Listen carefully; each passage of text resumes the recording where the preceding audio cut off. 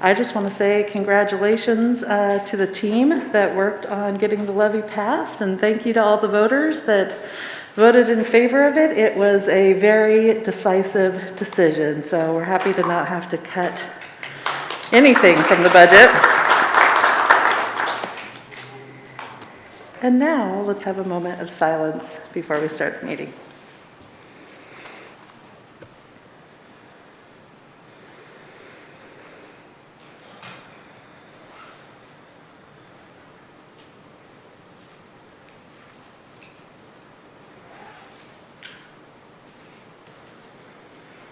And please join me for the flag salute. I pledge allegiance to the flag of the United States of America and to the republic for which it stands, one nation, under God, indivisible, with liberty and justice for all.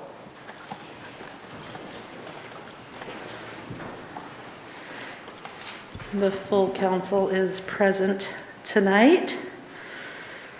We have a couple proclamations to start us off, but first I have an announcement. Just we are still wearing our masks tonight, so thank you for everybody to continue wearing your masks. We're going to have a discussion about it a little later in the evening. So hopefully this will be a brief situation.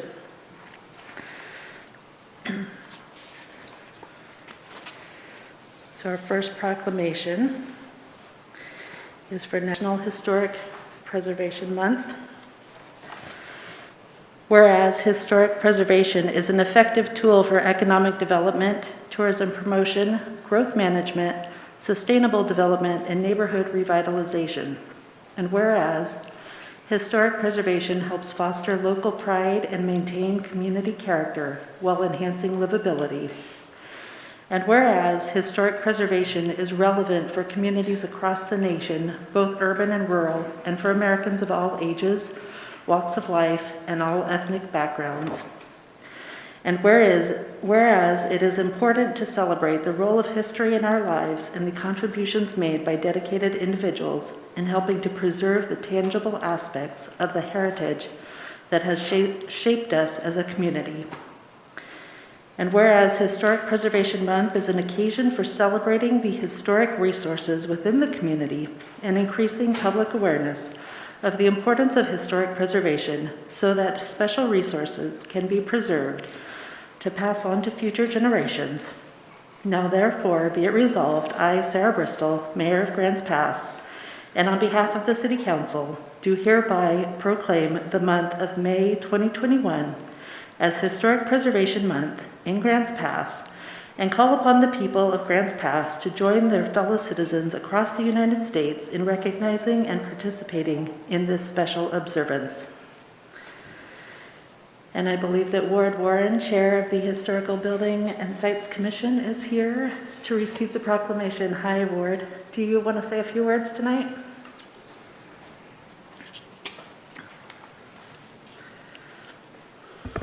Thank you, Mayor.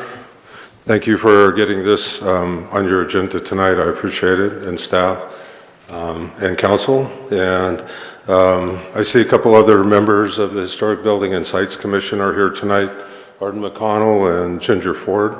There are 7 of us. We are volunteers, just as you are. And our job is to preserve and promote our historic resources. We oversee the historic district, the historic buildings, landmarks, and sites within the city limits. Councilor King is our liaison, and we enjoy it. We have a passion for it. Also, I think it's important to note that all 7 of us either own businesses or property within the historic district or a home that's on the National Historic Register. So we all kind of have skin in the game, and we're all very passionate about what we do. A few years ago, we expanded our historic district, made it much larger, took in pretty much most of the significant buildings, historic buildings in town, and I think everybody loves our historic district. It keeps getting better and better and better with the council and the city's support. So I want to say a thank you to all the business and property owners that continue to put in a lot of time and energy and effort to make it better and to make it someplace that we all enjoy being, whether it's dining or whatever. For 130 years, it's been the social and cultural hub of our city. And so thank you to all who support our efforts. Thank you. Thank you, Ward. Thanks for your work on the commission. I'm going to pass this to my right here, and you can come down and...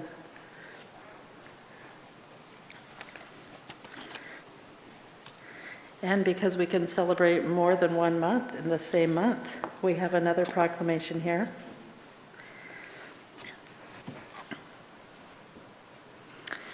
Whereas roughly 757 babies are born in the city of Grants Pass each year, and the maternal health, and more specifically the mental health of women before, during, and after pregnancy is an issue of great concern to women and their families, and is therefore of interest to the city of Grants Pass.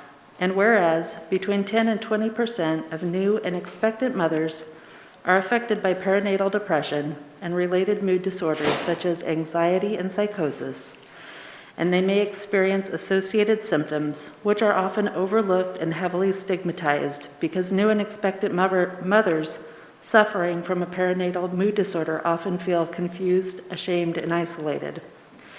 And whereas many at-risk women may not seek help because they are not informed about perinatal depression and related mood disorders as part of their health care, because there is a lack of knowledge and use of screening and assessment tools, and because they are unaware of treatment and community supportive services for perinatal depression and related mood disorders.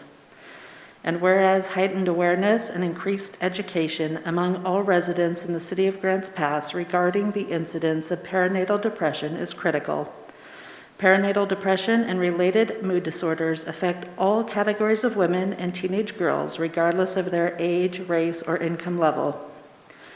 Perinatal depression can have a profound impact on the family and significantly contribute to adverse development and behavioral outcomes and attachment disorders in the young children of affected women. And perinatal depression is a highly treatable with therapeutic intervention such as medication, professional therapy and counseling, support groups, and community support services, including crisis hotlines. Now therefore, I, Sarah Bristol, Mayor of the City of Grants Pass and mother of two, do hereby proclaim the month of May 2021 Maternal Mental Health Awareness Month in Grants Pass, and encourage collaboration with local, state, and/or national coalitions, organizations, or agencies that are immensely informed on and devoted to this field of maternal mental health. And I believe that Taylor Hoagie is here to receive this.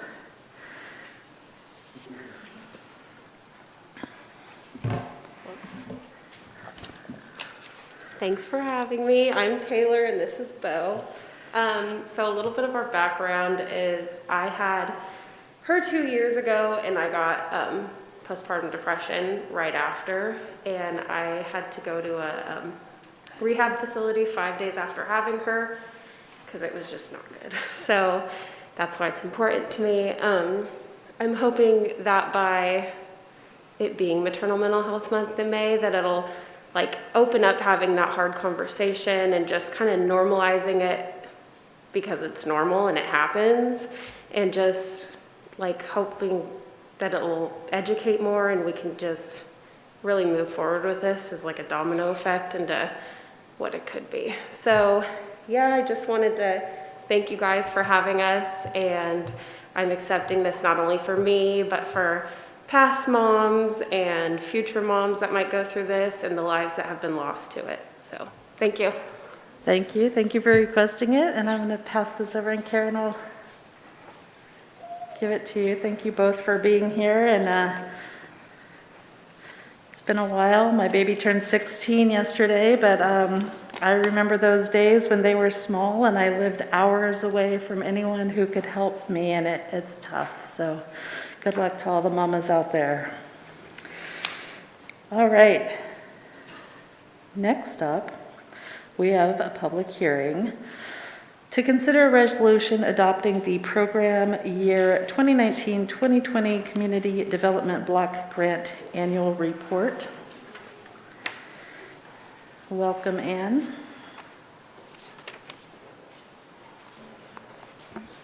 Thank you. Is that on? Yes.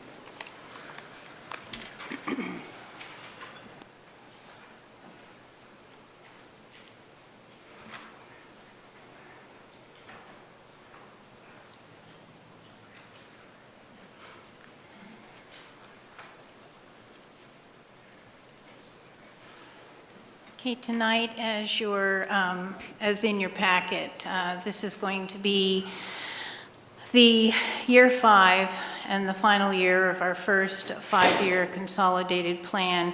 HUD requires us at the end of each program year to put together a comprehensive annual performance and evaluation report called the CAPER, which outlines the accomplishments that we achieved during that program year.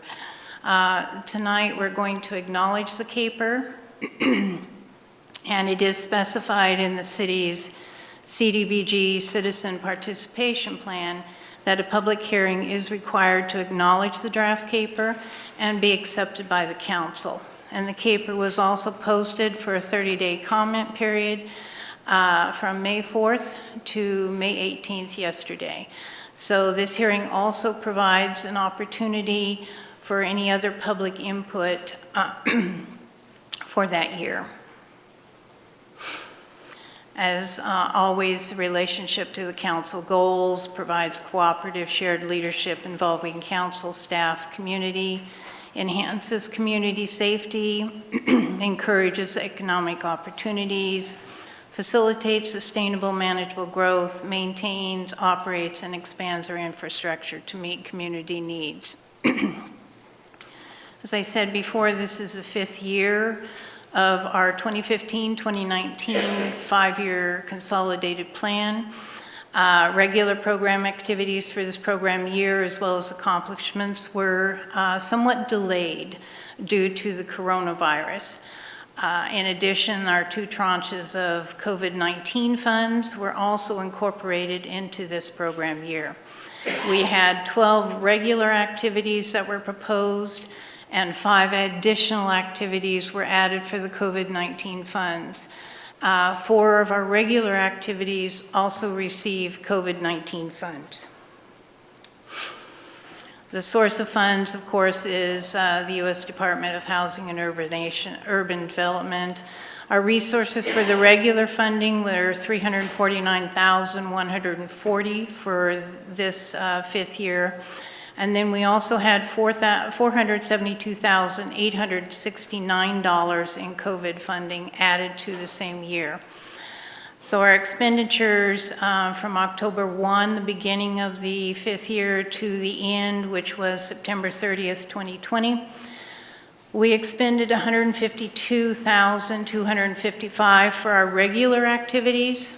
And then our COVID funds, we expended $346,146, which tallied out to 73% of the COVID funds that we received. And that falls in line with at least 80% of the COVID funds have to be expended within the first 3 years. So we are on target to do that and meet that deadline. Some of the highlights, even though we had the pandemic, and our partners had to reorganize and revamp some of their programs because schools were closed, businesses closed, so activities kind of came to a standstill in many areas. We did make significant advances in achieving our identified goals for the program year. We had 77 people and 27 households that were saved from eviction or loss of utilities. 296 youths were supported by the Boys and Girls Club in distance learning and after-school programs. 414 homeless youths were provided services by both Maslow Project and Hearts with a Mission. We had 15,100 individuals for the senior meals that were provided at least a week's supply of shelf-stable meals by RVCOG, which is the Rogue Valley Council of Governments. We had 109 victims of domestic violence. They were supported by Women's Crisis Support Team. 9 individuals which were recently released from incarceration were supported by the Welcome Home Oregon. 6,325 individuals were supported by Options with telehealth outreach and other services. And the YMCA was able to continue providing their daycare program. And of course, they were the first and only daycare at the beginning of this pandemic that they provided for the first responders. And of course, all of the figures above include COVID-19 funds in addition to the regular program year funds. Some of the challenges, of course, were COVID-19 pandemic, which schools and businesses closed, so of course, a lot of activities did not move. Then again, you always have the 15% cap on public services. Of course, that was waived by HUD for program year 2019 and 2020 due to the pandemic. So we were able to give some of those public services a lot more money than they were normally, accredited for. One of the biggest ones, of course, was our partner UCAN, which helps with the eviction, utility, rent, mortgage, all of those things. So they were awarded quite a bit of money, and that's where a lot of the homes and households that were saved, that's where that money went to. And then also we always have buildable land for development of housing, shelters, and transitional homes, which is something that just seems to be a problem that carries over each year. The call to action is tonight. The public hearing needs to be open to receive any final comments on the draft CAPER. And then council is required to hold the final public hearing, which you are, acknowledge the program year 2019-2020 year 5 CAPER, and then of course there's a motion. So that would be all. Questions? Thank you. Are there any questions? Valerie? And I just have one question. That was the end of our 5th year, correct? And then this year we're in and moving into our new year, correct? Yes, this 5th year ended September 30th, 2020. Okay. We are currently in our first year of our second 5-year consolidated plan. Okay. And I am currently working on the year 2 upcoming for this October, which is due for public comment the 1st of June. We keep you busy. But my question is when they talk about the money having to be used within 3 years, so the money that was allotted for the 2019-2020, there is actually that 3 window, so 2 years after you can continue using those funds for the programs of the money that wasn't spent, correct?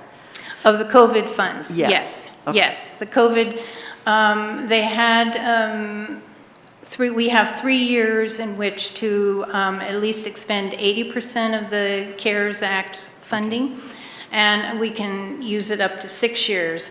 But since we've already expended 73%, I believe that by the end of this year, we should have all of the COVID funds already expended and done. Okay, thank you. Any other questions? Vanessa? I'm showing the staff report indicates that the CPP requires extensive community input. This may be a question for Erin. Can you outline what kind of work our information coordinator has done to meet that goal? I'd have to give you a report on that. I don't have the ability to give you a list of what he may have done in relation to that tonight. Thank you. If I may, the draft CAPER is put out for 30-day comment. That's posted on our webpage. I send it over to the libraries, and they have it posted on their webpage. And then also I send out to all of our CDBG contacts. They also have the opportunity to review that as well. And then, of course, when I post it to the web page, it's there, and then I also do a news flash when I put it onto the web page. I don't know if that answers how much of an outreach that was. It does, thank you. Other questions? Brian? Yes, thank you, Anne. I have a couple questions and then just a couple of comments. When we posted that for the 30-day comment period, can you tell us how many comments we received? We have not received any at all. Okay. And I did have a question, and I asked this last time, and I want to ask it again, and it's about the makerspace portion, and it says in here, a new partner in the community is taking up the program, and I was wondering if you'd be able to tell us who that new partner is. I knew you were going to ask that. I have not contacted them yet. I need to check again with Susan C. Ryder to hear who that is. I'm working on a few other new contacts in the area for other help, and so I will make that a thing to look at next week. So the next time I come before you and you ask that, I will have a name. Okay, great.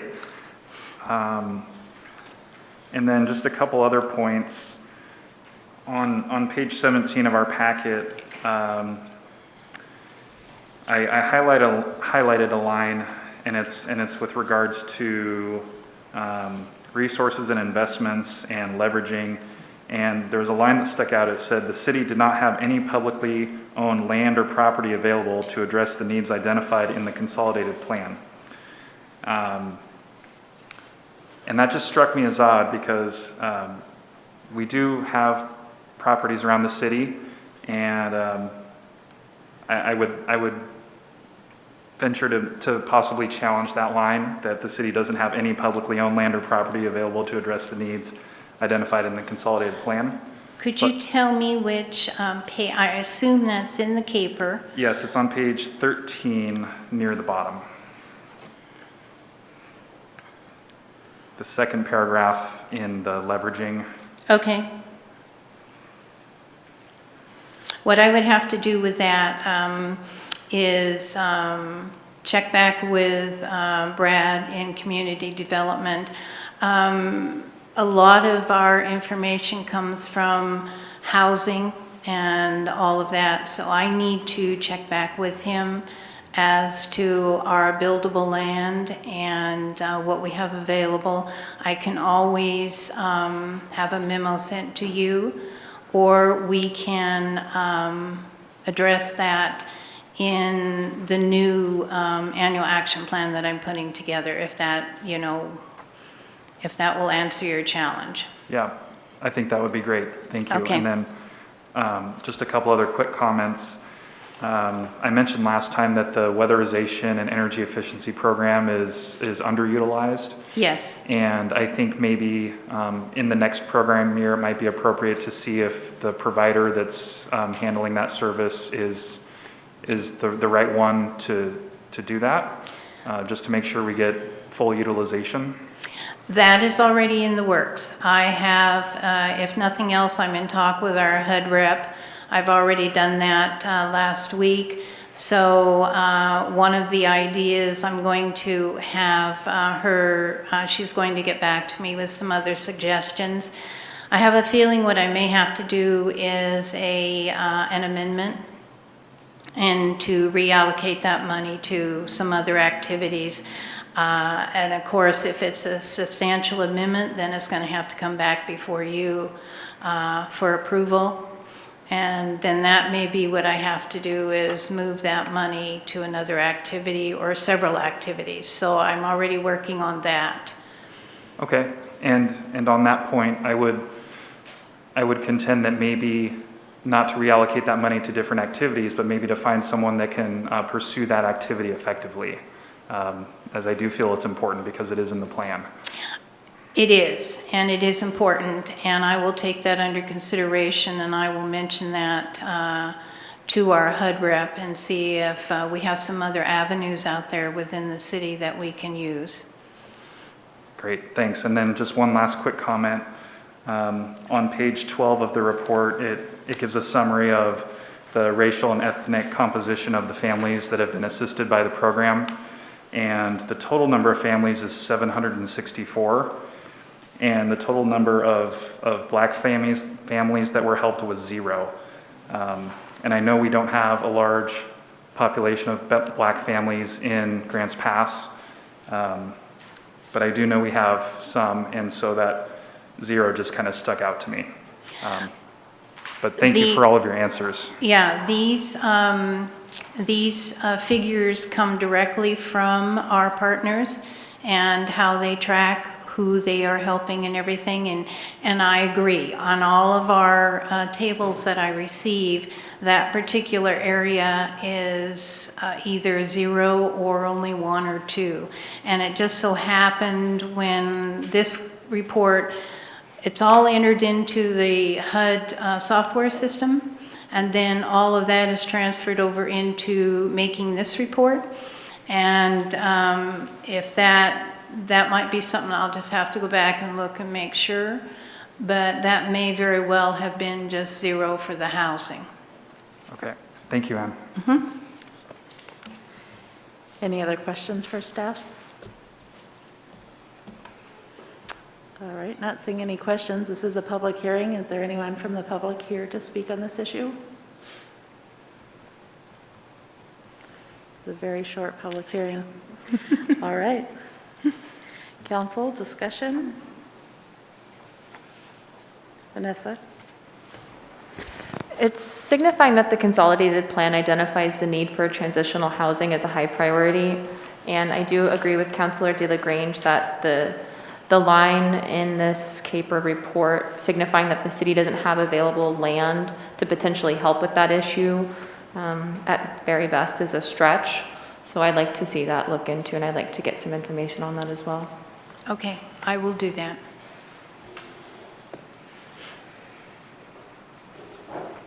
Valerie? I'm going to go ahead and move to accept the draft CAPER and authorize its submittal to HUD. Is there a second? Brian with the second. Further discussion? All right. Valerie has moved. We accept the draft CAPER. Valerie, how do you vote? Yes. Kurt? Yes. Vanessa? Yes. Joel? Yes. Brian? Yes. Rick? Yes. Rob? Yes. DJ? Yes. Draft is accepted. Thank you. Thank you for the presentation and humoring our questions. Next up, we have a quasi-judicial hearing. So this one requires the reading of the procedures. At this time, I will open the public hearing to consider an application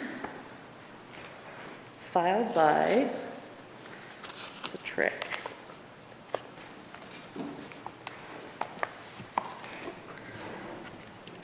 Don't know who it was filed by. The application is to consider a vacation of the common property line between 2 tax lots located at 205 and 207 Fruitdale Drive at General Commercial Zone. Both lots are owned by Options for Southern Oregon. There we go. We will begin the hearing with staff report, followed by a presentation by the applicant, statements by persons in favor of the application, statements by persons in opposition to the application, and an opportunity for additional comments by the applicant and staff.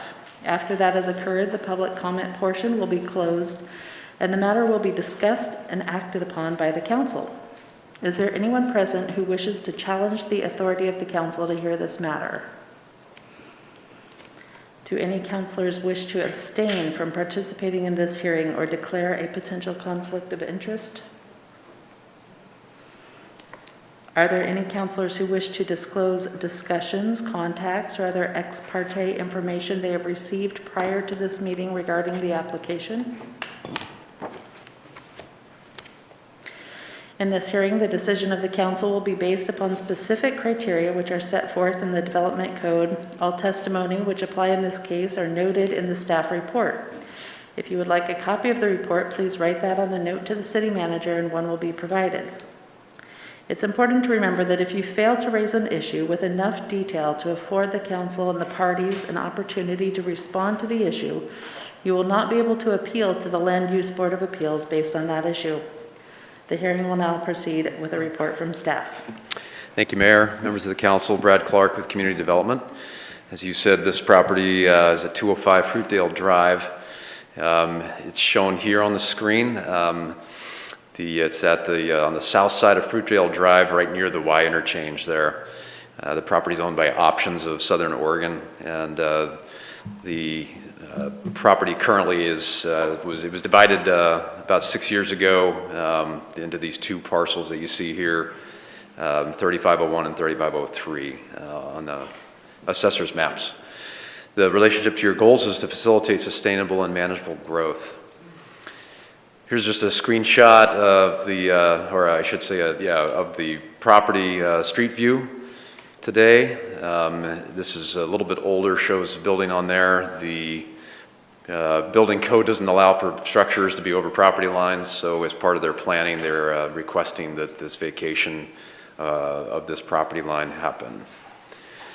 The city staff has looked at the application and found that these two criteria which are required in order to approve a property line vacation have been met, that the configuration doesn't create a substandard condition. Both of the resulting parcel would comply with all the requirements in the code, and the approval would not be contrary to the public health, safety, welfare, or convenience of any other purpose in Article 17. So you have the option to approve or deny. The recommendation before you tonight is to approve the ordinance vacating the property line between the tax lots 3501 and 3503 of map number 360519DA. Thank you. Thank you. Any questions for Brad? No? Okay. Would the applicant please come forward and make their presentation? Do we have someone here? I asked staff today, they weren't sure if anyone was going to be attending. The applicant was Cliff Woodruff. We, to my knowledge, didn't get a positive yes or no. They were aware of the hearing, though. Okay. Nobody here at this time. Is there anyone else who would like to speak in favor of the application?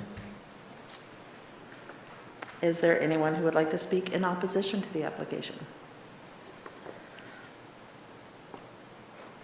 Taking it you have no further comments, Brad, since you've stepped away from the mic, so the matter is now before the council for your consideration. Brian. I would move to adopt the ordinance vacating the common property line between tax lots 3501 and 3503 of map number 36-05-19-DA and have it read by title only, first reading. Thank you. And Rick? I'd like to second that. Thank you, Rick. All right. All in, well, I guess let's go around. We're voting to hear the first reading. Brian? Yes. Rick? Yes. Rob? Yes. DJ? Yes. Valerie? Yes. Kurt? Yes. Vanessa? Yes. Joel? Yes. All right, Karen, take it away. An ordinance of the Council of the City of Grants Pass vacating the common property lines between tax lots 3501 and 3503 of map number 360519DA. Thank you. Rick? I'd like to move to adopt the ordinance vacating the common property line between tax lots 3501 and 3503 of map number 36-5-19-DA and have it read by title only, second reading. Thank you. Is there a second? Valerie at the second. All right. How do you vote, Rick? Yes. Brian? Yes. Joel? Yes. Vanessa? Yes. Kurt? Yes. Valerie? Yes. DJ? Yes. Rob? Yes. You're up, Karen. An ordinance of the Council of the City of Grants Pass vacating the common property lines between tax lots 3501 and 3503 of map number 360519DA. Thank you. Sarah, Yes. can I just ask a clarification, not on this topic, but on the packets? We had a new packet on the dais this evening, and I'm just wondering what's different? Yeah, use the new one, and it has included the, let me find it. Yes, it is the grant for items F and G, I believe. Great, thank you. All right, council action. Item number A, to consider a resolution authorizing the city manager to enter into a parking management agreement with Republic Parking System LLC. It looks like Chief Hinsman is coming forward to talk about this one.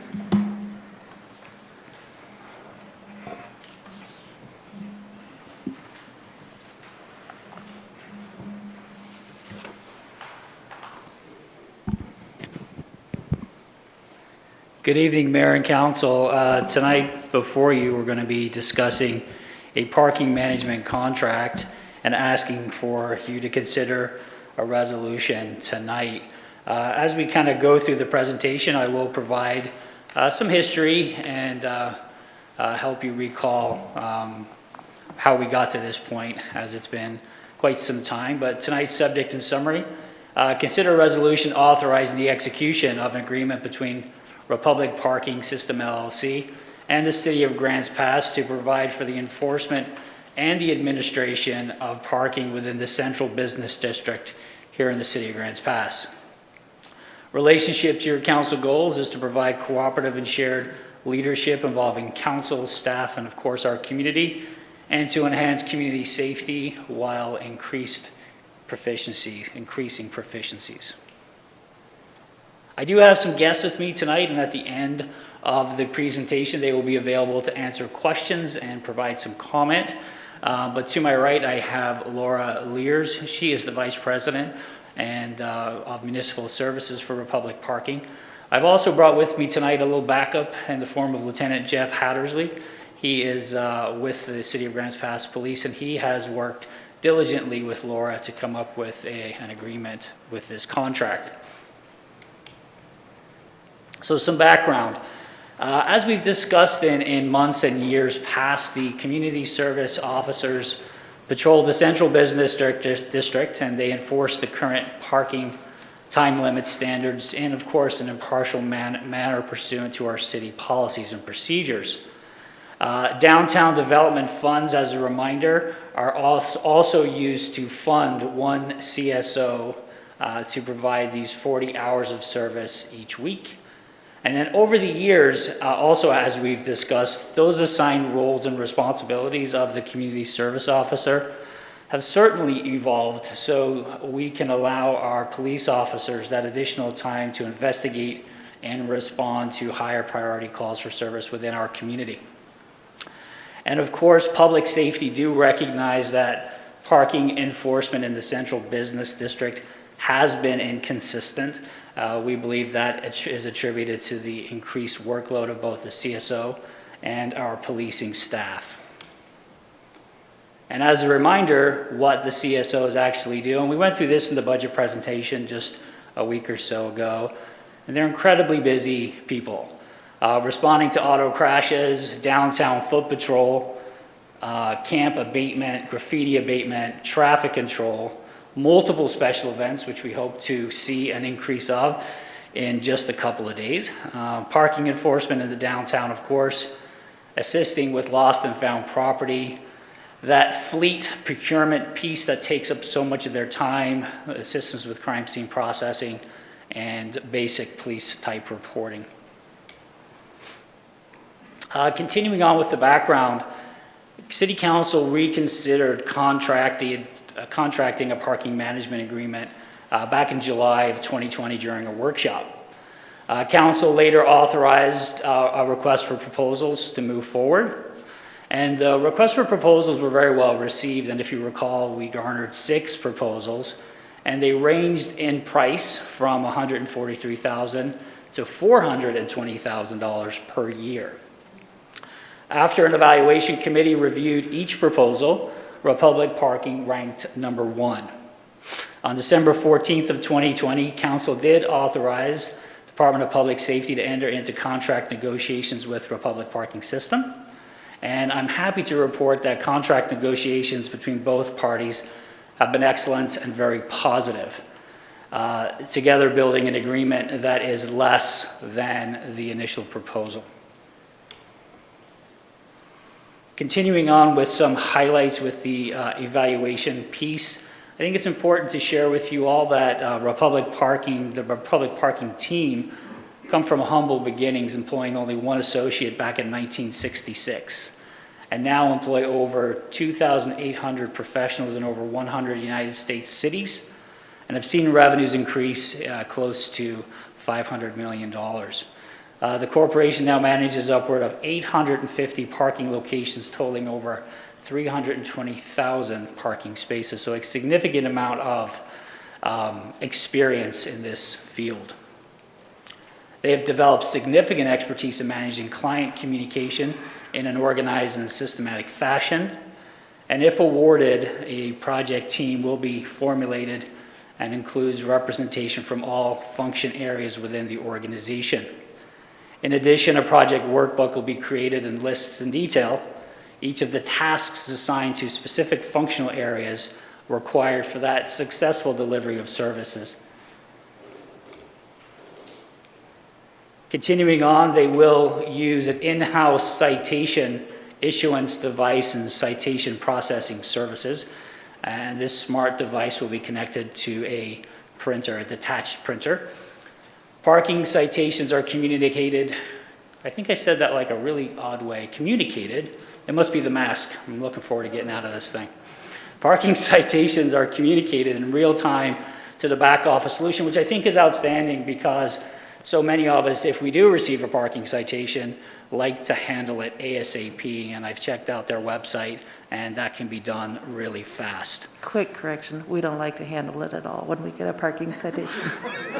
I've always been one of those kids that likes to get it resolved right away. Outstanding customer service, which is really important during the evaluation process. And then, of course, Republic Parking System uses a documented procedure to monitor, track, and respond to all customer inquiries, which we feel is incredibly important moving forward. I just wanted to show you some of the graphics that were provided during the original request for proposals because there are so many additional features that can be garnered within this partnership, as you even see behind you. I was kind of drawn immediately to the parking ambassador daily workflow. It just helps encourage that environment of being available and responsive to the community. So I just wanted to show this graphic also. But let's get down to the cost implications. The negotiations were able to kick us off with a $94,000 year one, year two, $120,000, and year three, $124,000. Those initial numbers, and I didn't quite document them in front of me, but I think they began at $150,000, somewhere in the $160,000s, and then into the high $160,000s after that. And I can pull up that information too to show you at the end. So as you can see from these numbers, we were able to negotiate a significantly decreased number for this contract. Moving forward, I think it's important to remind council that our public safety staffing are authorized 6 community service officers. And when we went through the budget cut presentation over the last several months, we discussed that we do have one frozen position, and that was due to a retirement in 2020. And we would not replace that CSO if authorized to enter into this contract. And we also shared that the CSO salary with benefits is approximately $88,000. When we went through the presentation, if you recall, there was a $36,000 line item in there for parking management. So that's what this would account for. So we believe that we will be able to increase revenue by about that amount. And then we will also keep our staffing levels at 5 CSOs, not 6. And then we'll be able to provide robust parking management service downtown. As a reminder, we did increase that parking fee. So it's now $25 for a timed parking citation, and that citation increases if you receive a second citation within 30 days. Laura and Jeff have been in constant communication and have estimated, based on the number of parking and central business district environment that we have here, that we can anticipate somewhere between 5,000 and 7,000 citations per year. Not that we necessarily want to be hunting down that number of citations, but it's a good feel, it's a good estimate of what we could possibly expect. If everybody were to pay their ticket, which we know that's not going to be the case, you can anticipate somewhere between $125,000 to $175,000 in revenue. And if you take a look again at what the cost implications are, that would be a revenue to the city that could offset our budget deficiencies. As a reminder, there's the CSO salary that I put up there in front of you, and then estimating that revenue, we have a potential income of $37,000 to $87,000. So your call to action on today's date, May 19th, 2021, Council can approve the resolution authorizing the city manager and enter into a parking management agreement with Republic Parking System LLC, or council could decide not to approve the resolution. And it's my recommendation, it's our recommendation tonight moving forward, that you approve the resolution in front of you. That's the end of my presentation. I would ask Laura and Jeff to pop up, if you don't mind, to the center podium. And we are available for quick comments and or questions from council. Thank you. Are there any questions? Rick? Thank you, Chief. How many days a week would their service be available for issuing citations? The good news, it would be 5 days a week, which is exactly what we want, and it's what we've been unable to do over the years because of those extra duties pushed upon the CSO. And which days would those be? Right now, I think we're just kind of figuring that piece out. We would probably go Monday through Friday because of the time limits. We can't issue citations on certain days of the week downtown, so we'd start off with those weeks. Thank you. DJ? So in the notes at the end here on page 47, so it says that for the first year that's removed remote assistant operating expenses. Can you describe that for me? Mm-hmm. Sure. So we have a regional office in Springfield.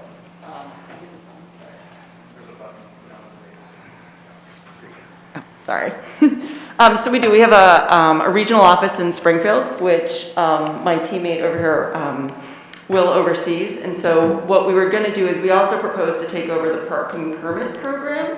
So if there are people that had questions, while our ambassador is out enforcing, they had a question, they could call the Springfield office and get their answers for either citations or permit question, that's it. But then we would be able to offer the customer service feature, as well as being able to do any processing or additional administrative work. Okay. Another question is about the fourth bullet point in the notes about the $18,000 savings. And I'm trying to equate the year one to year two.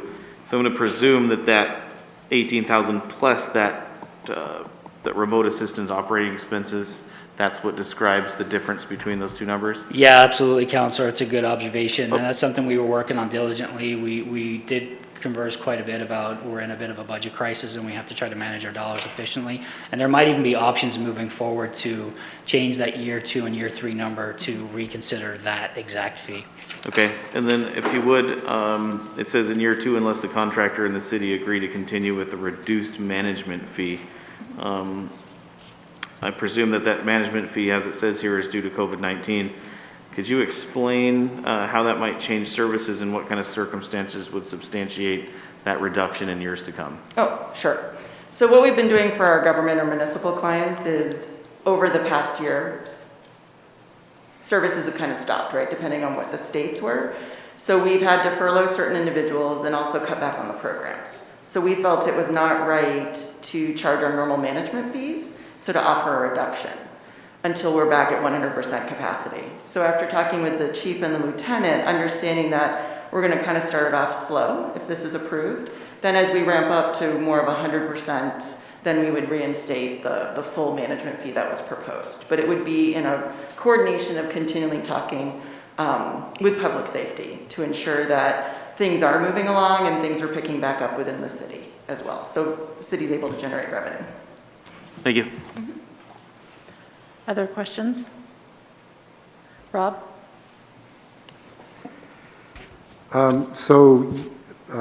Republic would handle all the ticketing and the notices and so forth. That's correct? That is correct, yes. So, and then how are collections handled for delinquents? Sure. So typically, we're going to make sure we follow all of the city ordinances that there are, but what we typically do is recommend after 90 days that, they've received their letter and everything, but after 90 days, if the debt is still outstanding, that it can get transferred to a collection agency. We have a licensed collection agency that we work with directly. They charge a fee, but according to the state of Oregon, we can take the fee that they charge and add that to the citation. So basically what will happen is Grants Pass would still see the full amount of the citation, and then the collection agency would also receive their portion. But it does follow all U.S. federal collection policies. So a letter would go out, 30-day wait period, right, quiet period for the person to take action. After 30 days, the collection agency can then go on with garnishments or other types of ways to collect the funds. Valerie? Yes, you mentioned that you would also be taking care of the employee parking management. Is that correct, or is that not the case? We were looking at the cities. There's four lots, I believe, right now that do 6-month and annual parking permits with the lottery. So we volunteered to take over that part. Okay, and that is, if I'm not quick, that is the employee parking that, am I correct? And we changed the ordinance on the employee parking a little while ago. Okay. So it's essentially the only employee parking that's not allowed in the central business district would be city employees. And so that opened up, that was the change that we put forward several months ago, right around the same time that we upped the cost of the ticket. So clarify that again one more time, because I do remember that we did. But I'm just asking clarity on employees parking, and they can't be in the 3-hour parking either. They will have to be permitted, is correct? City employees. City employees. City employees are no longer allowed to park in that employee parking that we traditionally had. The employee parking from any other business is no longer in the ordinance. Okay, all right, thank you. Other questions, Rob? So I noticed that in the chief's presentation, there was a projection of 5,000 to 7,000 citations issued a year. What was that based on? That's a great question. So within Republic Parking, we're one brand out of a larger group or organization. And so we have about 125 municipal agencies that we do parking for today. So what we did was we looked at the type of makeup of each one of the municipalities, the more smaller ones, and especially as the ones that were starting what we're going to call a parking program. And so then we looked at the number of spaces and also what they were issuing for citations. If there was paid parking versus time parking, and you guys have just the time parking. And that was how we were able to come up with the 5,000 to 7,000. You're going to see initially that, if this passes and we start issuing tickets, the volume will go up significantly in the beginning because it's an educational, right? It's getting compliance.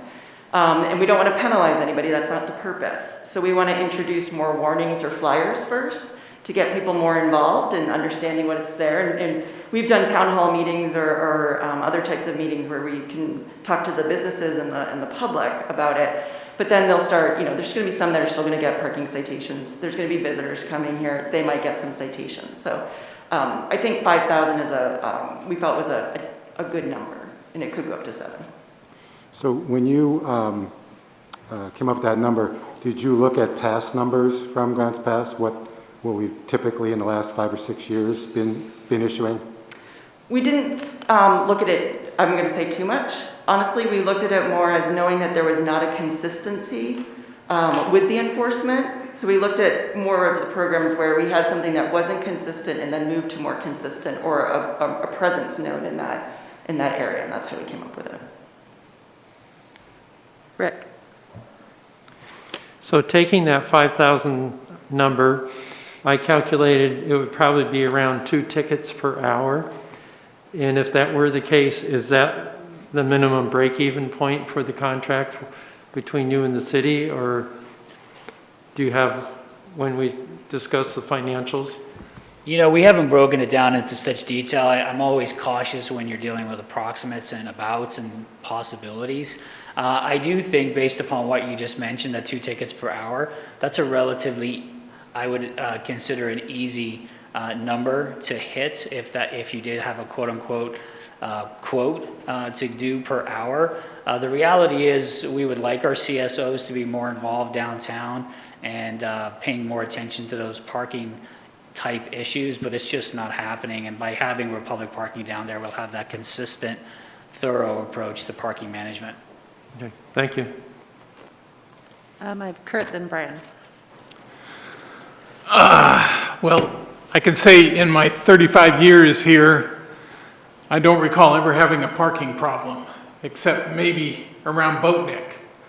So I guess my one question, or a couple of questions I would have would be, would we allow them to do any parking control around, or parking management around Boatneck? And if we were to, based on the revenue we're talking about, could we not use that revenue to unfreeze that one CSO position and then get the bonus of having another CSO? Yeah, they're terrific questions. I'd say yes and yes. I think we have to feel our way into the project, like Laura mentioned initially, and there's room in there to re-engage and talk about events, special events like Boatneck. As we look forward to that Boatneck event on the public safety side of the house, we recognize that there will be several inconsistencies in parking downtown that we'll probably have to manage as well. And then also too, you know, I'm not necessarily trying to promote this as a revenue so we can increase that frozen, or so we can rehire that frozen CSO, but wouldn't it be great if that did happen? I would welcome that additional revenue, of course. If we had that CSO and they were handling the parking infractions, there's an administrative cost, I'm sure too, that would go along with that, right? Is there to handle the tickets and the collection? Yeah, we would have to go back to the way we're doing it right now, which we've figured out over the years that it's just not consistent. It doesn't really work depending on what we want to achieve. And CSOs are just pulled in so many different directions. Parking management and writing parking citations is sometimes the last thing on their mind. And I try not to fault them for that because they are so busy, and we try to provide those multiple expectations. It's just next to impossible for a CSO, even if we have the unfrozen CSO back in the seat again, there's no way we're going to see a CSO issue those type of numbers. Would Republic take residence in city offices, or would they establish their own? Yeah, that's a terrific question. So we're looking to utilize the G Street substation. I think it would be outstanding to bring some life into that small area, and that's where they'll establish quote-unquote residency in partnership with the city, and they'll be available obviously within certain times of the day so they can provide customer service to the citizens and the visitors of Grants Pass, but also to liven up that facility because it does not see a lot of visitors, at least from public safety, because we're busy running around doing other things. Brian? Yeah, thank you, Chief. I just was looking to get a little bit of clarity around the CSOs. It says here, public safety has authorized 6 CSOs, and then you also mentioned that downtown development funds one of the CSOs. Is that in addition to the 6, or is that included in that 6? So Jeff and I actually talked about that slide, and I just knew it was going to be confusing. So I'm glad you brought it up. So we are allocated 6 community service officers. We did freeze 1, so we're down to 5. The downtown development funds still provide enough for 1 CSO, regardless of whether it's 5 and or 6. How it's broken up in the budget, it's broken up into a 0.5 and a 0.5 from that fund that's given to public safety. Okay, so downtown development would fund half of a CSO. It's actually 1 full CSO, but the way it's broken down in the budget, it's broken down as a 0.5 plus a 0.5, Okay. and which obviously equals 1, so we actually get enough for one CSO from that fund. Okay, and then this might be more of a question for Aaron. Is this contract that we're considering, does that come out of the downtown development budget, the general fund? Where is that money coming from exactly? I can answer that question, Aaron, if that's okay. Yeah, I've budgeted for this in fiscal 22 and fiscal 23. This is part of the budget that has been presented and hopefully will be adopted on Thursday. Okay, and then if we do approve the contract, I assume downtown development will still be funding one of the CSOs? That's correct. Okay, thank you. Other questions? Vanessa? What would happen in the event that revenue from this program does not cover our contractual obligation? I think that's a possibility that could happen, and we would just have to reevaluate if that's something that we want to continue with. We're of course going to be obligated to a contract, but I think as the years go by, we would reevaluate. I don't think we are going to run into that problem. And the reality too is, for the level of service and parking management downtown, in comparison to what the CSOs can do, even if we have to quote unquote come out of pocket a few $1,000s, I still think we're way ahead. Because you got to think about it with paying a CSO, it's a PERS position, and we have so many different increases that will just occur because of that. And I think we could be in a pretty good spot utilizing Republic Parking moving forward, but there's no guarantees, absolutely. Rob? Yeah, I appreciate Vanessa's question, especially in light of the fact that the last 3 years, I'm not talking about 2020, that's kind of the aberration, but before that, the number of tickets issued was actually fairly stable, and it was very low. So, it ran between 873 and 1,046. So there hasn't been any wild swings, and it's about 1/5 to 1/7 what the projections that we've been told tonight. So and especially when we consider the fact that, we've talked about the education aspect of this, and especially, I don't really know if you've looked into it or anyone's informed you, your company. I perceive the main problem in our downtown parking enforcement as being employees and private sector employees and sometimes the shop owners, unfortunately. To me, the education portion for those people would be very quick. We're not talking about out-of-towners who come here once a year. We're talking about people that are downtown every day or every week. And I think the education portion would probably come fairly quickly. So to actually think that we're going to go from an average of less than 1,000 over the last 3 years to 5,000 to 7,000 and have to rely on that to fulfill the contract is just a stretch for my imagination. I just don't see it happening. And I guess my question is, again, seeing, because we've talked about, you mentioned that it was erratic enforcement. I would say that it's been insufficient enforcement, but I would say it's actually been pretty stable at about 1,000. To go to 5,000 to 7,000, what makes you confident that it's going to go there? It's a great question. So what we have seen in the past in timed areas such as Grants Pass, that enforcement is either, as I'm going to call it, done clockwise. So everybody knows a certain person's coming by at 10 a.m. on a Monday, or coming in at 4 p.m., sorry, since 5 p.m. is when it ends, 4 p.m. And so we've shifted how we do enforcement, where we don't do clock enforcement. We do staggered routes, as we call them, so that we're never in the same place at the same time. So people don't understand that, because a lot of times you are correct. It is the employees, it's the shop owners, it's the merchants that are taking up those spaces that then prohibits their customers from attending or parking there.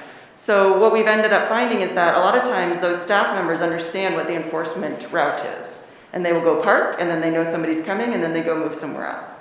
So what we do is by staggering them, and also by offering, and I guess the one thing is, we typically, on a 3-hour time limit that you have, we'll probably go through and enforce that probably every 90 minutes because you are going to have turnover.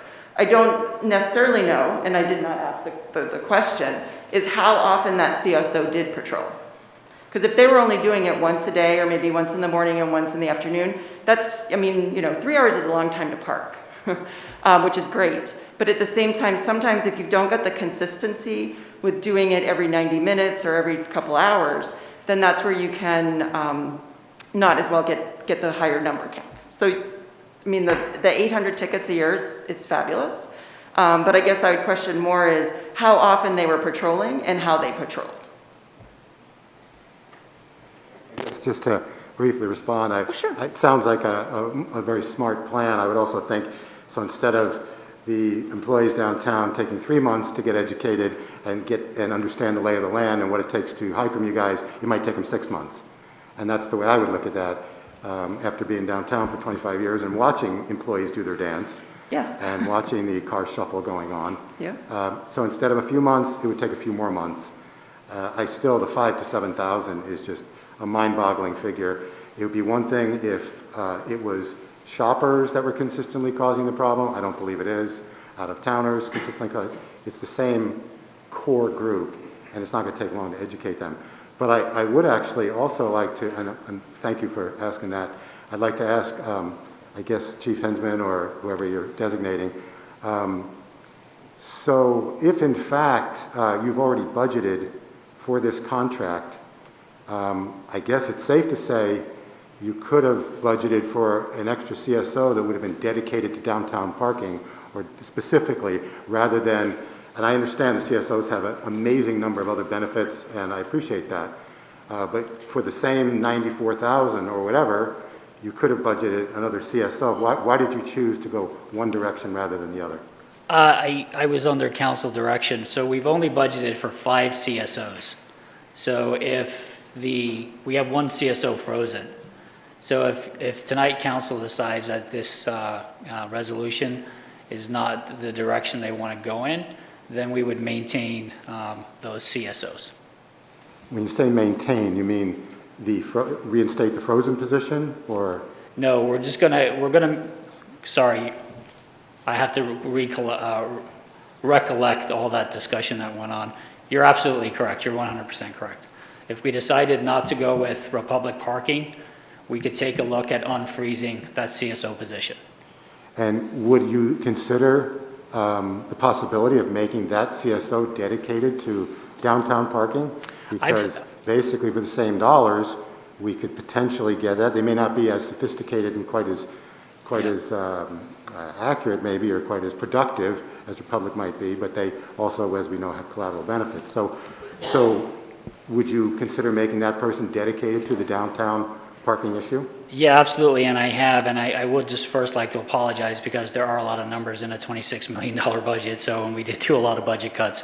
One thing I would remind the council is that I could actually use a procurement specialist in addition to the CSOs, and I have CSOs doing my procurement job.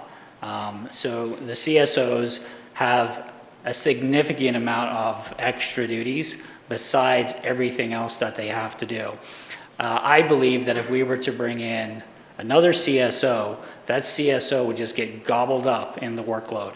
There is a significant amount of workload in this city, and I do not think we would see anything close to the robust parking management option that we have in front of us today.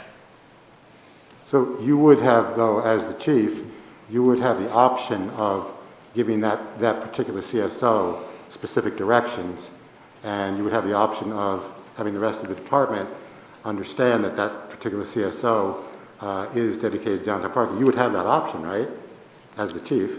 Theoretically, absolutely. Any other questions? Rick and then DJ? During the normal workday, how many people would you have on the ground? 1 or 2 people? There'd be one that's dedicated to 40 hours a week here, and that would be rotated. When talking with the chief and the lieutenant, understanding Saturdays can be busy sometimes, so we would actually not restrict it a Monday through Friday. We could rotate. Okay, thank you. DJ? So just building up what Rob was mentioning, I've heard from downtown merchants and et cetera, being a part of the downtown parking task force, that it's very much so appreciated to have CSO presence and your awesome cadet program, just the presence of public safety downtown. Can you speak to how that is going to theoretically affect that presence that they appreciate? Yeah, absolutely, Councilor. That's a fantastic question because it's not going to affect a thing. I can guarantee you that. We're still trying to reimagine, reevaluate, and embrace the change in public safety, and it's at all levels. And we've got to look at efficiencies.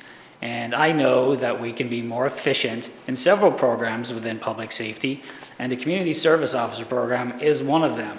And as much as I adore and appreciate our CSO cadre, I know we can continue to evolve and be more efficient. Part of that efficiency is being downtown still and supporting that secure feeling that our downtown business expect, want, and will continue. And then we've added that additional layer within our cadet program to be downtown in that central business district and in the parks to maintain that feeling and that sense of security that I think our downtown business owners and visitors expect. And I would also add, as a kind of a side note, we kind of have an expectation on Republic Parking to also be a part of the solution, to be part of that friendly face, to be that person that if you see something, say something and not ignore it, and to make those connections and those relationships and those partnerships. So I don't think we'll have any change. In fact, I don't think you'll notice it at all. Brian? I appreciate all the duties that the CSOs have to take on. It's quite a bit. In theory, would it be possible for your department to create a parking officer position that was solely tasked with parking and didn't have any other CSO duties and possibly have that salary be at a rate lower than a CSO? In theory, yes. Thank you. Chief, on the cost implications page, where we're looking at a cost between $95,000 and $125,000 a year, and we're talking about a CSO or parking specialist position being approximately $88,000 a year, how does it make sense for us to spend more to outsource this? Yeah, that's another great question, Mayor. And we're hoping that we can revenue neutral this project. You know, it's not a guarantee at all. We think based upon the revenues, we'll be able to hit that number. But if we don't hit that number and there is a small gap, I still think we can provide that parking management solution that our downtown businesses, our downtown corridor has not seen. We have never seen a robust parking management solution in the city of Grants Pass.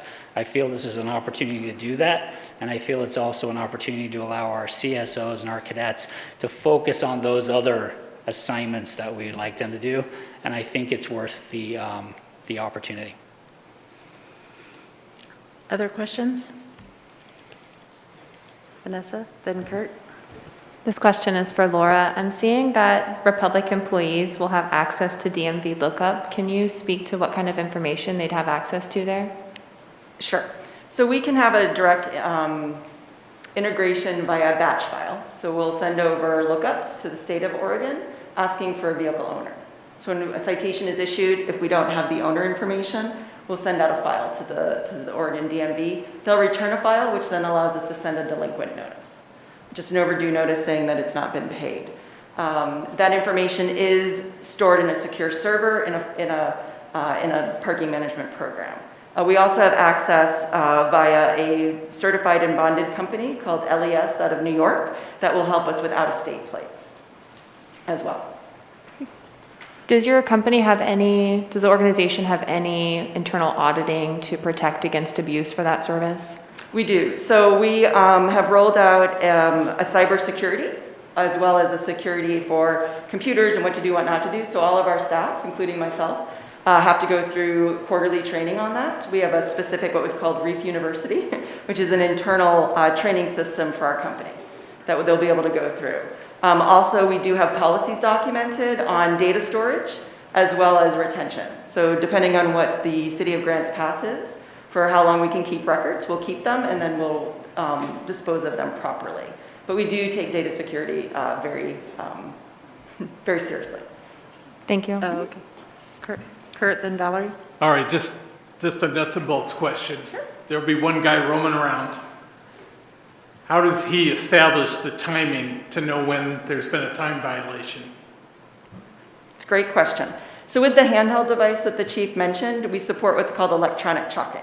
So as the officer, or what we refer to, as an ambassador, is going down the streets or entering the lots, they'll be recording in the license plate onto a device. That license plate is purely for just data statistics only. We're never connecting it to an owner or any other information. The officer will never know that either. But what will happen is it will then start the clock. So as they then come back through and enter in the license plate, it will tell them how long that vehicle has been there. And we've also are able to do it where we can mark where the vehicle is by specific location and also track the valve stem. So we can see if they just moved 3 spaces down. We still know that they're in that area, but chances are the valve stem is going to be located in a different position. So we kind of look at it as a clock. So we'll mark it that way. Once the officers then identified that that vehicle has stayed more than it should have, because you do have some areas that are smaller than 3-hour time limits, then the officer will go ahead and issue it a citation. And what we probably recommend and what we've done and it's been successful is the first one can always be a warning.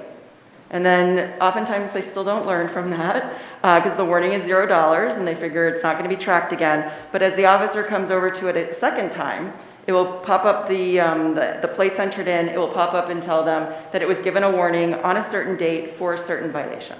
And then they can choose to issue that violation. If they think they got a ticket in error, how do they appeal it? It's a great question. So again, with the particular officer that we have, it's 40 hours. They're not going to constantly be out there 8 hours a day ticketing because you've got 3-hour time zones mostly. So what we're trying to do is establish office hours down at the center there where they can come in person and talk to the individual. There's also an online function, so they can go online to a website and file the appeal that way.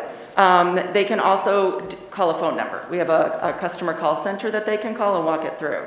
What we also do is we take images of the violation because oftentimes I've done enforcement way back in the day and it's, I wasn't parked in the disabled spot, I was right next to it, or I wasn't parked by the fire hydrant, but picture's 1,000 words, right? So the picture is there, they'll be able to see it. We'll also be able to tell them there's a photo on file in the comment section of the citation. And we can also handle, depending on how the city wants to work it, we can also handle the level 1 appeals. So Will today, he'll do the level 1 appeals in Springfield, Oregon. So as they're filed in, he can look at them based on what the criteria is that's set by public safety, can then issue that first initial, approved or denied, or even, meet with them and discuss that. And then second level can certainly go to a more of a formal type hearing. Photo's obviously going to be time-stamped. Is there going to be 2 photos to show that there was a 3-hour gap? Typically for the timed areas, we don't take the photo when it was initially timed, we just record the valve stem. Some of our accounts, and I believe Springfield is still one of them, where they do chalking still. So they just chalk the tire versus doing more of electronic. My preference is to do electronic chalking because that actually gives you the data. So you'll then be able to, we can tell you how many cars were chalked and actually, another thing is you can see the repeat of vehicles, right? The plate that keeps coming back from, more and more, they enjoy the downtown. So it's able to give us more data if we do electronic chalking versus just doing the chalk tire. Valerie? Wow, that's a lot of data collection. Yeah, sorry. No, it's all good. I just wanted a little bit on your history. You said you started, I'm assuming in Springfield. Is that where you started? And then you said you have like 100 cities. I was just wondering how many cities you are currently in the state of Oregon, and also how many cities, what is the ratio of number of cities who have like time limit as opposed to metered parking? Great questions. So we're actually nationwide, all across the US and actually also in Canada. So I guess you could call us North American. But we have about 120, 125 municipal locations.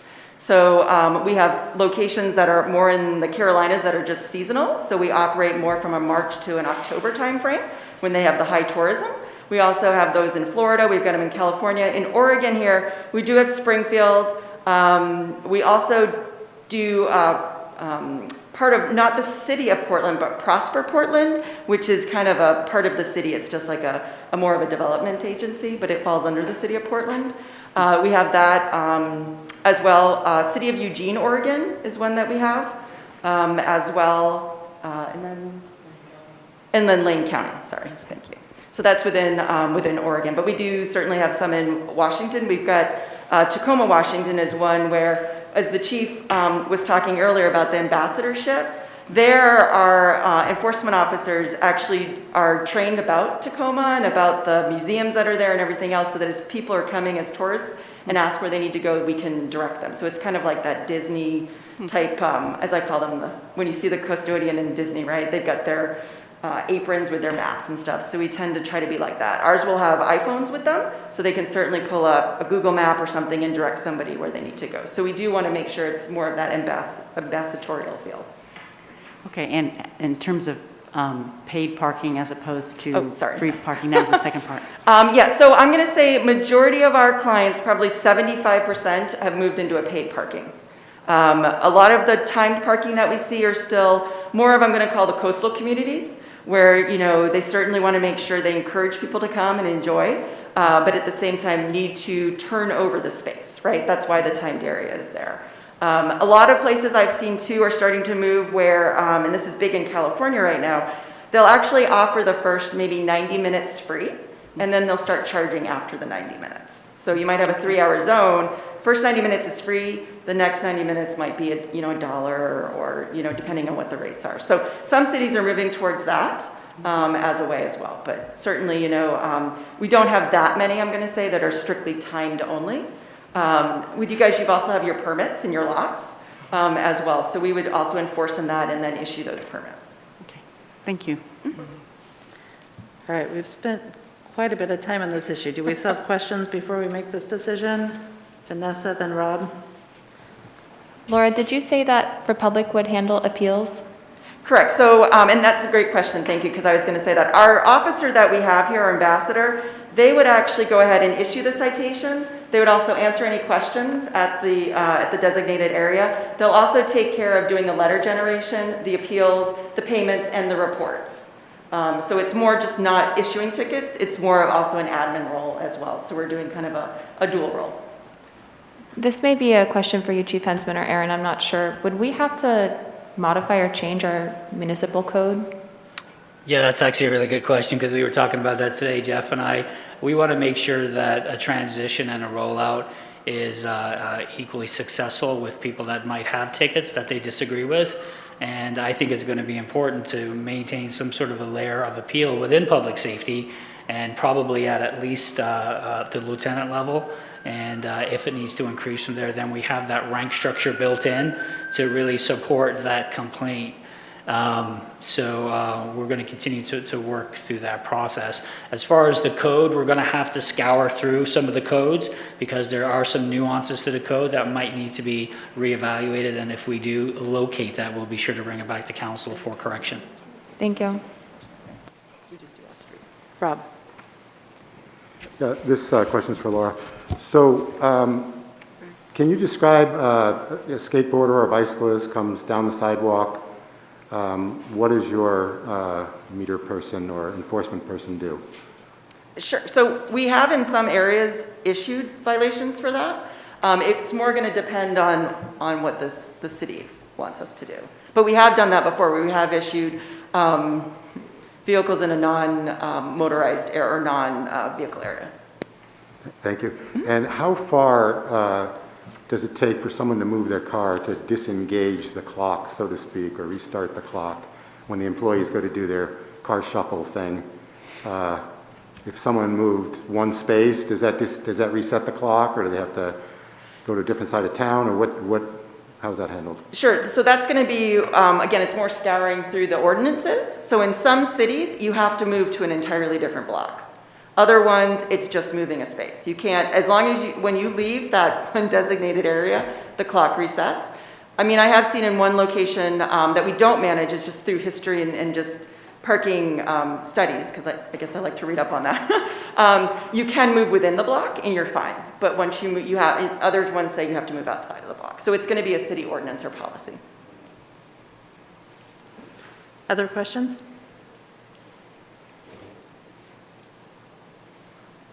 We're tapped out of questions. Thank you for your answers. Thank you. Is there anyone from the public who wants to speak on this issue?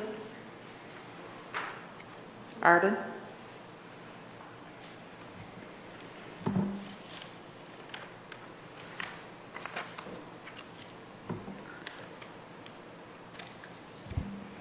Greetings.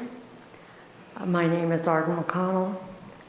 I have lived in Grants Pass. I was born and raised in Grants Pass, came back to Grants Pass after careers, and all the times I was gone, when people talk about Grants Pass, they would talk about free parking. Grants Pass is famous all up and down the West Coast for free parking, not only for the locals, but a lot of tourists count on that when they come here.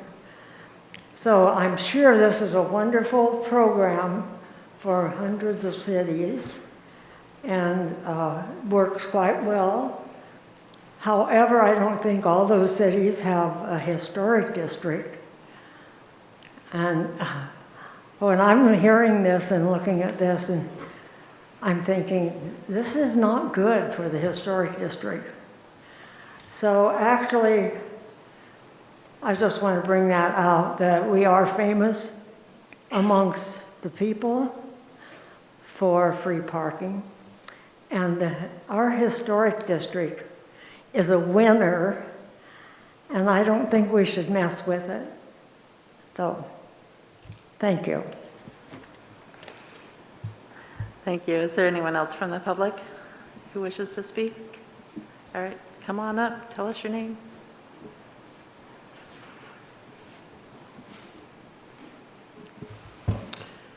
Rika Brown, Grants Pass. I have to agree with Councilor Pell that 5,000 to 7,000 tickets is totally unrealistic, and that we could do this with a dedicated CSO and save ourselves a little more money.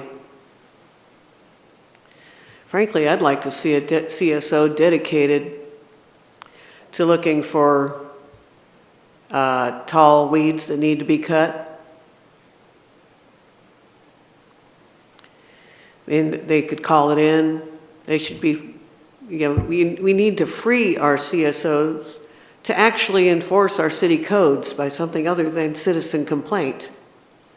I've been getting great service from your CSOs lately on calling in unkempt properties that could be, will be a fire hazard very shortly. I mean, lately, boom, boom. Within days, things are cut. Things are happening. But I am only one person and just going about my business, noticing lots.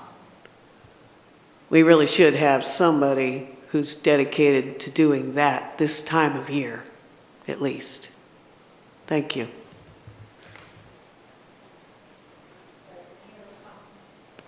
Any other comments on the contract with Republic? All right, council discussion. Comments? Joel? Well, I, for one, favor the contract. I know that some of the downtown merchants don't like it because there will be somebody dedicated to enforcing the parking 8 hours a day, 5 days a week.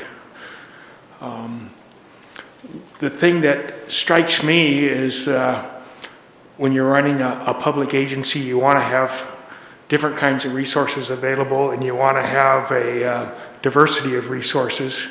you don't want to do everything in-house because it's expensive. And as we grow, it's going to get more expensive. So you need a combination. Our Public Works Department does that very well by balancing contracting with in-house. This is a great example as we move forward in our public safety, where we can have a balance of resources that as we grow and as our tourism becomes even more successful, we don't have to tie up our public safety people doing this. I know, like last night, for example, there was this is an extreme example, but it happens, incident that was extremely dangerous and tied up a lot of public safety resources. I would like our public safety people to be fresh and able to respond to those, which they do, and have the backup so that we can still serve the downtown merchants in the historic district in a reasonable manner that doesn't detract from the energy required to maintain public safety. So I'll be voting for it. Valerie? Yeah, I'm actually in favor of it as well. I am very proud of our free parking downtown, and I want that free parking to be there. But in the 5 years that I've been on council, one of the things that comes up over and over and over again is the frustration of parking and needing parking. And I hear over and over that it's the employees using it or whatever, and I get it. But it needs to be enforced. And so we hear, well, why don't we, I've heard the argument over and over, why don't we just put a CSO in charge of that? But it never seems to happen because the CSOs always get pulled off. So this has been going on, I think, long enough that I'm of the thought that we should try it. We should try to see what does it look like if we have somebody dedicated, a company dedicated, that's what they do, and they have it down into a system. And let's let our public safety do what they need to do, and let's see if that system works. So I also am in favor, and I'm going to go ahead and make a motion. A motion to adopt the resolution authorizing the city manager to enter into a parking management agreement with the public parking system at this point, because I think it's time to give it a try. Is there a second? Second? Thanks, Rick. Discussion on the motion. Rick had his hand up a minute ago. Do you still want to speak, Rick? Well, I just wanted to say I agree with what Valerie and Joel have said. And one thing that I see is not having additional people on PERS, because I think in a long time there's a cost factor. And I feel the calculation I showed about 2 tickets per hour, I don't think that's unreasonable. So to reach the 5,000. Thank you. Vanessa, then Rob. I have some concerns about being contractually obligated to the amounts that we've seen today based on speculative numbers of tickets being issued.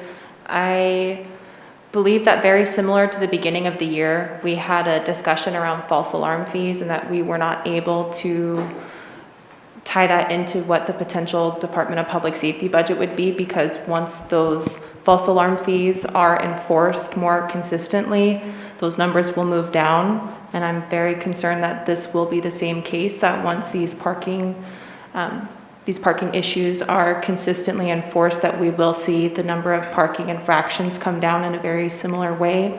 And we will be contractually obligated to that 94,000 and the additional numbers that are on there. Whereas if Councillor DeLaGrange had a wonderful idea of having a dedicated position, especially if the funds are already budgeted. I appreciate you looking forward to that, Chief Hensman. Especially if those funds are already budgeted, it would make sense to keep this in-house and have a dedicated person within the city to do that task. Rob? Yeah, I appreciate that, Vanessa, and I would agree with everything you said. I also would agree with part of what Valerie said, that basically our inconsistent enforcement is really a management issue. It's Grants Pass public safety management issue is what it comes down to, and we have managers in that department. But, you know, I think that historically, one of what didn't used to be, for whatever reason, if we want to go back 15 or 20 years or so, CSOs seemed to know, because they were very, very, I don't know if they were dedicated, but they were to a specific area, but they were much more focused in certain parts of the CBD, and they very, very well, I don't know if it was easy, but they very effectively were able to figure out who were employee cars, who were not employee cars, et cetera, et cetera. And that may have been because we had some CSOs that were extremely motivated to get that right, and maybe they had less other responsibilities. But they were able to do that very successfully. Then, you know, roughly 10 years ago, we started to hear from public safety, it's really, really difficult to ascertain who's an employee, who's not an employee, which kind of ticket, are they allowed there or not, and it became, I'm not going to say, it wasn't not an excuse, but it became an explanation for why ticketing was really difficult and why there weren't enough tickets being given, appropriate tickets being given. The parking task force, I believe it was parking task force, it was the genesis of this. I could be wrong, it may have come from staff, but we made things a lot easier last year when we removed the distinction of employee versus non-employee illegal parking. And I think that came from Sergeant Burke at the parking task force explaining that that was just a really hard job for the police to be able to do, to be able to differentiate. And I believe that came out of the parking task force that we said, okay, just forget it then, we'll just call it 3-hour tickets regardless. And that, everyone seems to agree for the last 5, 6, 7, 8, 10 years that that has been a big problem. Okay, well that's been removed. So that makes it a lot easier to implement giving tickets to anybody that's just there over 3 hours. But that was a real dance that was done. And part of that too was, gee, it's an employee, but were they downtown on their day off, etc. And it just became a mess. But that's been made a lot easier. We also increased our fines recently. So we've changed 2 things in the last few months to a year that I feel will actually make enforcement easier and more effective. If people are getting a $25 ticket rather than a $10 ticket from the CSOs, I think that they would learn a lot more quickly, potentially. It used to be a $10 ticket. The other portion that was really historically very, very overlooked, until 2014, there was no database that actually tied tickets that were given to actual collection. It was crazy. The police could give all the tickets they want. There was no guarantee that any of it was coming back. That changed, I believe, around 2014 or maybe a little later. And it's possible that, I know with the technology that, the chalkless technology that Laura was talking about, there's no reason that our city can't have that in the hands of our CSOs. Whatever collection techniques that they use, there's no reason that our city can't easily implement those as well. I mean, this is the modern era. That stuff is available to us. So I feel that it's a lot easier now for our CSOs to effectively enforce parking than it ever has been. It just requires, in my opinion, the prioritization at the management levels to want to do that job well. Because I have no doubt that we see our police department do things that are a lot harder than giving parking tickets. We see it all day, every day. They do things that are a lot harder. So I don't see that if the priority is there, if the prioritization is there to do this job well, it could be done well. And I think we get more collateral benefits with our CSOs, our in-house CSOs doing it. There's little doubt in my mind. There's also, with the different surveys that I have personally brought around over the years, there was little doubt the majority of downtown merchants want it kept in-house. And it almost seems like the biggest driver has come from maybe the police department, but I feel like I say we've already got it budgeted more than enough to hire either a dedicated CSO or a parking enforcement type of person. And it's never been, I feel that we're primed for success with a $25 ticket and the fact that the employee distinction's gone. I think we're primed for success. I don't see us having to make a third change at the same time because we haven't really even started giving the $25 tickets yet due to COVID. We haven't really started even trying that. So I think 2 changes at one time is enough to give us a good chance of making this work well this time. If I may speak to that, Mayor, or? I think we're just in Okay. council discussion time here. Joel and then DJ. Yeah, the one thing I forgot to mention was the administrative workload. We're talking about going out and giving tickets with the CSOs. Following up the administrative workload, we've just cut the police, public safety, their administrative staff, the property, the evidence. Do you really want these scarce resources chasing down 5,000 tickets and getting somebody to pay for them? I think there's better use of the public safety time. And that's why I would vote for it. DJ. Sure, I'll keep this brief. I was liaison to the Downtown Parking Task Force.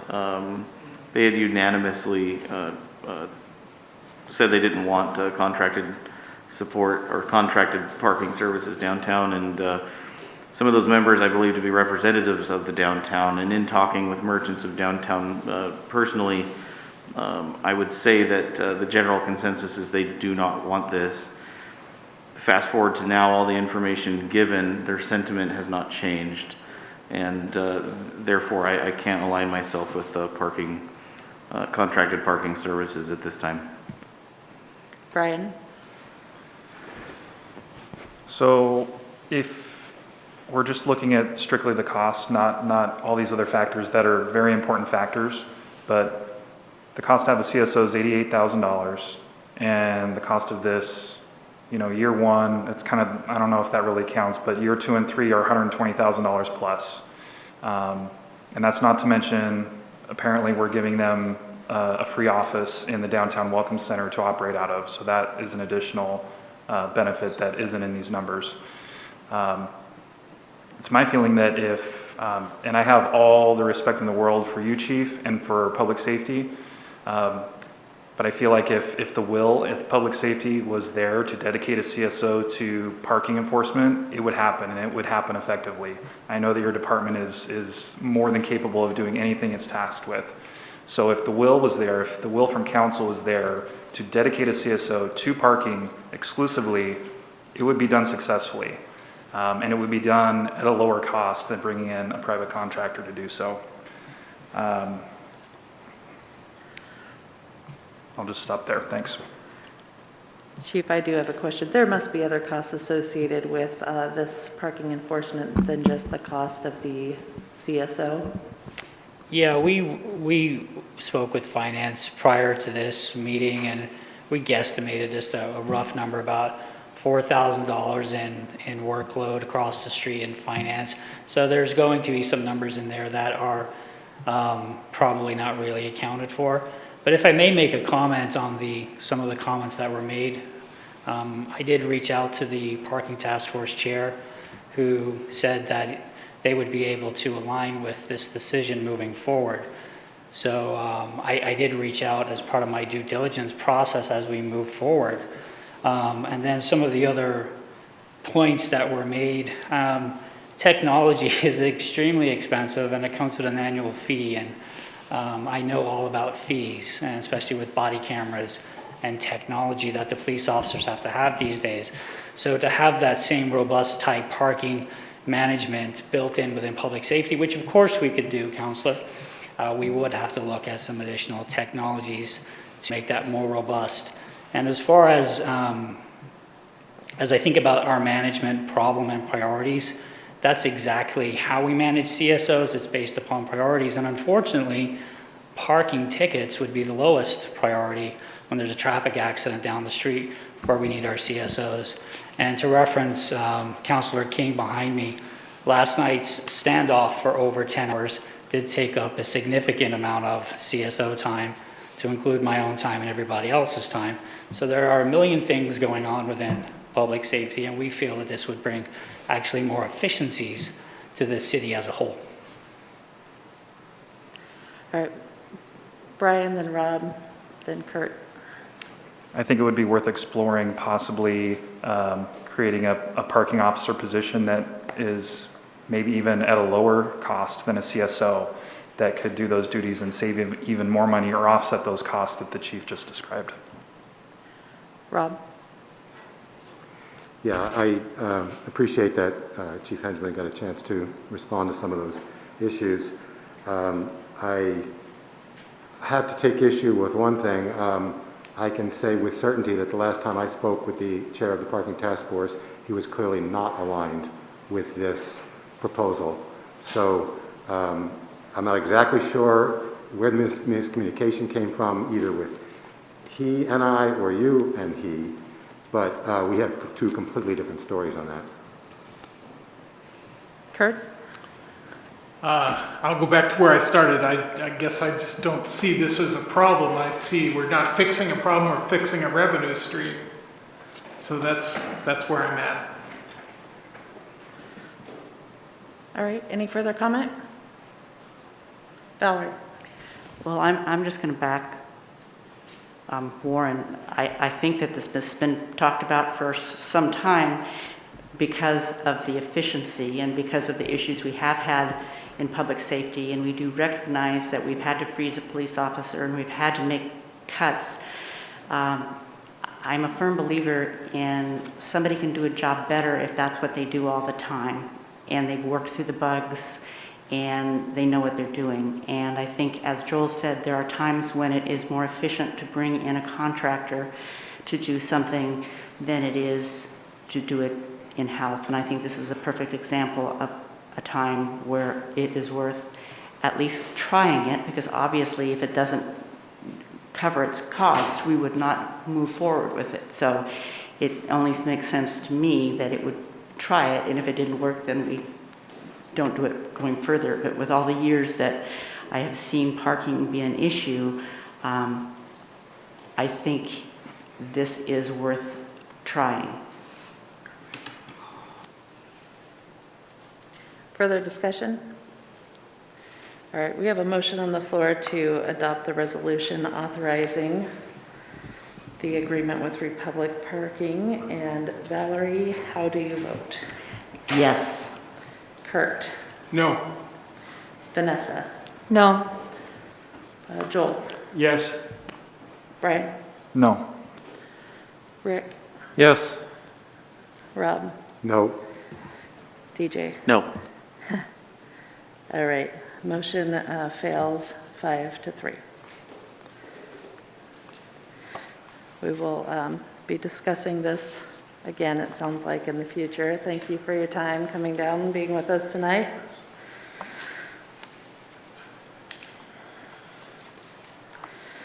Next up, we have a resolution to consider approving art renditions by Joseph Johnson for the Osprey Alley Beautification Project. And who is here to present on this one? Okay, in just a moment. We're going to wait for staff. Let's take a 5-minute break while we wait.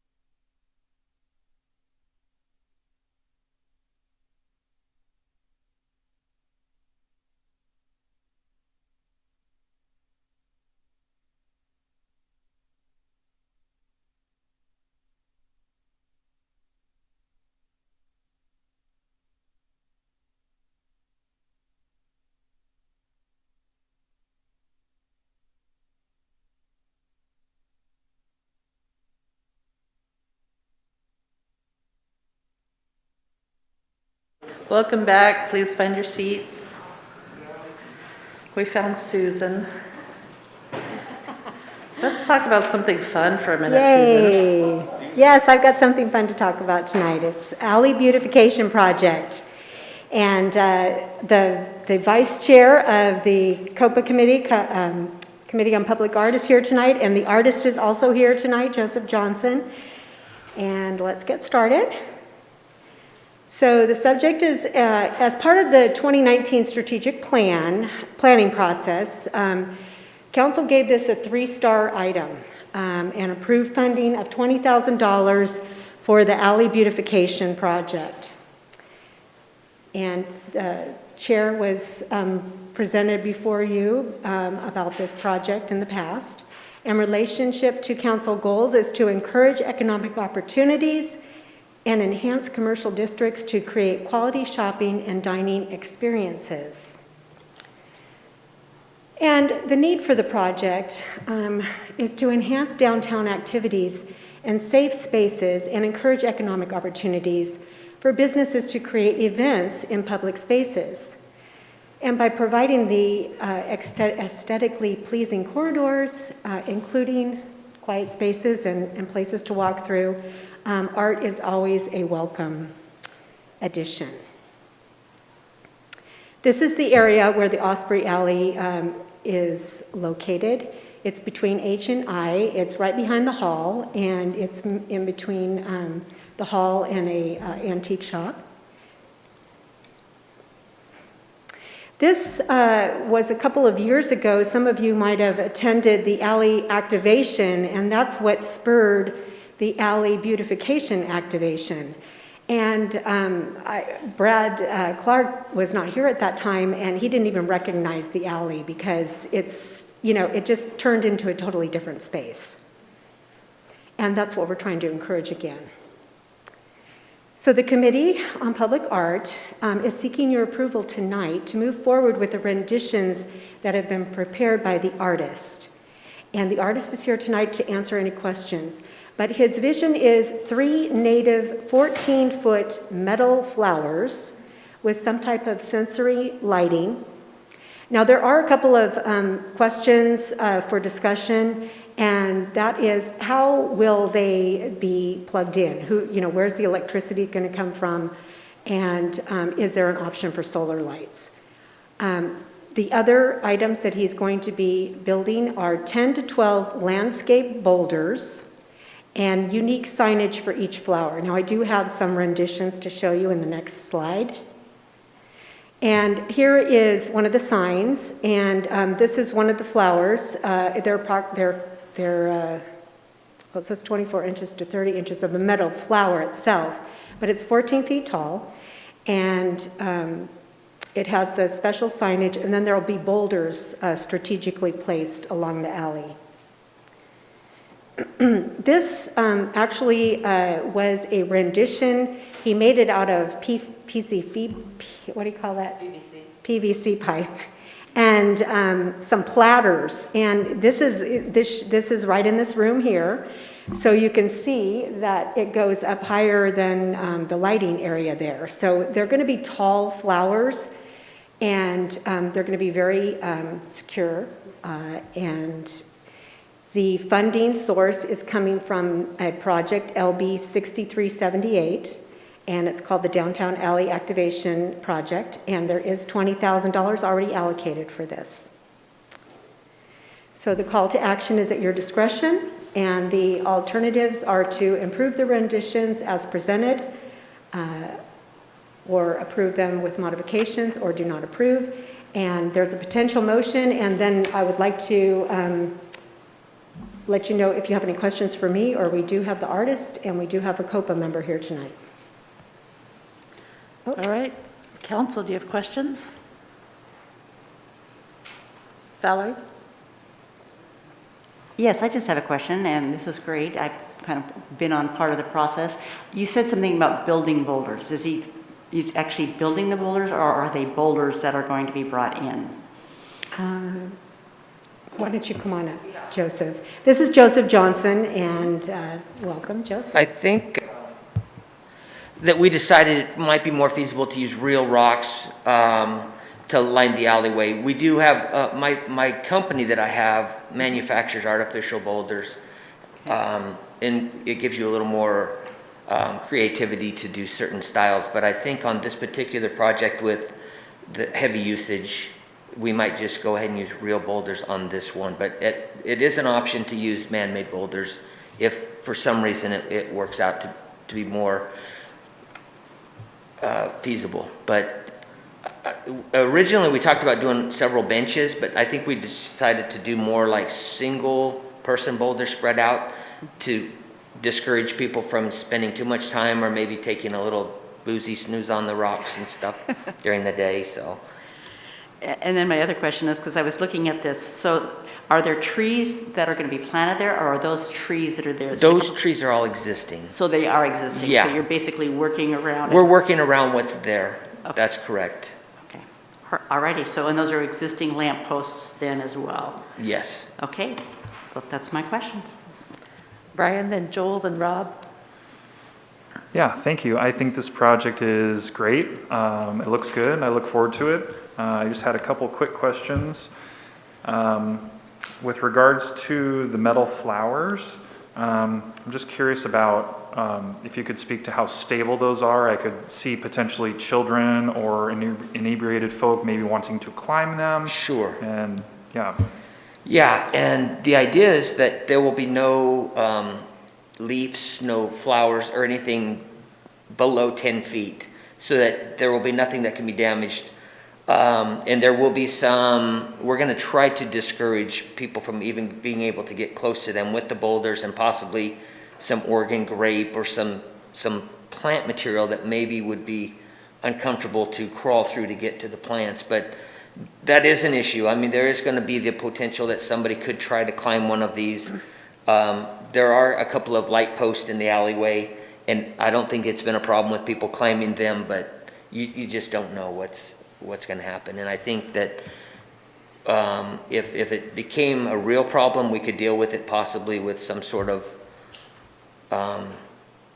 thorny spikes or something. I hate to go there. I mean, you wouldn't want to do that, but something to discourage people from climbing up on the actual flowers themselves. But, sure. Yeah. But if someone were motivated enough to try to do that, would it be strong enough to hold their weight? It absolutely will be, yeah. They'll be, in fact, I have one of the flowers already under construction, and at some point maybe we can present that to the council as you can see it, but there will be no issues with anyone climbing on it, or if somebody was to, possibly hit it or anything like that. It's structurally sound, and they'll have a 3-foot deep footing with concrete and bolts. So if for some reason it ever was damaged, it can be removed and repaired and brought back into the alleyway. Great, thank you. Sure. Joel? Great work, and we all look forward, I think, not just the people in this room, but the community to seeing this project being completed. One of the things that we have in the Siskiyou Mountains, this is one of the most diverse and contains endemic and rare sensitive botanical resources, and there's botanical areas that don't exist anywhere else in the world that are mainly associated with the serpentine viriditite, which is a very unique geology. One of the possibilities, and I would do it a certain way, but my opinion really doesn't matter, but I would think that we'd want to get at least one of those flowers depicted, because there was a lady botanist that the Calmeopsis, for example, is named after one of the flowers. And then there's a Darlingtonia. Darlingtonia is a bug meat-eating plant that is out by Cave Junction. It's up close as you go up the river, and it's a beautiful plant. It's a weird-looking plant because it eats bugs in its flower, and it uses the flower to attract bugs. And it would be a great addition or a substitution for one of these you have, and it has that history the lady botanist and the rare and endemic plants and flowers that are in the region it's a worldwide famous. Botanists come from all over the world to study them. And so I would just encourage us to look at that, and specifically if it was me, my opinion doesn't matter that much, but the Darlingtonia would be a great addition or substitution. Absolutely. And we purposely, working with the subcommittee, we picked 2 flowers and we left the third one kind of open to discussion, knowing that maybe somebody like yourself might have a strong opinion of what the third flower should be. We were trying to really represent flowers that most people can identify, like everyone knows a shooting star when they come up in the springtime. The iris is another one. There's California poppy was discussed, daffodils. But yeah, that's why we purposely only have chosen 2, and we thought the third one maybe you guys could have some input on the third flower to be. Well, if anyone wants to go out and see the Darlingtonia blooming, give me a call and we'll do it this Sunday. Nice. That was mentioned too, Joel, the Darlingtonia. I've never even heard of it before, but it was mentioned in the group, so it is a possibility for sure. Without seeing it, I can't say, because it might be like impossible for me to build the thing, but I want to see it first. But yeah, no, I mean, that's great. I'd love to get maybe you can get my email and send me a picture, or I can get some more information on that.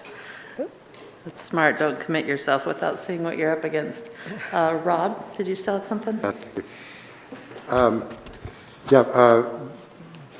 My questions were mostly answered by Brian's questions also, but I want to say that I think this is really awesome, and it seems as though we're getting a tremendous amount of creativity and structural integrity for our money. I'm just really impressed.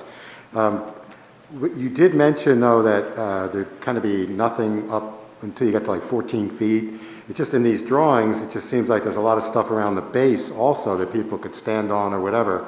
So are the drawings kind of accurate, or and I guess my question would be, the base, could people stand on them and not damage them? Yeah, the base will be very similar to like a street lamp. It'll be a very low profile. The footing will be 3 or 4 feet deep with just 4 bolts sticking up. The flower will have a base on it, and then it'll have a cover that slides over the base so the bolts can't be removed easily without special tools. So everything will be covered and hidden. The electrical, all of that will be all underground. I know for a fact, because I've lived here long enough to know that I've worked on several of the bears with Evergreen Bank, that even the bears have suffered some vandalism, and a lot of times the artists just come and fix them. And I would say that there probably in the future will be some repairs maybe needed, but these are going to be designed with the intention of very low maintenance and not a lot to damage. Unless somebody was to climb up, they'd have to be 14 foot high to actually hurt the flower. And there's almost nothing that any of us can do to prevent that, but we will take steps to discourage it with plant material. And but I think that's just a price that we have to pay for art, is that there's the potential that it will be damaged, or we might have to take some steps in the future to modify it. But thank you. You bet. Kurt, then Rick, then Vanessa. I would have never expected that tonight there'd be a Darlingtonia reference. He's already got it. When I saw those were pond flowers. Am I right? Pond flowers? Yeah, the ones that you go off of 101. We're getting a little off track here. Yeah, let's stay on topic, everybody. Yeah, okay, anyway, I had a real question, I'm sorry. I just had to take that sideline. So in the rendition, there's looks like a brick pathway? Yeah. Are those going to be cast, or? You know what, we had a lot of discussion about that. At one point, we talked about redoing the concrete work and cleaning it up. I think at this point, we're more focused on getting the artwork in the alleyway. The actual concrete walkway that's there is going to stay existing, and we're going to clean it up and maybe do a little treatment to it. But in the future, we would like to see maybe an overlay where you come in and you lay a half inch of concrete and you stamp it, but that's not in this particular budget. So, okay. This is like an overall, what we'd like to see, you know, if it was a perfect world, we'd do that, but at this point, we're trying to get the flowers going for now, and hopefully a phase 2 later on, we could do some work to the. So the parts that go along the side of the pathway with the rocks, how is that going to be done? Is that going to be something that's added on there? The one drawing you have, the overhead drawing that has the lamps and all of that, that's the most accurate drawing, and the rocks will be placed along the walkway, and we haven't even decided exactly where at this point, but there will be a few small rocks for people to sit on in the alleyway, but nothing is set in stone yet, So will so to speak. will any of this area be painted, or is that left to their imagination? That pretty much, yeah, I mean, if you walk through the alleyway, the only thing different would be there will be some flowers, and I think we talked about maybe some new landscaping, possibly bringing in some flowers that represent the actual sculptures themselves, the same species of flowers, but that wouldn't be my department. My pretty much specialty is just to do the artwork and install it, and then hopefully we can get the alleyway, you know, to look a little more like the drawing, but that's kind of like. All right, well, to go with Joel, I would add the absolute indigenous plant. I would put in blackberries with the thorns and everything. That'll take care of Brian's problem. Don't do it, don't do it. Rick, then Vanessa. So have you heard of possibly different treatments for the pole? I know many years ago when the goalposts were taken down for football and so forth, somebody came up with the idea of putting STP on the poles so there's no way you could grab it, and that might be an idea for you too. Have you looked into any Well, of that? you know, what we actually talked about was doing some sort of a welded textured vine that would be very uncomfortable to hang on to, but it's at the same time trying to keep in the idea that for liability, we wouldn't want somebody to actually so textured they could get hurt and say, oh, you know, that flower hurt me. So it's just a tough spot. I mean, even if we were to put something like that, it would have to be reapplied. So my thinking is that I just make the stems of these flowers very, very uncomfortable to try and grab onto, but at the same time to where it couldn't do serious damage. And I think that's about the best we could do. All right, Vanessa? Thank you, Joseph, for coming tonight. I'm really impressed with this concept. I'm excited to see it come to fruition. When this was originally brought to COPA, this concept in March, there was some discussion around motion-censored lighting. If that still exists, can you educate us on that? Yeah, what we're talking about doing is installing some motion sensors so as you pass by the lights, the flowers will actually light up. And that gives you the element at night of, as you walk through the alleyway, the flowers will turn on for a period of time, maybe 2 minutes, 3 minutes, 5 minutes, but not so long that they shut off, and then as you walk through, they keep turning on as people walk down the alleyway. And that is still part of the design. They will be designed into the flower with the motion sensor actually in the stem of the flower. So as you pass by it, it lights up. Wonderful, thank you. Sure. All right, any other questions? All right, thank you for being here. Absolutely. Do we have anybody from the public who would like to comment on this? Committee chair, no? All right, council discussion, DJ? I would move to approve the art renditions by Joseph Johnson for the Osprey Alley Beautification Project. Second from Second. Valerie, thank you. Any discussion? Vanessa? I don't want to sway you one way or the other, Joseph, on how to complete your project, but last night at the COPA meeting, one of the members brought up an anti-graffiti finishing top coat. So just a recommendation for consideration. Other discussion? Joel? If you don't mind, I'll just go ahead and send you that picture of the Darlingtonia, and we'll go from there. I don't know your email, so if you could leave that with me, and I can email it to you. Susan, I good. think people would really like it. I really do. In addition to what you're already doing. Joel's part of the Wellingtonian lobby. All right. DJ, you start off with the motion, so the motion is to approve the project. How do you vote? Yes. Rob? Yes. Rick? Yes. Brian? Brian? Yeah, I just want us to stay on topic. It's getting late, and I'm going to vote yes. Oh, thank you. Joel? Yes. Vanessa? Yes. Kurt? Yes. Valerie? Yes. All right, unanimous support. Good-looking flowers. Next up, we have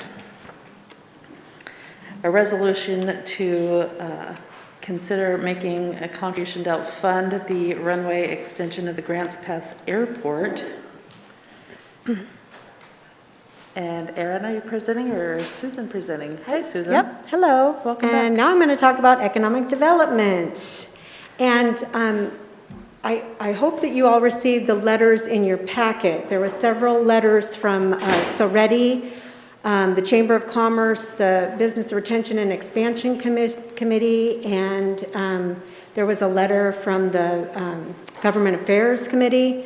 I dropped off a letter from the Oregon Department of Aviation on top of your packet, but there are several letters. There's a letter from a developer, Sean Ward, who develops Spalding area, and then there was also one from Hugh Griffith, who is here tonight to speak as well. He has a lot of experience about airports and just the importance of airports. So that's how I'll start off the presentation. This was a motion from the Collaborative Economic Development Committee recommending airport funding. And there was a presentation earlier. The subject is a 700-foot extension of the runway at the Grants Pass Airport to satisfy the growing demand of heavier aircraft. And this project is already being 90% funded through grants, and the Grants Pass Airport is seeking that 10%. And the relationship to the council goals is to encourage economic opportunities by facilitating an environment to encourage business prosperity and economic opportunities. And this project is in your work plan. It's the current work plan identifies the following goals, and it was a 2-star item: to encourage economic opportunities and facilitate an environment to encourage business prosperity and economic opportunity, and explore partnership opportunities to enhance the Grants Pass Airport. And this is the background.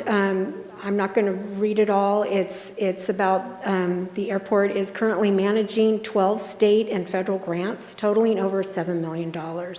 And every dollar invested is a minimum of $9 in grant funds provided by the Federal Aviation Administration.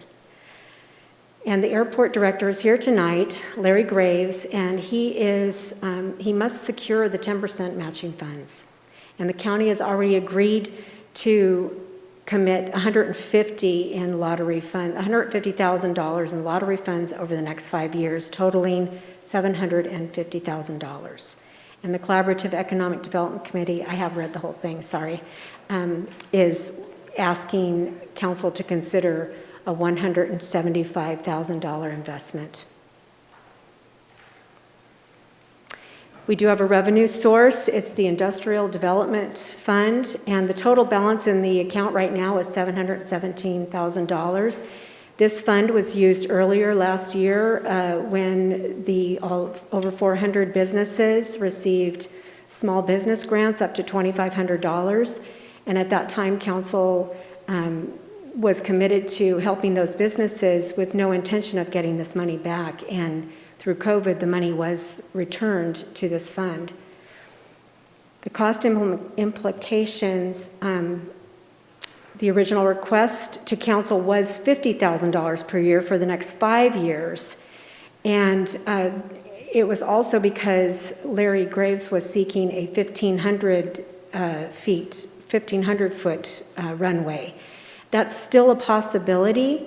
And the more support that he has, the better the chances it could be a $1,500 or 1,500-foot runway. But right now, it is secure if he secures that 10% for a 700-foot, which he'll explain how that would benefit.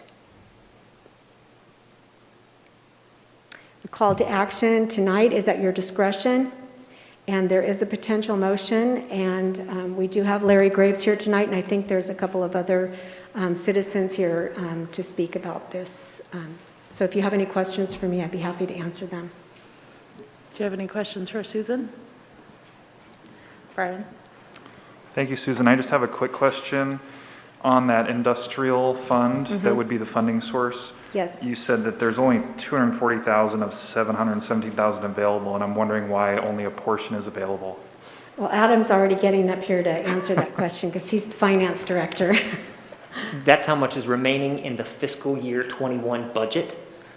So we have those funds budgeted to spend if you so desired, but the overall fund itself has the $717,000. Thank you. Any other questions right now? Thank All you. right. Did Larry have a presentation? Or does anyone have any questions? Rick? Thank you, Larry, for coming. What is your timeline for this? Do you have a deadline or sometime you need to submit it, fiscal year, calendar year? Right, well, we had originally asked for this time-phased contribution because as the Federal Aviation Administration administers the grants, we bring in our contractors, they perform the work, they invoice us, and we pay them as they invoice us. So it's a gradual process. It's not like we pay one lump sum immediately and then the project takes place. So that's why Josephine County commissioners have decided to commit from economic development funds or wherever they find them, the $150,000 per year. And that was my original ask of the city council, was to have that phased contribution. So, but this project would involve a grant from the FAA, correct? That is true, yes. And several does, grants, actually. We've received a grant for phase one, which was a master plan, airport layout plan update. We have received a grant from the FAA for an environmental assessment, which is going to be about a $372,000 project. And we anticipate receiving the grant offer from the FAA in 2022 or 2023, depending on their timeline and when the funds they have are available. And that's probably going to be in the vicinity of $7 million for that project, for that portion of it. So that's the big chunk. That's the construction that actually takes place. Thank you. Any other questions? Rob, then Joel. Yeah, hi Larry, thanks for coming back. So you mentioned last time, if I remember correctly, that I think you mentioned the Dutch Brothers plane, but that basically they don't refuel in at the Grants Pass Airport. They go over to Medford to do that because they got to take off light. And I guess there's other jets that are based over in Medford for that reason, even though they might be a Grants Pass company. That's correct. So how much extra, if this runway gets extended, how many more gallons of fuel per month would you project that Grants Pass Airport is going to be able to sell? The amount of fuel that we sold in our best year, which was about 2019 before COVID hit, was approaching 400,000 gallons. And that was with, when I first arrived, I'm going to see if I can project this for you accurately. We were selling about twice as much piston fuel as jet fuel, and the total there was about 300,000 a year for both combined. As of 2019, we're selling almost 4 times as much jet fuel as the piston fuel, which is indicative of a tremendous increase in the business aircraft activity, both turboprop, which are jet engines that drive propellers, and pure jet engines. So we're looking at projections of 20 to 30% more fuel sold, fuel flowed in the following next 2 years anyway. And that's about as far as we look, as far as I look. And I graph this, I track this pretty carefully. And so we have the data available on month by month fuel sales and projections for what the future is going to bring. One of the several grants that we have that you mentioned or that we saw here on the presentation are 2 core grants from the state of Oregon that are going to allow us to remove an underground storage tank that's at the end of its useful life, 5,000 gallon tank, and replace it with an above ground tank of 15,000 gallon capacity.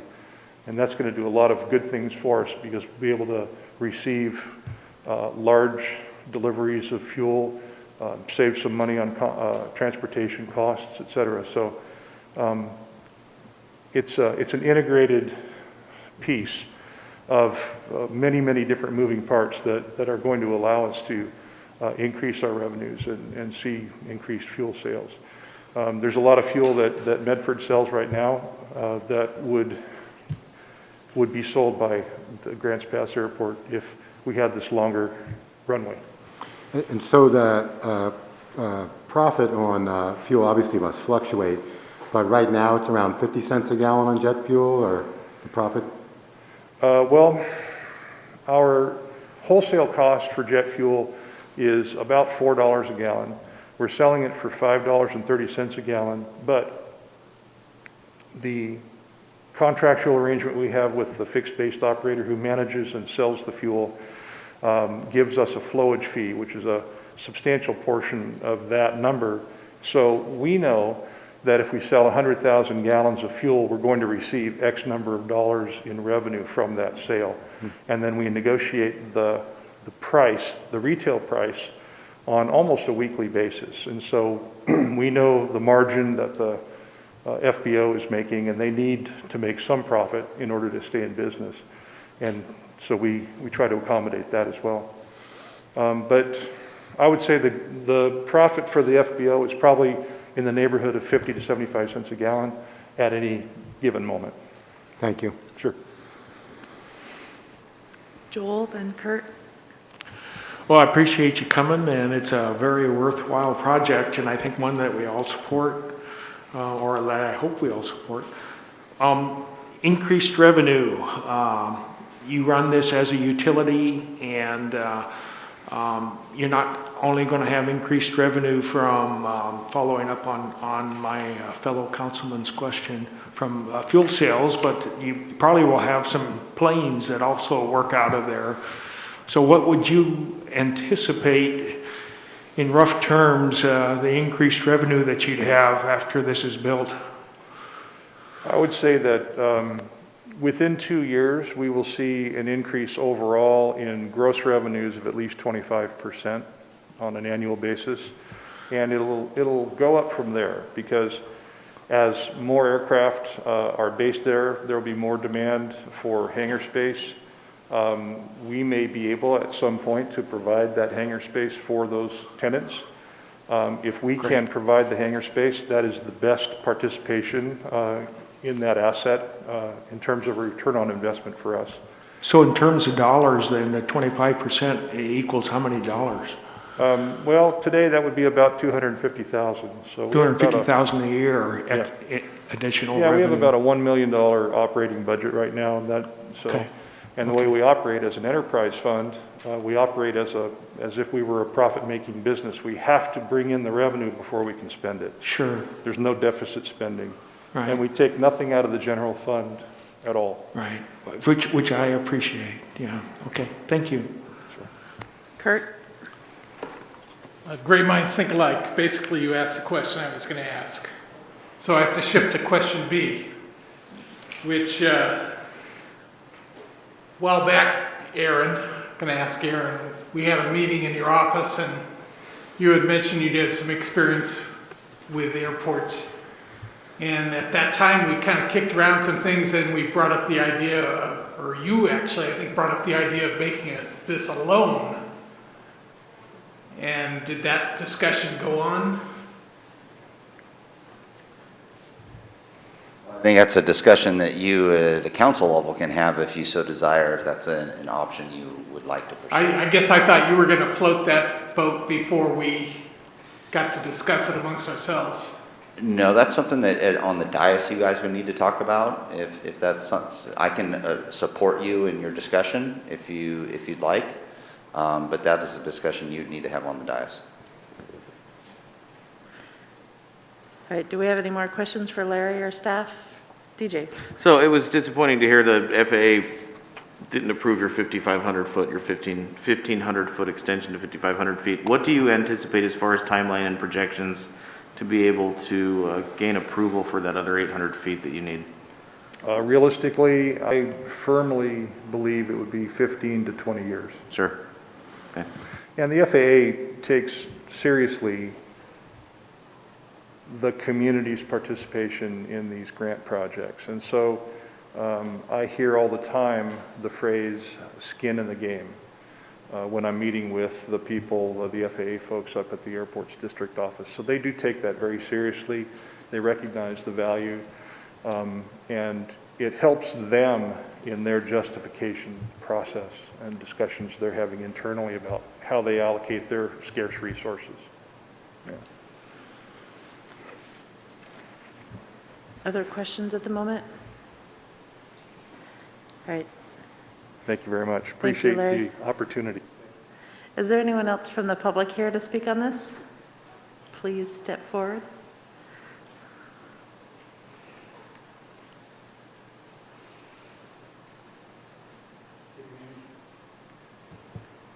Good evening, Mayor and Council. I know how these things work. Jay Meredith, Grants Pass. I want to take you back in history of just a few years.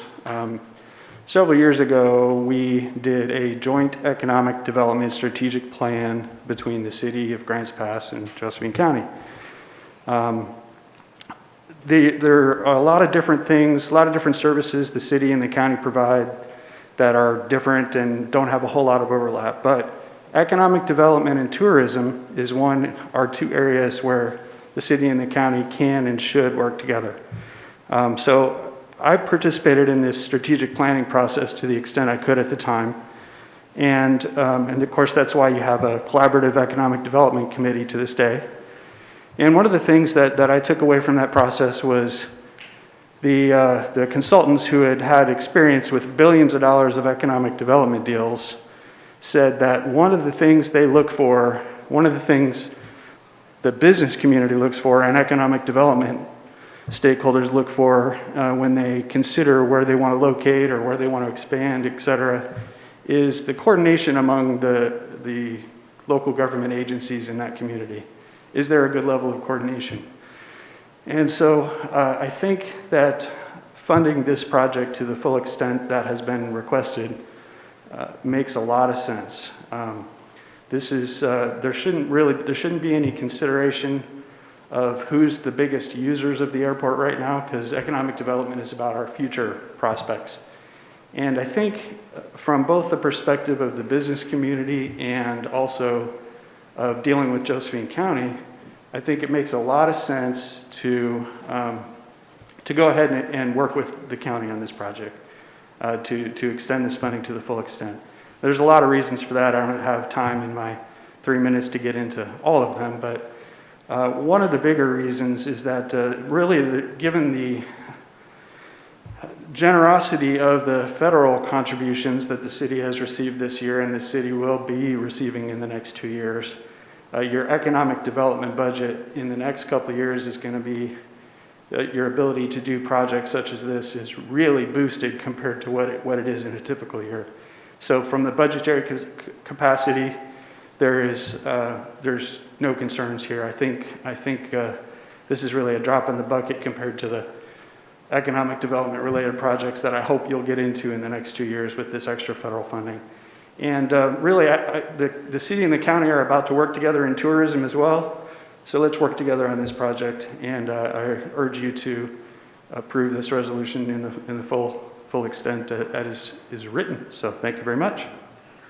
Thank you.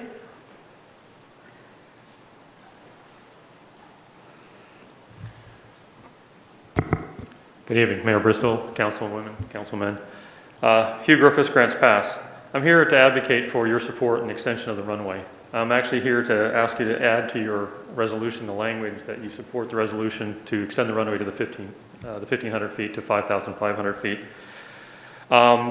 Basically, I contend upon reviewing the present long-term safety, economic development, and emergency management factors that Grants Pass would best be served by that 5,500-foot runway.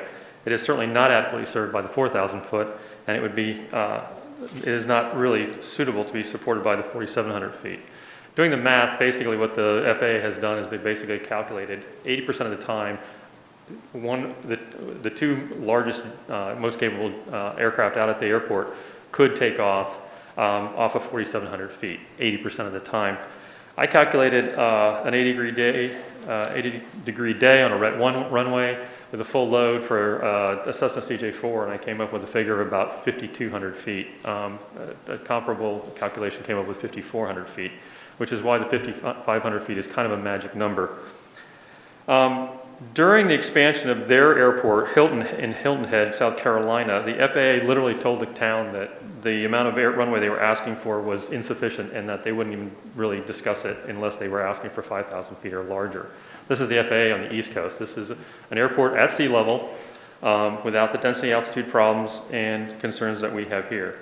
I'm a career Coast Guard, U.S. Coast Guard aviator. I spent 28 years flying helicopters and aircraft for the United States Coast Guard in some of the smallest airports all over the Caribbean and elsewhere.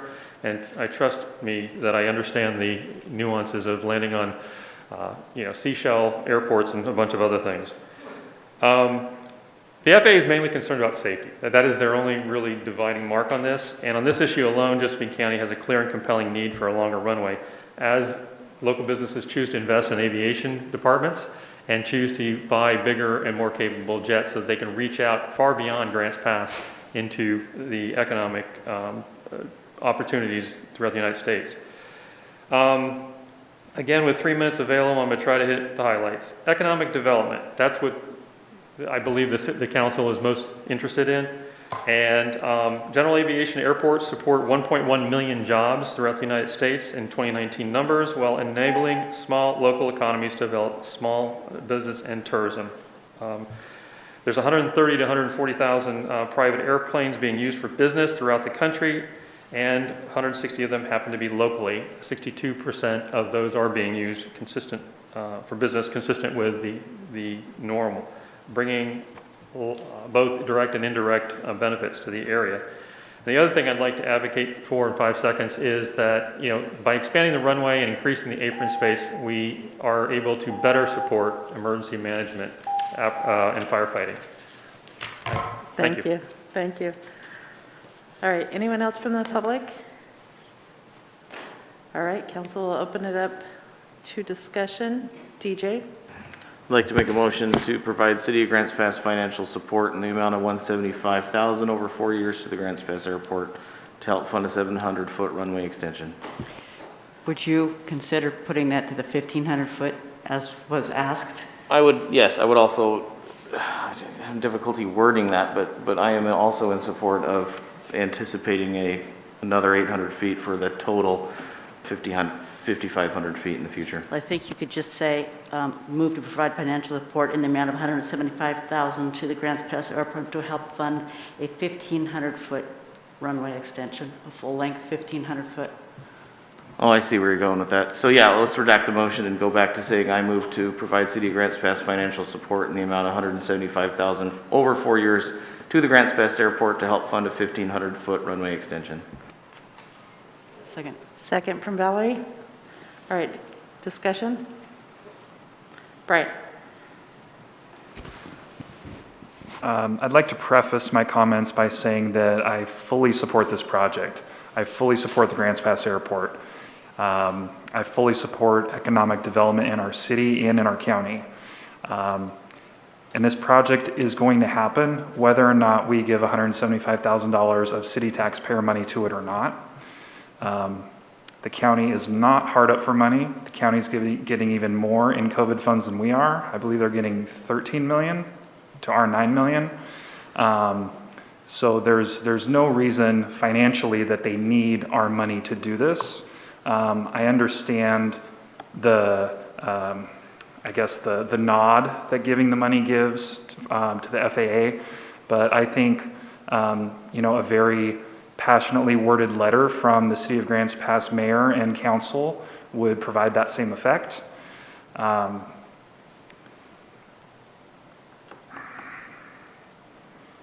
The fact that the airport is an enterprise fund, as Larry mentioned, and they're asking for city general fund dollars is a little bit unusual. I'm not super comfortable with that piece of it.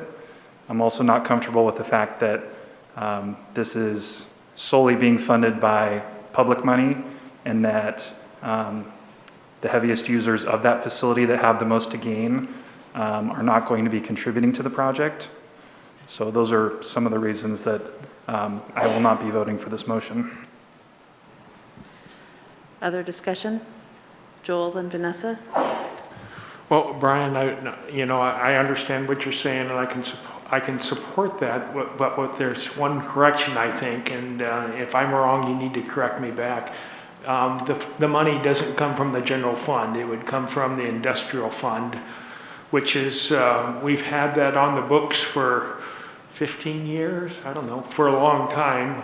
And then we used it to extend loans and grants to businesses. And then the COVID fund refurnished that fund. So it's not general fund dollars, it's the industrial fund dollars. But I understand what you're saying. Yeah, Joel, sorry, Vanessa, you're right. I was incorrect on that, but to that point, that fund has funded lots of small businesses in Grants Pass over the years, and we would be depleting its ability to do so in the future by voting yes on this. Vanessa? I second all of Councilor DeLaGrange's statements. Kurt, then Valerie? All right, I wish I had asked this question when you took my question.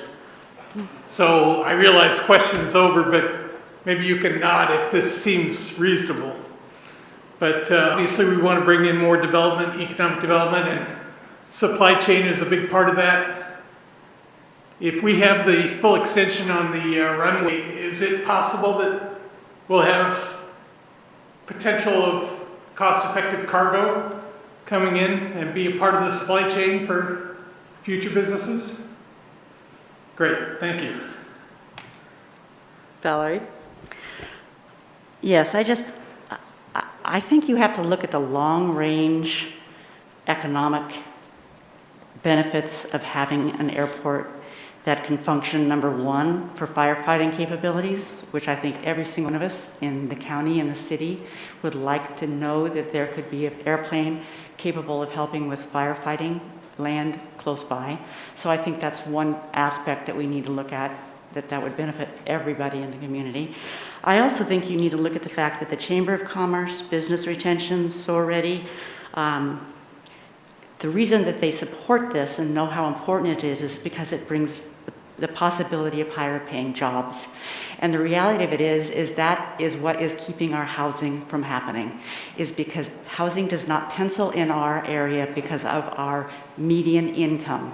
Our median income can only go up when we bring in higher paying jobs. And I can tell you, I have a son-in-law who works for a company that flies in and out of the Aurora Airport outside Portland. That place is packed. They are overpacked. There are businesses out there looking for small airports in small areas to expand, and that's what we're looking for when we look for businesses to come to our community. So to say that they'll just pay for it, I think is very short-sighted on your part. I think that you're looking for long-range planning, long-range economic growth, and having an airport has proven to bring that sort of economic development into communities.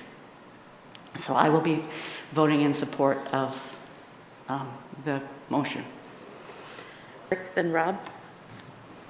I will be voting in favor of the motion as well. The current balance in the fund is $717,000, so there's money there for the future. And I think the long-term benefit is going to be very beneficial for Grants Pass and the ability to attract new businesses. Thank you. Rob? Yeah, I can see the long-term benefit to improving the airport. To me, this is two separate questions, at least in my mind, until I come up with a decision. It's two separate questions. One is, do we want to support and would we like a better airport? The second one, which I'm having kind of trouble navigating so far, is that by supplying these funds, we're essentially, to some degree, bootstrapping the county's fuel selling business, and they're going to be making a lot of money on the extra fuel they're going to sell here. And so that's completely separate from the fact that employers, large employers in the future are going to want the airport. That's separate from the fact that we'd like to have better help fighting fires. Those are all valid things, but I just have to wonder, I would feel much better about potentially loaning the county the money because they can easily pay it back with the additional profit from the fuel sales. They could potentially give us a percentage or whatever it's called, flowage, if that's even possible, in perpetuity for the additional profits they're going to make on the fuel sales. And we could have as a baseline fuel sales of anything that they sell in addition to what they sold in, say, an average of 2018, 2019, once the, compared to what they're going to do with the longer runway. Because I have a problem using Grants Pass city taxpayer dollars to enable the county to make additional profits. I just don't think that that's our role here to bootstrap businesses. So, for me, it's balancing those two factors. One, the airport, for all the reasons, people said, is a good thing, but I have trouble using our dollars to essentially contribute to their profit-making business. Brian? Yeah, I'm glad Councilor Pell brought up another alternative other than approving the resolution or not approving the resolution, the option of modifying the resolution. I think there's an opportunity for the City of Grants Pass to show support for the airport and also see a return on our investment. I don't think those things are mutually exclusive. I think we can have both.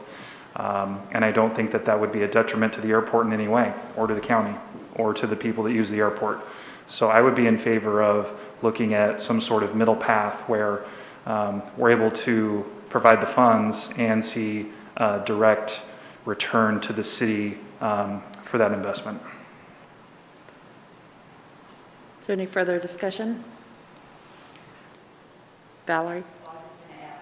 I think the money will come by threefold as you bring businesses in to the community. So I don't think it's necessarily to do the loan. I think that you're going to get the money in turnaround from the business and the benefits that come from working with the county in a positive way. Vanessa? I think the loan is an idea worth vetting. I think that this came to us before we were able to have that discussion. So I think that that is one worth having and exploring. Brian? Yeah, I was just going to ask Valerie if that threefold can you cite that for me? No, I can't. But I can say that I do know that there is evidence that the increase in business turns over and brings in economic development. So off the top of my head, no, Brian, I cannot.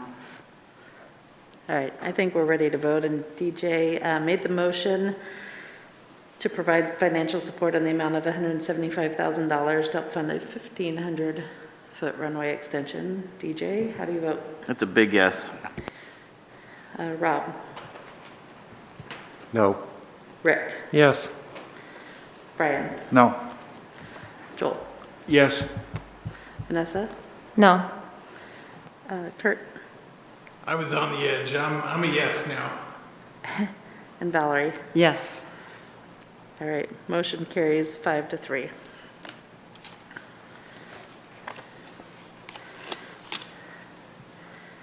All right, next up, we have 2 items that are closely related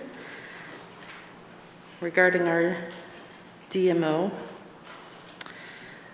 So first up is a resolution authorizing the city manager to enter into a contract with the Josephine County Visitors Association doing business as Experience Grants Pass for tourism promotion services. And actually, real quick here, let's get a motion to continue past 9 o'clock. Rick? I'd like to make a motion to continue past 9 p.m. DJ with the second. I beat you to it, Rick. All right, all in favor of continuing past 9? Aye. Any opposed? All right. Sorry, Mark, you don't get to vote. Brad, you're up. Meaning to vote? Do you get to vote? Run for council, sure. So you have the 2 items next on your agenda as separate. They're combined on this presentation since they're so closely related. So I'll just kind of talk primarily about the first one, and then the second motion related to the executive director and the search will be a couple of the last slides there. So this is 2 resolutions, one authorizing a contract for the destination marketing organization known as Josephine County Visitors Association for tourism promotion services. That's the larger of the 2 contracts that are in your packet tonight, and then there's a resolution, the shorter one, authorizing a contract to pay for startup fees and executive director search. And it does relate to encouraging economic development and facilitating an environment for business prosperity. So real quickly, this kind of the genesis for this back in 2020, performance audit, visioning enhancement of PAVE committee did come with a recommendation that the city seek out a consultant. There were 4 council members on that committee and 3 community members, a TAC member, that DMO pros be brought on to perform an audit, which was done, as you know, and that was completed in June of 2020. And one of the findings was that the budget allocated to destination marketing was significantly less than in communities our size. So that nonprofit organization was recommended. And then on November 18th of 2020, council did approve a resolution to proceed with the creation of a starter board. So there was a couple of workshops that have been had, as you well know, over the last couple of months. The DMO Starter Board did fulfill the direction to establish that entity, and they have the bylaws. They're, as I understand it, largely through the recruitment process to fill out the board. On that point, we do have Doug Bradley with us tonight, who is acting as the current Starter Board chair. He did give you a couple of status updates recently. So the last 2 bullets there, just Mark, the city attorney, has drafted the contracts, the primary one being built on this McMinnville DMO model. So just a couple of highlights on what's in this contract that's in your packets tonight. The section 2 talks about contractor services, and that's to provide tourism promotion, manage the day-to-day operations. It requires also this coordination with CEDC on a tourist-related economic project. Section 3 is the annual business and marketing plan. They do have to prepare and submit that to the council that you would look at every February. So that would be an annual plan that would have some metrics in it. The council decided at your last workshop on the 28% versus the other figures, 30 and 35, that were talked about in terms of the the percentage of the lodging tax collections. So the 28% is what's there in Section 3. The annual budget, as it's worded now in the contract, does require a reserve fund that is equal to 3 months of operating expenses.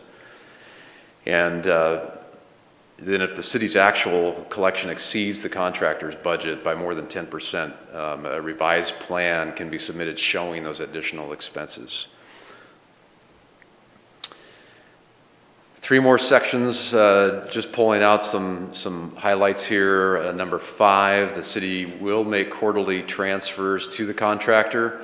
The one little nuance there is since we're still under the 9%, until July 1, the first transfer would be under that, and then subsequent payments would be based on the 12% of the transient lodging tax.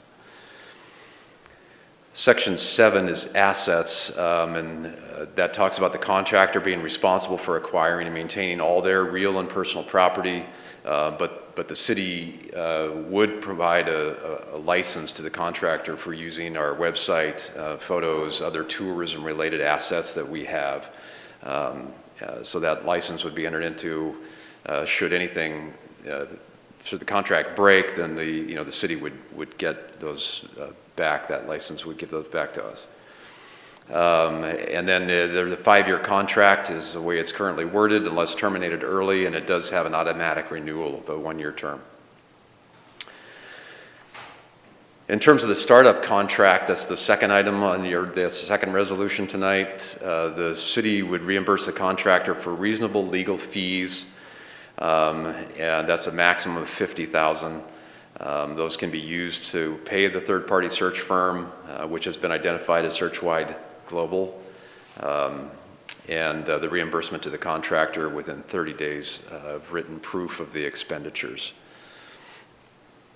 So the call to action is at your discretion, of course. The primary contract and the startup contract are there. You can approve the resolution as it's before you, or as you amend it. Or not authorize the contracts. So that's Council, all I have. do you have any questions for Brad? Rob? Are we talking about the startup or contract, or can we talk about Yeah, either first one? let's talk about the contract. Okay. Then no questions at this time. Okay, does anybody have questions about the contract? Rick? And then I'll have a question. So I have a question on the contract. It indicates not only will the city use the lodging tax fund, which I have no problem with, but it says also the general fund. Is that necessary to have the general fund in there in case the lodging tax fund is inadequate? Where is that? What That's section on is page that? 67, item paragraph 5.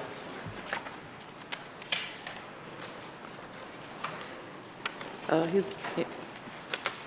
don't have a I'm 67. scrolling to that as we speak. Page 67 in the packet?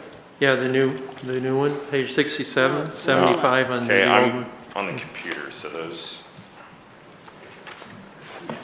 numbers are not, the pages are not the same. Mine doesn't start until 73. Yeah, that's I'm on the wrong a page. big difference. Yeah, which packet are you on? I think 67, I think related to airport funding. Yeah, on ours. 67 what? Page 67 does not have anything to do with this item. Okay, What does sorry. it say at the top of It'll the be page He's looking 75. at the resolution number is what he's looking at. It's on page 67 of the old contract. It's the actual resolution that would be signed. And it says under number 5, whereas the City of Grants Pass has and projects sufficient funding from the city's lodging tax fund and general fund to provide financial resources to support a destination marketing organization. So that's surplus language because per the contract, it is strictly from the TLT revenue. Okay. And the tourism division is in the general fund. So the lodging tax revenue starts in the lodging tax fund and then is transferred to the tourism division. and the expenditures to the DMO for this contract would come out of the tourism division in the general fund, and currently has resources in it through the rest of the fiscal year. Okay. Thank you. And I have two other questions. When it comes to, do we have a matrix or baseline, or when we go to evaluate the DMO as to whether his services have been a worthwhile investment, do we just rely on the verbal response from the committee, or what do we have? Are there any tools? So section 3 of the contract, it's called Annual Business and Marketing Plan, is where the statement is that the, let's see, what is it, about third sentence or so, the business plan will contain a review of the previous year's performance. The business plan will identify activities and performance goals. And again, that's something that the council is going to see and review. So, and that is a good point, Councilor, because the initial contract that you reviewed before this McMinnville contract was used as the base actually did have a supplement or an exhibit that had some metrics in it. I think when we switched over to this model, this language in 3, replaced that. And I don't know if maybe Mark has more to add to that, but that's my understanding of. I don't think there's anything that would keep the council from looking at other, metrics, of course. But right now, it is built in there to come from the DMO. Okay. And then last question. I'm a member of PERS, and of course, going back far enough, I have an automatic 8%, which I don't agree with. And the amount I get is not that significant. But I can also see if we have conditions living in Grants Pass, I want to say acts of God, which would include wildfire and pandemic, if those were to go to the extremes, are we locked into this contract for 5 years and pay it out? Is there any escape clause in there? I realize we would want to compensate the DMO person adequately for breaking the contract, but is there that opportunity if we were faced with those dire situations? So there's a provision in there that's termination for convenience that we discussed last time. I think 2 years into the contract, the city could terminate it for any reason or for no reason upon 120 days notice. It was changed from 180 the last meeting. Okay. And then of course there's always theoretically if DMO breached the contract by not performing, then we can terminate in that instance. Okay, thank you. That's fine. Other questions about the contract? Rob?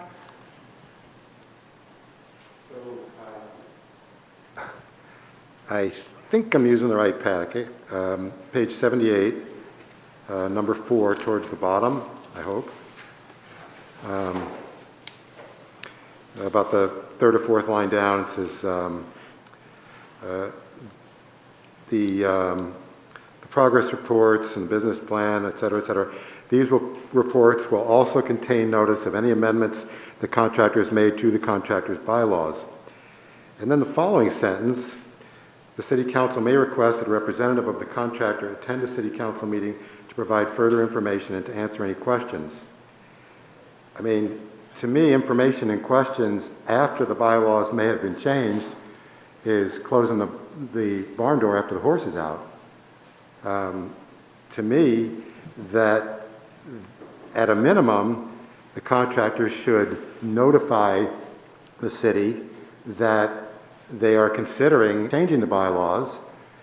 There's nothing the council could do to micromanage that or stop that, but I think once that notification happens, the council might want to hear the rationale, ask any questions, have any back and forth, give and take, and then the DMO is free to change their bylaws if they want. But I think that, asking the questions after the fact, I think is pointless.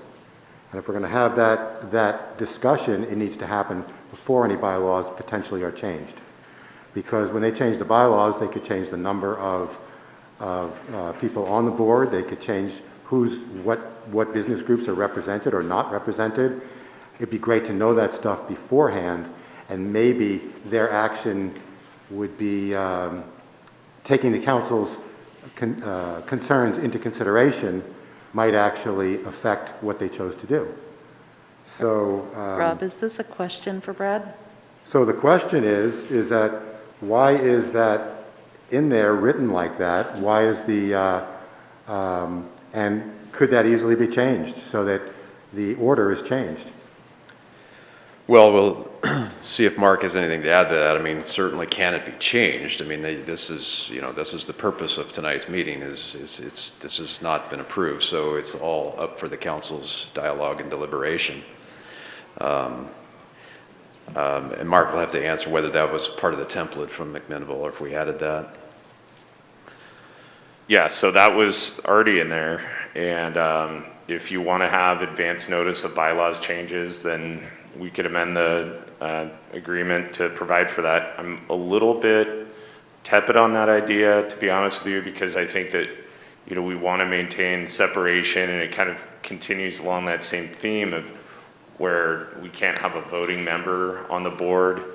If they have to come to us and give us notice of bylaws changes, then the council at that point may weigh in, have a lot of opinions, and even though those aren't binding on the DMO, they could potentially have some pretty strong influence on the proposed changes. So, I can't say that would be illegal or unenforceable or something, but I'm not sure it's necessary.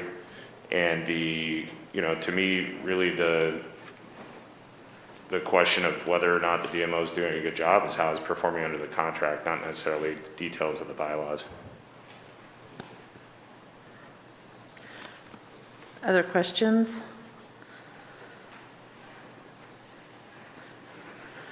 All right, do we have anyone from the public? Oh, Valerie?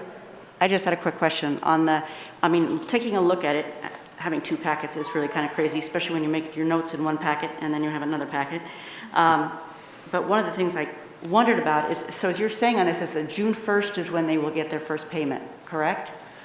Well, that is how it's worded in the contract. Okay, so it's in that they'll get the first payment on June 1st, and that will be based upon the TLT tax at 9%, right? So that would be 28% of the 9%? Is that how does that work? And then the second one would be in September 1st would be the next time that they would get a payment, am I correct? Right. So they would get a payment on the 1st of June, and then they would not get another payment until September 1st, correct? That's correct, based on the quarterly system as it's proposed in the contract, yeah. Well, and maybe Adam needs to speak to that in terms of how the funds come in from the state and how that would be channeled back out. The June 1st payment reflects the 9% tax because at that point, the city will have only received 9% tax revenue. We will have not received any of the 12% tax revenue at that point. So that's why that first payment is based on the 9%. But it would be made June 1st, or is it made at the end of that quarter, which is June 30th? Isn't it the end of the fourth quarter? I mean, I'm just trying to think of how quarters run, and usually they run at the end of June, at the end of September, at the end of whatever. So that throws it off just a little bit. So as you're saying, the second quarter, they'll actually be being paid for 5 months, am I correct? No, so it's just following a quarter of tax collections. January, February, and March is the first quarter, and those taxes that we received from the lodging facilities was received at the beginning of April, and in April is when we finalized that. So by June 1st, we will know exactly how much 28% is. So that's very much my influence of trying to be able to send them the right amount of money based on the actual revenues that have been collected by the city. It's still kind of confusing to me, and I'm just trying to figure it out in terms of how they're going to get their payments and how that money will be able to be utilized as they have because I'm also looking Well, at there's a delay. There's a delay. Yes, so the money's collected January, February, March. Right, so Would be they'll what get they it. receive in June.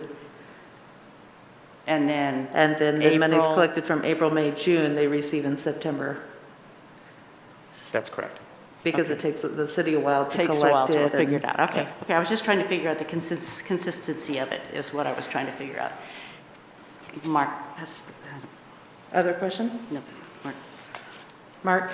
So I just want to get back to Counselor Riker a little bit. So as far as the performance metrics and whatnot, so that's contained within the business plan that the DMO has to prepare, and council has to approve that. So it's an ongoing collaborative process. Councilor Pell pointed that out at the workshop when we discussed it. So it's really kind of an annual check-in, an approval of the goals and the metrics. And it's good that that has to be done annually, because a lot of times you see a contract for some period of time and it says, hey, we're going to do everything that's on Schedule B. Well, tourism and the economics of it is a dynamic situation, it's fluid, and so it gives everybody a chance to reset the goals every single year, much like council does strategic planning. Thank you for that confirmation. Valerie? I would just like to add, if with your concerns, Rob, in here it says that they will come every 3 months and that the council at any time can call somebody in, the executive director in, to talk with them if they have a concern. So at that point in time, if there was a change, it seems to me, that might be the time if you had a question, you could call them in. I think a lot of this whole contract is based on trust. And Other questions for staff? Joel? Well, I'm speaking from ignorance. Running a business and starting a business, cash flow is really important. And have we had adequate coordination? If Rob was starting a business tomorrow, he'd have the startup costs, and then if the next payment and receipts aren't coming in till June, and then the next one is 3 months later, that cash flow is sufficient for this startup. And I assume that it is, and that we've had that coordination. Okay, good, thank you. Other questions? Valerie? Yes, you did mention, and maybe I missed it because I was kind of scrambling here, because that was another thing that I thought the same thing. I was trying to look out for that, but there's also that they have to have 3 months of reserves for their operating. And that's what I was wondering, if they have to automatically have 3 months of reserve, was there something that you talked about that didn't have to be right off the bat? Because, if you're giving them so much money and the first thing they have to do is put aside in a savings or reserve fund, 3 months of operating expenses, and be able to pay their personnel and pay for a financial consultant and for their insurance, and, those are a lot of operating costs that are there, so. Yeah. So typically, if I was a business owner in the private sector, I would get that over the first year and get that cushion, but I wouldn't start out the first month unless I was independently wealthy or I got a good loan from the bank. It would be a good business practice if you did start out with that, but I don't see that as a possibility with the cash flow that we've set up for them. Yeah, and so that's what I was just trying to put down, is that really, it can't happen right off the bat. So that's something we need to keep in mind. Yeah, thank you, Council. I think that's a good point. I think you need to look at that after you hear also comments from the starter board. Yeah, I think, any more questions for Brad at the moment? All right. Doug?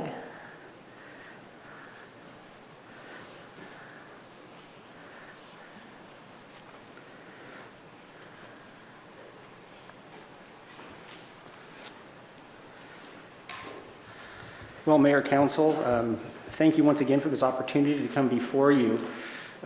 Friday at our starter board meeting, we had opted to make one last-ditch effort to put before the council the idea of the 35% versus the 28%. At the meeting, we understood that there may be a levy passing, which it did, which we thought might afford the council greater flexibility to be able to look at the 35%. And as I've had discussions with different counselors about why I think that's important, I've talked about the fact that we really have an opportunity here with the pandemic, and kind of a balloon is going to burst with the travel sector.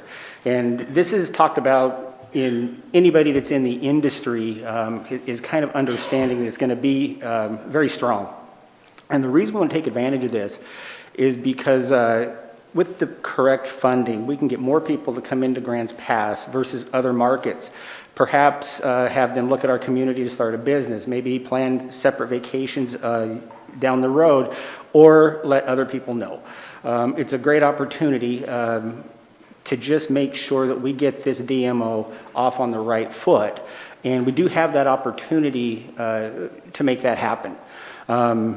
And again, as we've talked about, the starter board has done everything that we've been asked to do. And I'm here on behalf of the starter board and the Tourism Advisory Council to make this last ditch plea. However, I would like to tell you on a personal note, I've been involved in a lot of volunteer things over the years. I haven't taken anything as seriously as I've taken this, because it is that important.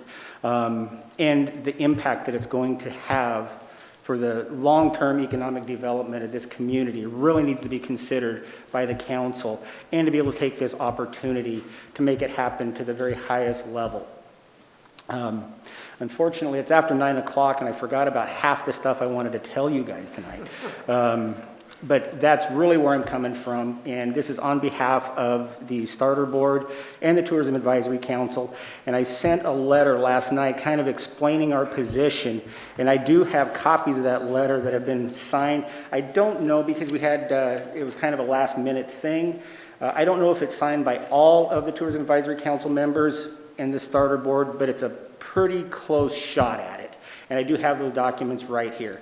So I guess my last ditch effort before the ink dries on the contract to really just consider that 35%. The other thing I would like to point out is you worry a lot about if this board or the executive director is going to be a mistake. Well, we've had a couple of mistakes in the past.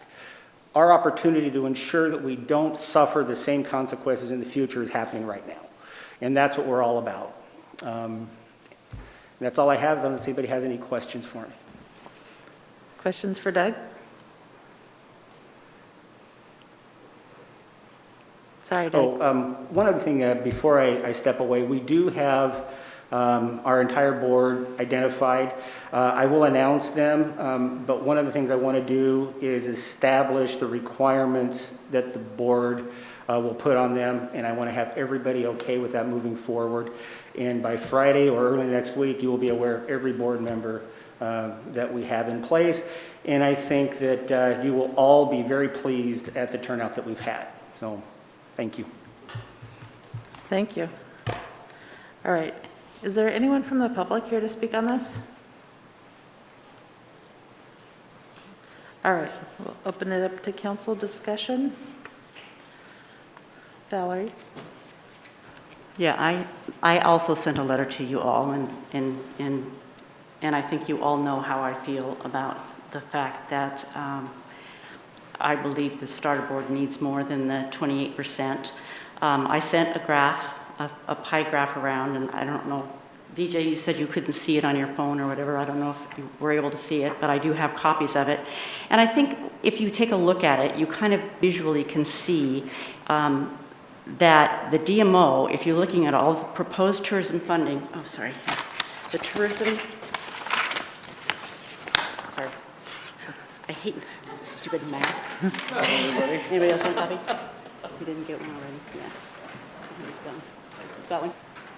Anyway, it gives you a visual aid of how our tourism money is presented. Rob, did you have one? Okay. How our tourism money is actually, how it is spent. You can see that it comes in, and some of it is going to tourism-related services. And this is taken from our 2022, the information I got from Adam, as well as what I got out of the budget. And in the budget for this year, we are putting $200,000 into tourism, into the visitor center. Lands and Building Fund. We're putting $168,000 into parks maintenance, which I will say questionably, I'm not sure that really counts as a tourism number, because I know that in the past, we've used tourism money for West Home Park. And so some of the things are questionable. So right there, 23% of this year's budget is automatically going into tourism-related facilities. That does not count the 5% that is used for the visitor center operating and the chamber operating. So that's a completely different chunk of money. We also have 12% that goes directly into economic development and downtown development. And tonight, Warren mentioned that one CSO is actually paid for out of downtown development funds, which to me that sounds more like a city service and not a tourism-related operation. And so you can see just right there that the DMO is actually not getting very much of the chunk of money that comes through. And I think, you know, if you read the ORS, and it says specifically, and this goes to the last, this is the vision that DMO Pros had when he said, because DMO Pros made the thing saying that if you give them $500,000, which you have done, then you should step up the amount of money that goes into tourism to where you are going by the spirit of the law, which is, this is the spirit of the law. At least 70% of the net revenue from a new or increased local transient lodging tax. So that means anybody who got a lodging tax after the year 2003, 70% of it is supposed to be spent on transient lodging or transient local transient lodging can be used for purposes described in subsection A, which is promotion and facilities. No more than 30% of net revenue from new or increased local transient lodging tax may be used for the purpose described in 5B, which is fund city services. So no more than 30% of that money should be spent for city services. And when I look at that pie graph, I just have a hard time believing that that is that we are following the spirit of the law. I do understand that we were in before 2003. I do understand that it seems like more money because we were only putting out $300 and some thousand when we were paying for John Bowen, but that's why John Bowen died, because he wasn't getting the money and the funding that was needed to promote our community. If you look at Bend and the amount of money that Bend and Medford and those places spent, and I can see you going, well, we're not Bend or whatever, but we could become a lot more if we put money. It takes money to make money. And if you're going to promote the community, then you need to pay for the services. And it only makes sense to me, and I think we've learned this, is we need to turn it over to an organization that's their business. I don't have any knowledge of tourism. And for me to look through John Bowen's budget or look through that, it was gobbledygook. I don't do that for a living, but the people who are in the tourism business, they use those numbers. They live by those numbers because those numbers are what they get their money from. So I'm going to trust them long before I'm going to trust myself to manage tourism promotion. And so I think this is a chance, just like Doug said. This is our chance. You know, one time we did it with the city, that didn't work, controversial. We did it with John. That was controversial. We need to remove ourselves from it and let the people who are have skin in the game. And I also want you to remember, this is not money that is paid for our citizens. We don't pay lodging taxes unless you're staying in a motel in Grants Pass. This is coming from people outside of the community, which is exactly why it was meant for tourism promotion, to promote even more tourism and bringing more people back. So I just want you to think about the spirit of the law and think that I think 28% is too low. If you want to settle at 28%, then I think you need to go with what the DMO Pros said and increase that over the next 5 years by 1.5% every year, so that by the end of their 5-year contract, that amount is going up. Because that is what DMO Pros said you should do. So I would like to see us follow DMO Pros, the PAVE audit, as we move forward. Thanks, Valerie. I was getting a little worried I was going to have to break up the filibuster. We all understand where you stand. You are a very good advocate there. Other comments, council? Rob? Yeah, very well spoken, Valerie. I appreciate it. So talking about the DMO Pros report, word for word, they specifically say that the price of admission, as it were, to have a significant impact on our community is plus or minus $500,000. DMOs operating with less than $500,000 can certainly have an incremental impact on the community, but it's rarely substantial. DMOs with budgets such as Experience Grants Pass, currently at $300,000, that was John's contract, are typically unable to seriously move the needle as administrative and staff costs consume much of their budget and leave less than $100,000 for paid marketing. Once a DMO reaches the $500,000 mark, it typically has the resources to maintain a staff of 3 that can generate new private sector revenue streams to expand marketing. They can develop local content through regular interactions with the businesses and the community, and they can begin to expand its marketing outside of a 100-mile radius, the types of visitors that will spend the night, and thus more money in the destination. And then they go on to say the next threshold is $1 million and so forth, and what that can do. But there, you know, the DMO Pros, basically, the way I read this, or distill it down, is the tipping point is about $500,000 to have something that has a chance of really having some decent success. I think by the time we're talking about a county contribution, before the DMO would even generate any new private sector revenues, which for some reason seems to be something that nobody really is embracing, but it's right there in the report. But we're close, I believe they're over $650,000 is what they'd be getting with the 28% plus 50 from the county. So I think that, obviously it's double the small amount that Bowen got, but I think that 650 is well above the plus or minus 500,000 that DMO Pros talks about as being a tipping point. So, rather than looking at this as increasing the percentages as the years go by, 28 to 30 to 31 to 35, which of course would involve us deciding where else we need to cut. But rather than us looking at increasing percentages, I'd like to focus on the success of the DMO and say, look, their 28% is going to net them more dollars every year if they're good at their job. And I'm assuming they will be. But that 28% is going to be a higher dollar figure every year as they grow. So for some reason, we're not really talking about the fact that they, in fact, doing a good job, will get more money every year without us increasing the percentage. So that's all I have to say about the contract. I think for those reasons, the 28% is reasonable. In a year, if they came back and said, look, we did real well, or 2 years came back, we did real well with the 28%, and if you were to give us more, these are all these other great things we can do, and they'd have an executive director who could specifically try to promise or paint a picture for us. At this point, that's not the case. So, and again, the 28% is designed to keep growing. So for that reason, I'm okay with the 28%. Joel?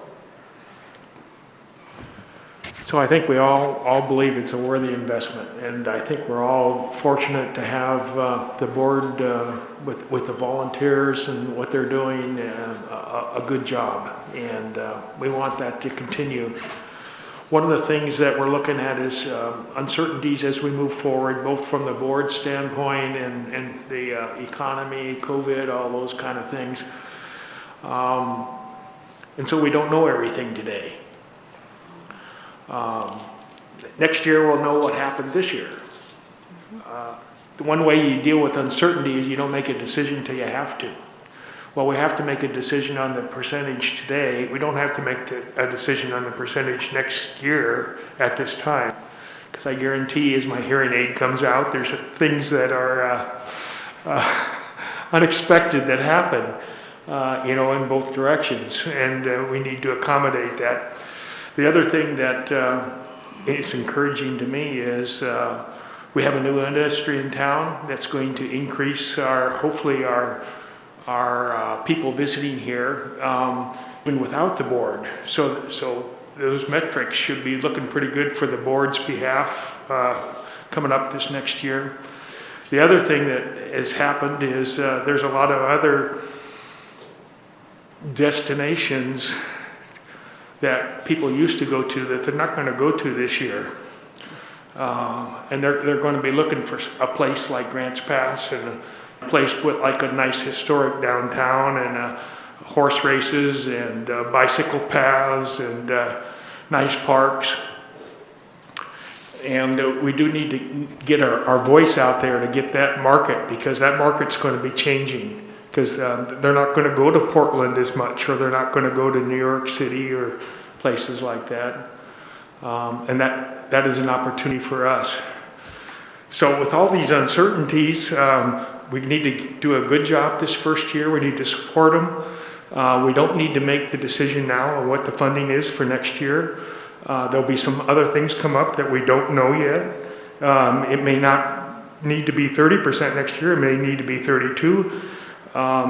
The hotels may be full all the way through because of what's going on, and they got more money than they know what to do with, and we're fine at 28%. We don't know that. So I would say that for this year, we stick it where we're at, and so knowing that there's support, we don't lose our confidence, we don't lose our willingness to do our best and support each other and build that sense of community that we need to make successful. And as we move forward, we keep our nose to the grindstone and our ear to the ground. And if we need to make changes next year to make things even better, we do that. Brian. Thank you, Joel. I appreciate that. I agree with what Joel said, and I could never say it so eloquently, so good job. I do want to address one thing that Doug had in his letter, and Doug called out these miscellaneous costs that are taken out of the tourism budget. At the bottom of the first page of Doug's letter, there's 4 different costs that are called out. There's the $12,000 cost that's kind of, I guess, just taken off the top, and then there's $20,000 for city personnel, $23,000 for property management, and another $70,000 for city admin/IT, for a total of $125,000 of essentially fees that the city is garnering. So to me, that seems a little excessive. We might, it might be worth having a discussion to see if there's some way to streamline those, which would potentially leave some more funding to be allocated to the DMO. So, and the one that jumps out to me is the $70,000 for the city admin and IT line, just because it's the largest line. And I don't know how much admin or IT the city is actually going to be doing for the DMO once they're off and running.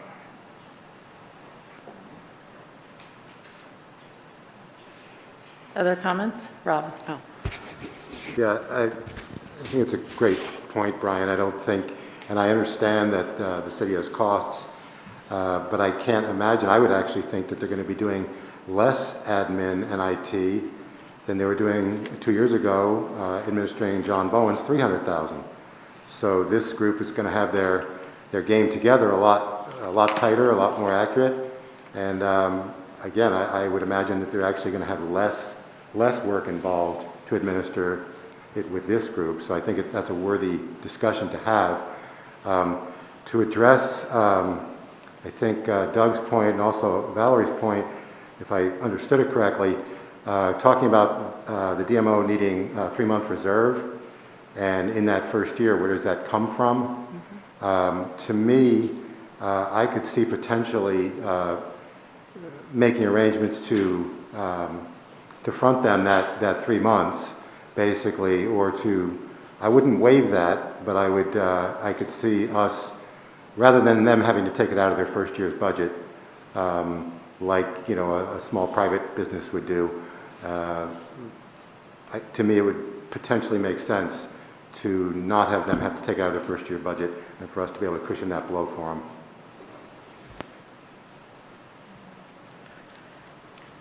All right, we have the contract before us, so are we, Valerie? I actually have something. I mean, obviously, I'm not hearing much of a budge, but one thing I think that should be considered and could be considered is rent at this point in time, because rent is going to have to come out of their budget as well. And then there's the visitor center that is sitting down there that we could certainly give them the office space, one side of it. Now, I will say, they don't necessarily want to operate. They don't want to operate it because they don't want to have to hassle with that part of it, but they could certainly use part of the office at this point for rent, and that might be something we might throw in as well. Or if, I don't know if it's in the city's budget to pay for that person in there and then give that money for them to operate, to run that person or pay that person. Or anyway, there's just a lot of other things we could do as well as part of the contract, I think, getting them off in the beginning. Okay, to move this along, does anybody have any suggested amendments to this contract? Do you want to vote on it? We've been talking about it a long time. Rob? Yeah, on page 78, number 4, I think that having the contractor come before the council, before they made any bylaws changes, would foster more trust, transparency, and mutual respect, rather than coming afterwards. They can come every 3 months, but to then unilaterally tell us what changes they've already made, I think that the DMO might want to actually hear any council/citizen concerns about it, and I would like to see that the contractor, before any bylaw changes were made, they would at least have to present them to the council, or inform the council, or whatever language is appropriate, rather than the horse getting out before the barn door is closed, so to speak. So I'd like to see number 4 basically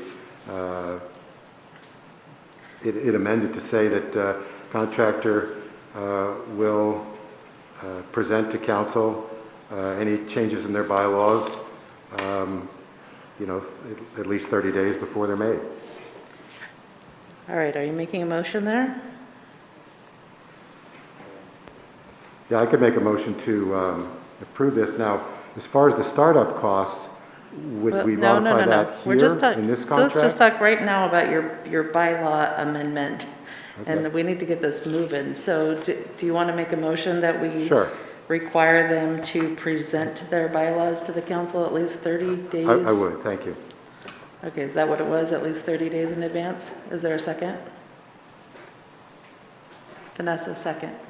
Okay, any council discussion on that topic? DJ? I don't agree with us needing to do that. There's a couple reasons. We have a liaison on the board, whatever we want to call it. There's a council member that's going to be in on those meetings, and I kind of rely on their responsibility to tell us what they're up to. And 2, I guess probably most importantly, we have a termination for convenience clause, and that's going to keep everybody on their toes, and we're all going to be aware of that. And I want to keep that distance. I don't think that's a requirement I want to see in there, so I'll be voting no on this motion. All right. Other comment on the motion? Vanessa? When we heard from the executive director from McMinnville, he made it very clear that the relationship and communication between the DMO and the city council in the area was crucial to the success of the DMO. And I think that this provides another layer of that ability to foster that relationship with the DMO, for them to come and present to us and for us to have that open dialogue together. Other comments? All right, we have a motion on the table that the DMO would be required to present to the council at least 30 days before making any changes regarding their bylaws. Rob? Yes. Rick? No. Brian? No. Joel? Yeah, I got kind of mixed feelings. I'll go no. Vanessa? Yes. Kurt? Yes. Valerie? No. DJ? No. Okay, fails 5-3. Does anybody else have a suggestion, change? DJ? I'd like to make a motion to approve the contract as described in our handout. All right, is there a second? Vanessa with the second? All right, discussion on the motion, which would be to approve the contract as presented. Go ahead, Rob. Joel? Well, I just was going to ask Rob, how, that 3-month reserve fund, it just says it's in the budget, and so I would assume that means by the end of the first year, in terms of the cash flow, and that's still a pretty steep requirement, at least it would be for my small business, unless we were doing it really well. And I'm not quite sure how to change that, Rob. I have a comment regarding that issue, that theoretically their operating funds are not equivalent to 3 months of their total income. So, you know, the operating funds are just paying for staff and rent and things like that, but they're going to get a big chunk of money right off the bat. They're not even having an executive director right off the bat. You know, I think it might not be as hard as you're imagining. What big chunk of money they're getting right off the bat? Well, June 1st, they'll get a chunk of money and they don't even have a director hired, right? It's going to take a while before they're even able to implement a plan on how to spend money towards marketing, in which time, you know. And they get 3 months at a time, so, I mean, at least 3 times a year you'll have 3 months operating expenses. But I don't know if that's reasonable or not. I don't know. I struggle a little bit with that. Well, which section is it that has the 3 months?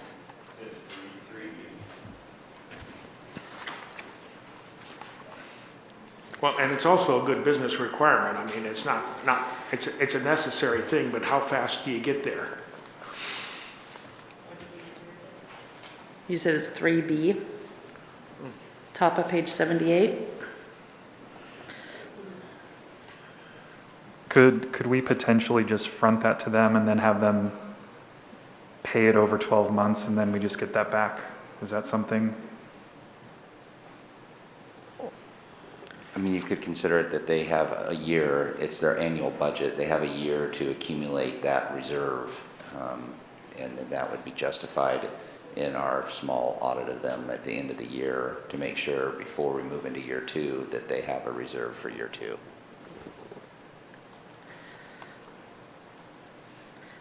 DJ, you have the motion on the table. Do you have any interest in amending it at this point?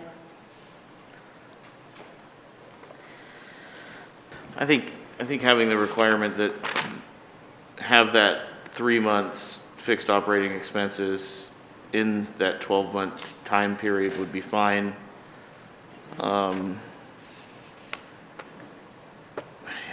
You know, all things considered, I don't think that would warrant a breach of contract in 12 months, to be honest.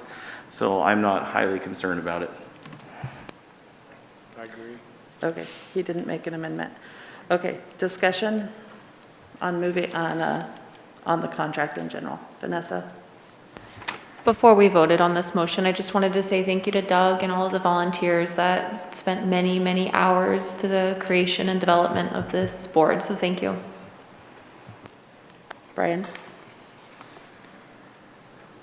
Yeah, I know there's a motion on the floor, but I would propose a potential amendment to cut the 8.8% city admin/IT costs in half to 4.4%, as I'm pretty sure that those funds that are going to be taken out are not necessarily needed for staff. Adam? So that fee is called an indirect fee, and that is it's a percentage of the total expenditure of the division. That funding mechanism is applied to all of our operating divisions across the board. Just like Public Works would pay a contractor to do work, he pays that percentage fee on that contract, even though the contractor is doing a significant amount of the management and administration of it. So that's where that number comes from. As presented in my presentation a week or so ago.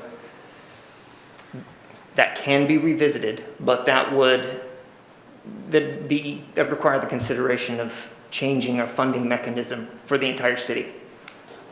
So it's possible, not easy at this point. Sure, so council has no ability to decide to do that for one division. It's uniform. Then that's what the initial structure is attempting to do, is treat as many things the same as possible. I have a question for Adam. Is that the community development, or does the building, the building pay 8%, or is it a community development? Because tourism is under community development, but you're saying that every single, like does economic development pay 8% and downtown development pays 8%? So that's what you're saying, is that it's across the board. So even though this is an independent contract, that doesn't have anything to do with, it's paid by every single part of every single. Every single operating division pays that percentage fee. And just to be clear, that's not specifically outlined in this contract, right? It's just a portion of the 28%, right? I believe so.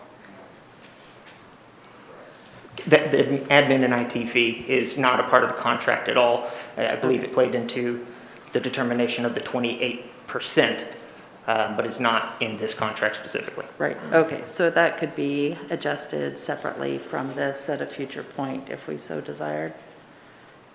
Okay. Yes, that's correct. Are you interested in entertaining the amendment, DJ? I'm not. I'm interested in the motion that I made, and I'm also interested in looking ahead 12 months because things can change drastically. I'm looking forward to development and growth and exciting metrics that come out of this and the opportunity for council to change when that happens. Okay. Other discussion on the motion? All right, let's vote and see if the motion passes before we continue this discussion. So the motion is just to approve the contract as is, and DJ, start us off. Yes. Rob? Yes. Rick? Yes. Brian? Yes. Joel? Yes. Vanessa? Yes. Kurt? Yes. Valerie? No. Okay. We were so close to unanimous there, but the motion carries and the contract is approved. Phase 2 of this discussion is about the startup costs, which are proposed at this point to provide $50,000 towards startup costs, which includes up to $25,000 for the executive search. Discussion? Brian? I think it'd be good to have a little bit of clarification. I know there's been some confusion around the $25,000 for the executive director and whether or not the DMO would receive that, whether or not they decided to use that service. And I just would like to maybe get clarification on that. Mark? Yeah, so the agreement as it is in the packet currently provides for reimbursement for 2 items and 2 items only. One item is for attorney fees, so costs related to legal fees to establish the entity, and costs related to legal review and advice regarding the tourism agreement. So it's all legal fees essentially. And then the other prong of this, it's a really 2-prong potential for reimbursement, is expenses for a search firm for a director. So there's actually no general startup fee category that could be subjective as far as whether or not it's fair game for this. And so it also requires evidence of expenses and, proof that it falls into one of those 2 categories to be eligible for reimbursement. So it's not carte blanche. It's not guaranteed that it would be $50,000. It's reimbursement for either of those 2 categories of expenses. Thank you. Other questions on this topic? Valerie? I just have questions. Obviously, fees for filing and those sorts of things would be considered legal fees, even I would consider filing fees Anything for that the, falls- for the, I'm sure there were some filing fees involved in obtaining 501c6 status, and there certainly would have been, I think, $100 filing fee to file for Josephine County Visitors Association, Inc. with the Oregon Secretary of State. Okay, and I just also have a question. If there's travel expenses for, say, bringing somebody in for the director search, I mean, over and beyond that, would that be considered part of the startup cost? Not necessarily. So it's the reimbursement as provided is for reasonable expenses paid to a third-party search firm to procure an executive director. So, I mean, if the search firm is passing through expenses to fly someone out there, then I suppose in that case it would be reimbursable. But the scenario you just mentioned right now, perhaps not. So if you want to expand that, then it's easy to do. Would that need to be expanded now, is what you're saying? I mean... Well, you would make a motion to make an amendment to the contract. I tried to keep it as narrow as possible. Certainly council is free to expand that, but I wanted to avoid gray areas of subjectivity of whether or not something is reimbursable. I just know that if you read over, I think it was and maybe I could have Doug come up and address that, because he's the one who's read through the contract for the worldwide, that that if they were bringing somebody in, that there could be an added expense. So I'm trying to get clarification if we're indeed setting an amount of money. Yeah, expenses above and beyond the $25,000 would be to bring people in to interview, even if we were to bring them in. Now, the good news is because of the pandemic, some of this stuff may be done virtually, but ideally, we would need to be able to cover those costs in the search for an executive director. In addition to, we've got mailboxes and things like that I've set up that are an expense that would not be considered within the fee structure that you've outlined. That will need to be paid for and operated through the DMO.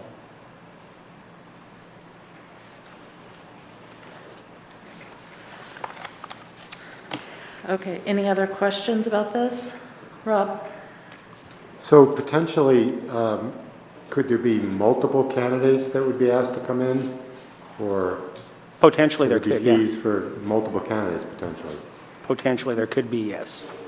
Thank you. Any other questions regarding startup costs?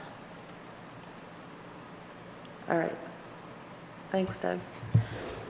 All right, is there anyone from the public who wants to speak on this?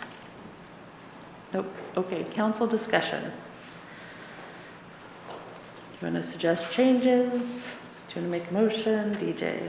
I think a little wider berth might be necessary for that $50,000 startup cost.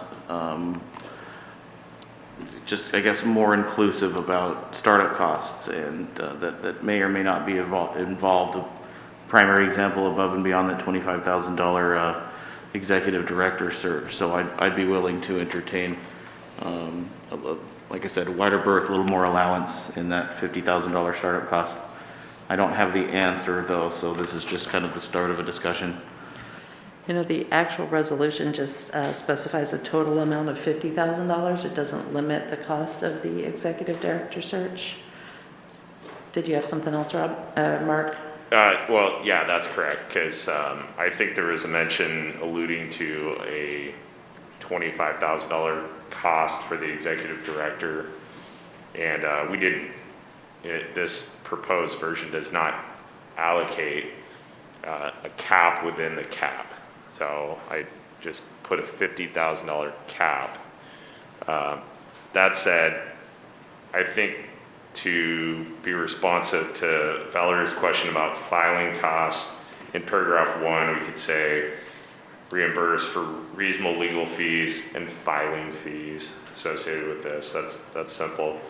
And then I think it does make sense to add a separate numbered paragraph that says, city shall provide reimbursement for costs related to travel and lodging for interviewing candidates.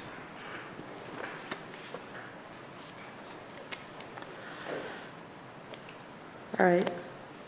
Somebody want to, Rob? Yeah, I would like to make a motion that we include what Mark just suggested regarding the travel and lodging costs. So I guess it would potentially take us above 50,000, but specifically the travel and lodging cost, the wording that he just used. So I'd like to make that motion. Okay, do you want your motion to still cap at 50,000? No, it wouldn't cap at 50,000. I don't know, I guess it would be smart to have a cap on it, but 50,000 or plus any additional cost for travel and lodging for candidate interviews. I'm just going to make a quick observation. I've heard that the number for the search firm, if they do in fact use that, would be $25,000. That would leave about $25,000 for legal fees on this, and I would strongly suspect they wouldn't be that high. If they were, I'd be very surprised. So there's probably already a built-in buffer is what I'm saying. Okay, Rob, two questions. First of all, do you want to include Mark's suggestion for filing fees in addition to legal fees? Yeah, I would say all fees, legal and filing, or any other legitimate fees, all fees involved, legal, filing, and otherwise. And are you sticking with 50,000 or? No, as Mark says, we're probably not going to even get there. But if we did, I don't really want to draw the line and say we're going to give them 25 for this search and then not have them be able to bring people in. So I don't think we're going to get there. But I wouldn't cut it off there. I would say that they could, in addition to any legitimate fees involved for lodging and travel for candidates. Okay, if you turn to page 88 in your packet, what I'm hearing is that you just want to strike item number 4, which says, notwithstanding the foregoing, city shall not reimburse expenses beyond $50,000, and you just want to leave it open-ended without a cap? Because again, the search firm component of it theoretically could be the entire 50,000 if, the legal fees were pro bono or something. So it's not like you have a $50,000 basket that could be for legal and filing fees, then a $25,000 basket and then a $25,000 basket. The allocation between legal related fees and search firm fees, and in this case, adding on travel fees, it could be really any mix, but the point is the cap is 50,000.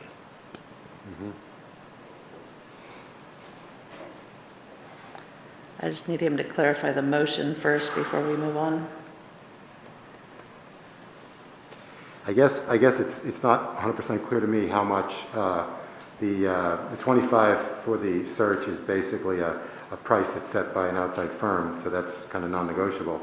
On the other, I'm trying to remember back several meetings ago how much of the first 25,000 Doug has already justified or laid out. So far we spent about $2,000. There's another $2,000 bill. So we're at about $4,000 for total legal fees or something along those lines. The additional hotel and lodging, normally you pay up to like $500 for getting them here, and then there's some lodging associated with that. So if you had 3 to 5 candidates, you're talking, no more than probably $5,000. There's going to be plenty. Mark and I both don't see us ever going over $50,000 to include both recruitment and also legal fees and filing fees. I'm just, and I hope that you're accurate there. For some reason, I've got it in my mind that the list that Doug gave us at one point went far beyond $4,000 for the expenses, beyond, excluding the search. Yeah, I don't think I ever saw that list, but I think I remember hearing somewhere that the estimate was around $10,000 for legal fee component. And if that sounds within range, and that would still provide a pretty good sized buffer within 50. Well, if everyone else kind of remembers that the way they're describing, I'm okay with leaving that cap at 50,000. It's just, I just remembered it being larger, but if no one else remembers that, that's okay. 50,000, I wouldn't make any changes then. Okay, so the motion based on this agreement on page 88 would be amended to include reasonable legal fees and filing fees in item number 1. And item number 2, we would be reimbursing them for reasonable expenses paid for the third-party search form, including travel and lodging for interview candidates. And the $50,000 cap would remain in place. Is there a second? Second. Thanks, Vanessa. Discussion? Brian and DJ? Doug mentioned some other costs besides legal fees and filing fees, so to me it makes sense on bullet number 1 just to say city shall reimburse contractor for reasonable fees incurred in establishing the 501. So just saying it's reasonable fees and not delineating legal and filing per se. Do you want to consider that, Rob? Is Doug still here? Yes. Can we ask him if he has any clarification on those fees? Well, the document you're speaking of was pretty unofficial. That was just my way of kind of keeping track of the expenses as we were moving down the road as a starter board. And we do have things that would not fall under legal fees or things of that nature, such as the mailbox. Nothing really else has come up other than that. But right now, I'm just paying for that. So I will expect to be reimbursed from the city for that at some point. And it's not a lot of money, but our website, I've had to pay for the Experience Grants Pass domain and things of that nature. So I'm probably a couple $100 in that I don't believe would fall under any of the definitions that I've seen in the contract, or that have been discussed. So, does that make sense? Mm-hmm. It does, although the DMO could also reimburse those if The DMO could, needed. yes. So, Rob, do you want to change at this point or leave as is? As is. As is. Okay, thanks. Okay. Further discussion on this? DJ, did you still have something? Anybody else? All right, so the motion on the table would be to reimburse up to $50,000 for legal and filing fees and those search party costs, including travel and lodging for interview candidates. And Rob, you're up to vote. Yes. Rick? Yes. Brian? Yes. Joel? Yes. Vanessa? Yes. Kurt? Yes. Valerie? Yes. DJ? Yes. Thank you. Unanimous decision tonight. All right. Thanks for being here, DMO. I know it's been a long night. Next up, we have a resolution to consider awarding Ward Warren a design grant in the amount of $3,357.50 and a building renovation grant in the amount of up to $50,000. That's for the property at 232 North 6th Street, and then there's also one for the property at 230 Northwest 6th Street for the same amounts.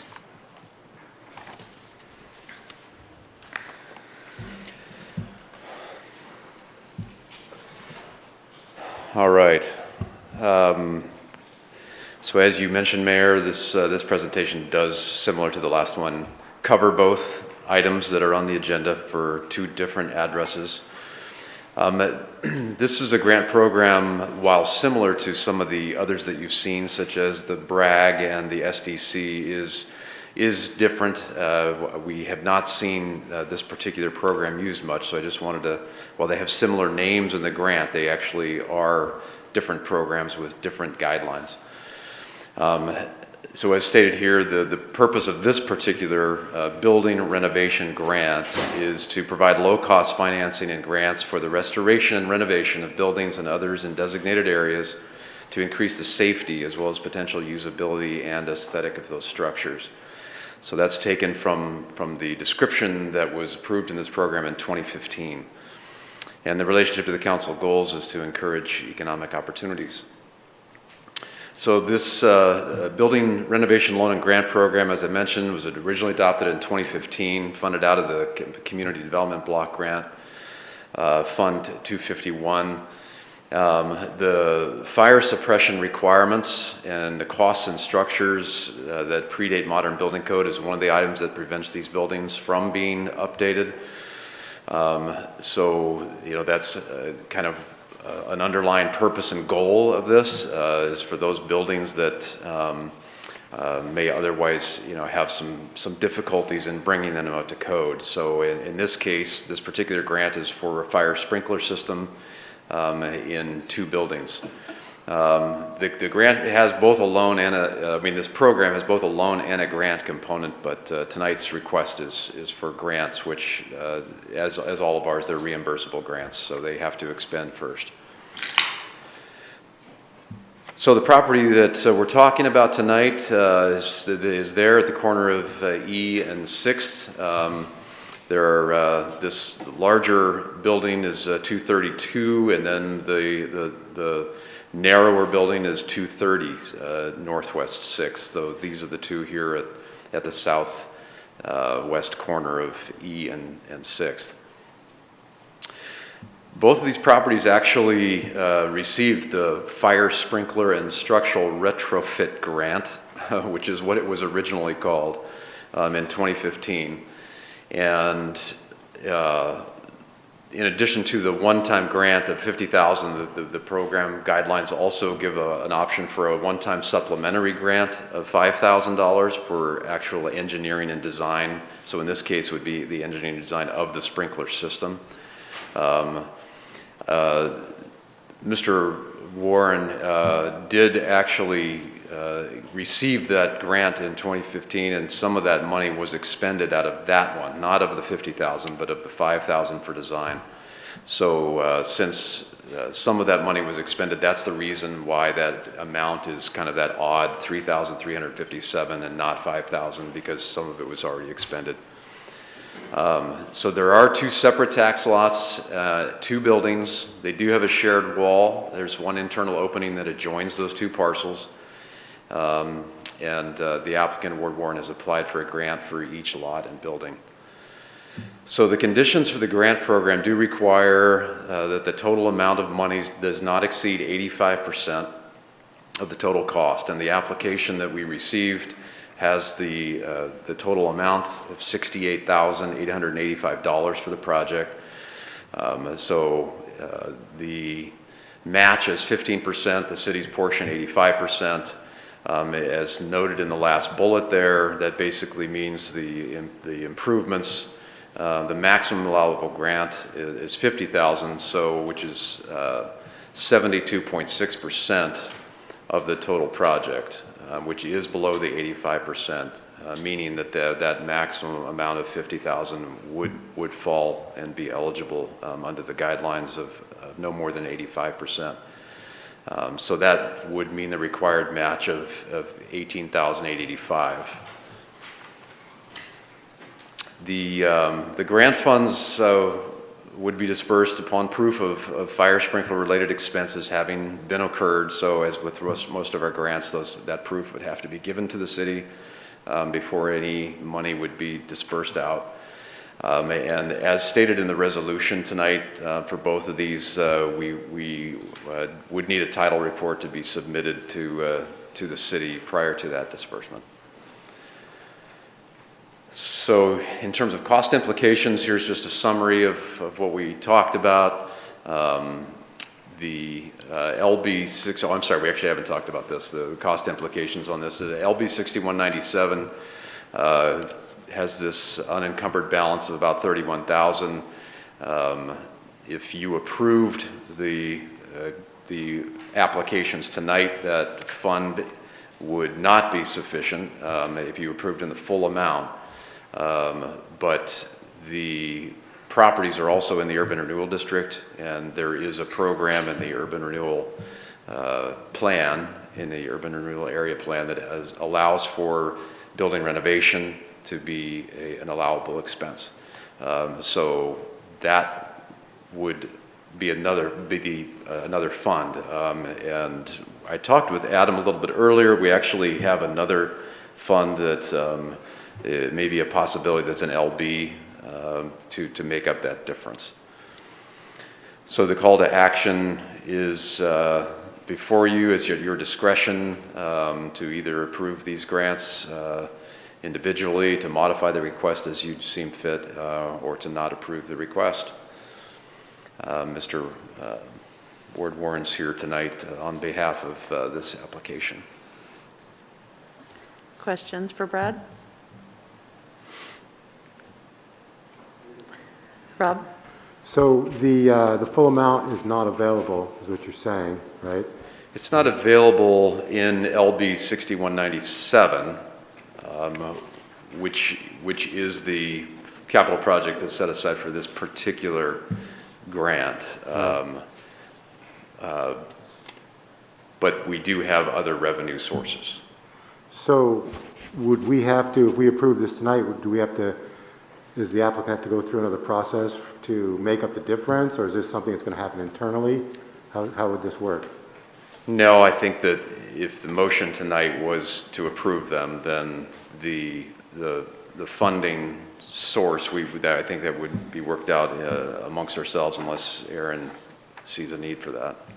Yeah, if council wanted to just approve both grants, you could utilize the remaining amount in that fund of the $31,885 and direct staff to utilize the urban renewal resources to cover the rest, or use urban renewal dollars to cover the whole extent of it, and leave the 31. So that'd be I think your two options, or a portion thereof.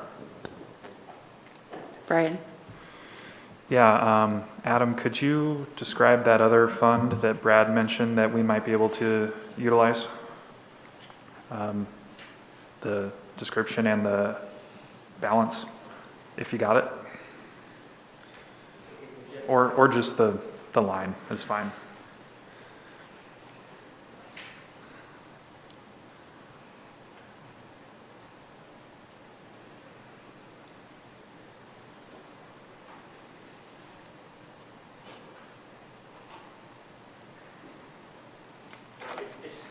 It's going to take me just a couple more minutes to get that exact number. It's another grant program with available funding.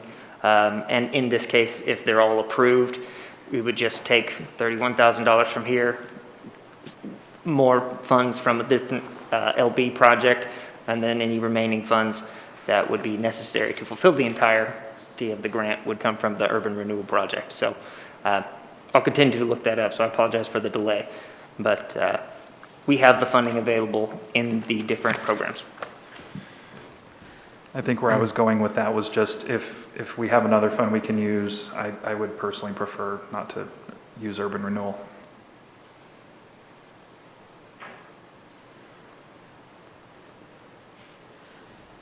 Valerie? Yeah, I just have I'm just kind of confused, which it's because it's late at night, it's past my bedtime. I'm a little bit confused. So he had a grant before, and was that just the design part and he didn't use all of it? Is that what you're saying? And that's why it's less than the 5,000? So the council did actually approve the 50,000 and the 5,000 before, Okay. but only a portion of the 5,000 was spent. Okay. Three extensions were granted in For the 16, 50,000? 17, and 18. For the 50,000? For the 50.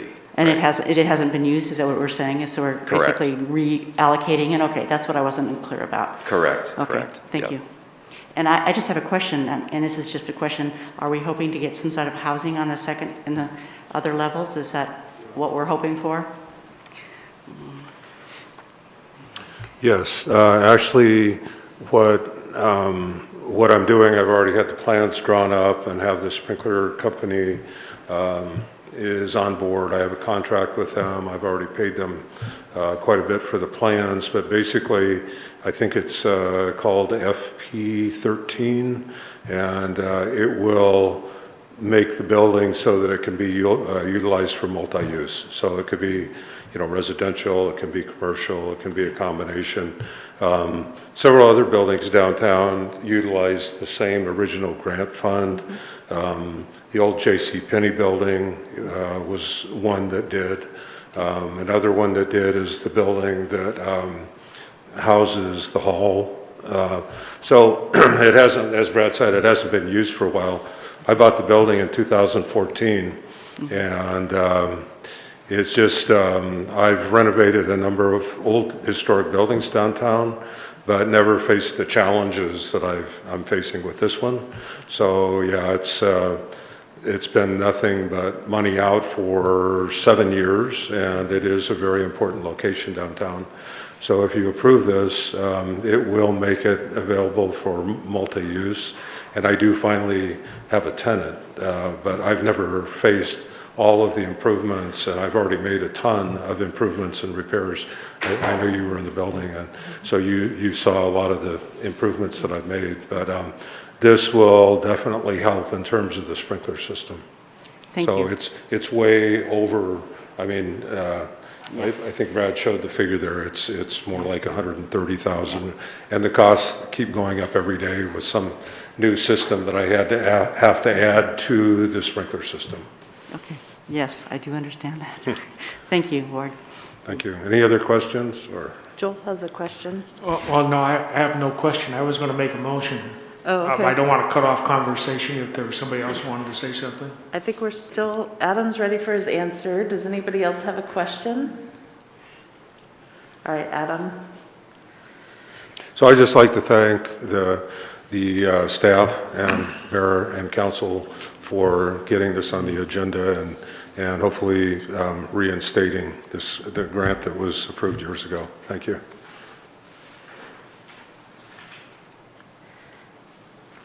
So the other land and buildings project I was referring to was the Commercial and Nonprofit Infrastructure Incentive Project, LB 6381, which has historically been for system development charges reimbursements. However, we also use those funds for more coronavirus relief grants earlier in 2020. So it has funds available there.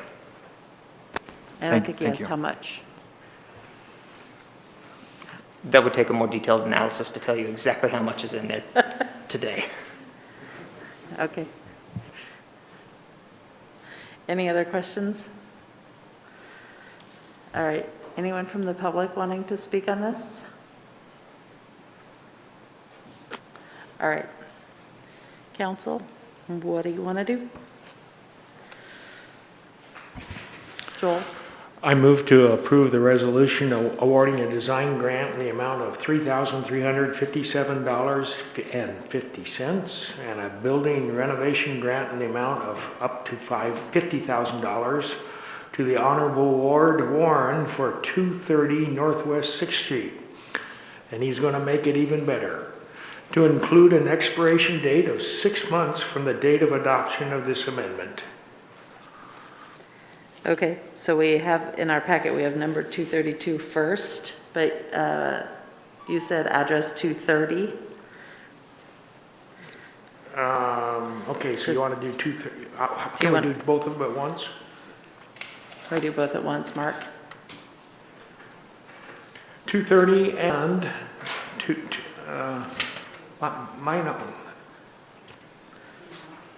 mine says 230, now maybe that's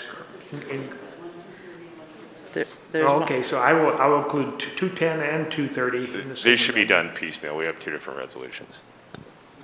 Separately? Okay, so the first one in the packet, Joel, on page 89 is address number 232. Do you want to do that one first? Okay, sure. So I move to approve the resolution awarding Warren at 232 Northwest 6th Street, the design grant in the amount of $3,357.50 and a building renovation grant up to the amount to $50,000. Is there a second? Rob with the second. Discussion on the motion? Vanessa? Now with that motion, just to clarify, that wouldn't be utilizing the percentages of that program, correct? So, yeah, it might be good to clarify the motion on the revenues that are coming in. So for instance, if council wanted to try to utilize the LB projects before the urban renewal project, then that direction might be nice to have included. And so staff will take the 31,000 that's here. If we have available funds in the other one, we'll utilize those first before we do urban renewal, and that would catch the spirit of what Councilor De La Grange is talking about, and provide us with enough direction to move forward. I am showing, I know Adam, you said that you need more analysis for that, but I'm showing that that fund has about $700,000 in it at this time. FY22, just so that council knows. Come on up, Adam. If you're looking at the budget document, that's an estimate. That's several months old at this point. Yes, I'll preface that with it's very rough. Do not quote me. About 700,000. Substantially more than 20,000 anyway. Okay, Joel, do you want to clarify the funds? Sure, in your the motion? priority would be the LB with a secondary of the urban renewal dollars. Okay, so he's just doing it as presented. The clarification would be the two LB line items and then the urban renewal. Yes? Yeah. Okay, so not as presented. So you're suggesting first LB 6197, followed by Yeah. LB 6381, and then using urban renewal funds? Is that? You're better than I deserve. All right, that is the motion by Joel, but I have lost track. Did somebody second Rob. it? Rob did it. Rob seconded it. Do you second the amendments there, Rob? All right, any discussion? All right, Joel, you're going to start the voting. Yes. Vanessa? Yes. Kurt? Yes. Valerie? Yes. DJ? Yes. Rob? Yes. Rick? Yes. Brian? Yes. All right, that motion carried. And then we have address number 230, Northwest 6th Street on page 95. So I'll make the motion resolution awarding Ward Warren at 230 Northwest 6th Street, a design grant in the amount of $3,357.50 and a building renovation grant in the amount up to $50,000, using The same funding. the same funding as the previous LB motion. is 6197, LB 6381, and urban renewal. Valerie with the second. Any discussion? All right, Joel, kick us off. Yes. Vanessa? Yes. Kurt? Yes. Valerie? Yes. DJ? Yes. Rob? Yes. Rick? Yes. Brian? Yes. All right, grants are given. All right, next up, we've made it through council action, and we have at least two real troopers in the audience who have been hanging out for hours waiting for public comment. This is an opportunity for the public to address the city council on items not related to a public hearing or council action item for the council. The intent is to provide information that is pertinent to the city's jurisdiction. Each speaker will be given 3 minutes to address the council as one body, not two individuals. Council may consider items brought up during this time later in our agenda during matters from mayor, council, and staff. This meeting will proceed in an effective and courteous manner. Citizens and council members will be allowed to state their positions in an atmosphere free from slander, threats, or other personal attacks. Signs or placards, outbursts of applause, campaigning for public office, or other disruptive behavior will not be tolerated.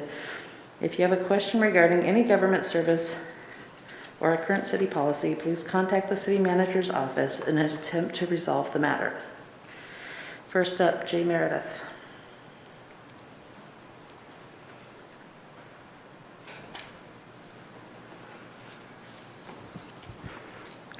Hello again, Mayor, Council. Certainly didn't expect to be 10:30 when we got to this point in the meeting, but I'm here, so let's do this. First, want to say a personal thank you to all of you for your hard work on the public safety levy, getting the word out on how important this is to public safety in Grants Pass. Thank you very much from the bottom of my heart for your hard work there. Now I need to turn to law enforcement and law enforcement funding in Josephine County. As you know, the county now has a levy coming up for renewal in the next year, and we'll see whether it ends up on the November ballot this year or the May ballot next year. But this is very critical, and quite frankly, the county needs about twice the amount that they get in that levy just to have a reasonable level of law enforcement, 24/7 law enforcement services that are in most communities. So there's a critical time coming up now for Josephine County, and of course the funding for the county jail and county justice system has a massive effect on the city of Grants Pass. We certainly don't want to revisit those times in around 2012, 2013, when we were without the bulk of those services. We don't want to have to go back and do what we did back then, which is create the first ever in Oregon jail services utility fee. I don't think any of you want to go there, and I don't think any of our residents and businesses want to go there again. So, getting to my point, I'm now speaking as a representative of my company, American Mineral Research, and I'd love to tell you all about the economic development and fund tourism related things that we'll be doing in coming years. Both potentially having a facility in the city, and we have various properties out in the county, at Josephine County as well.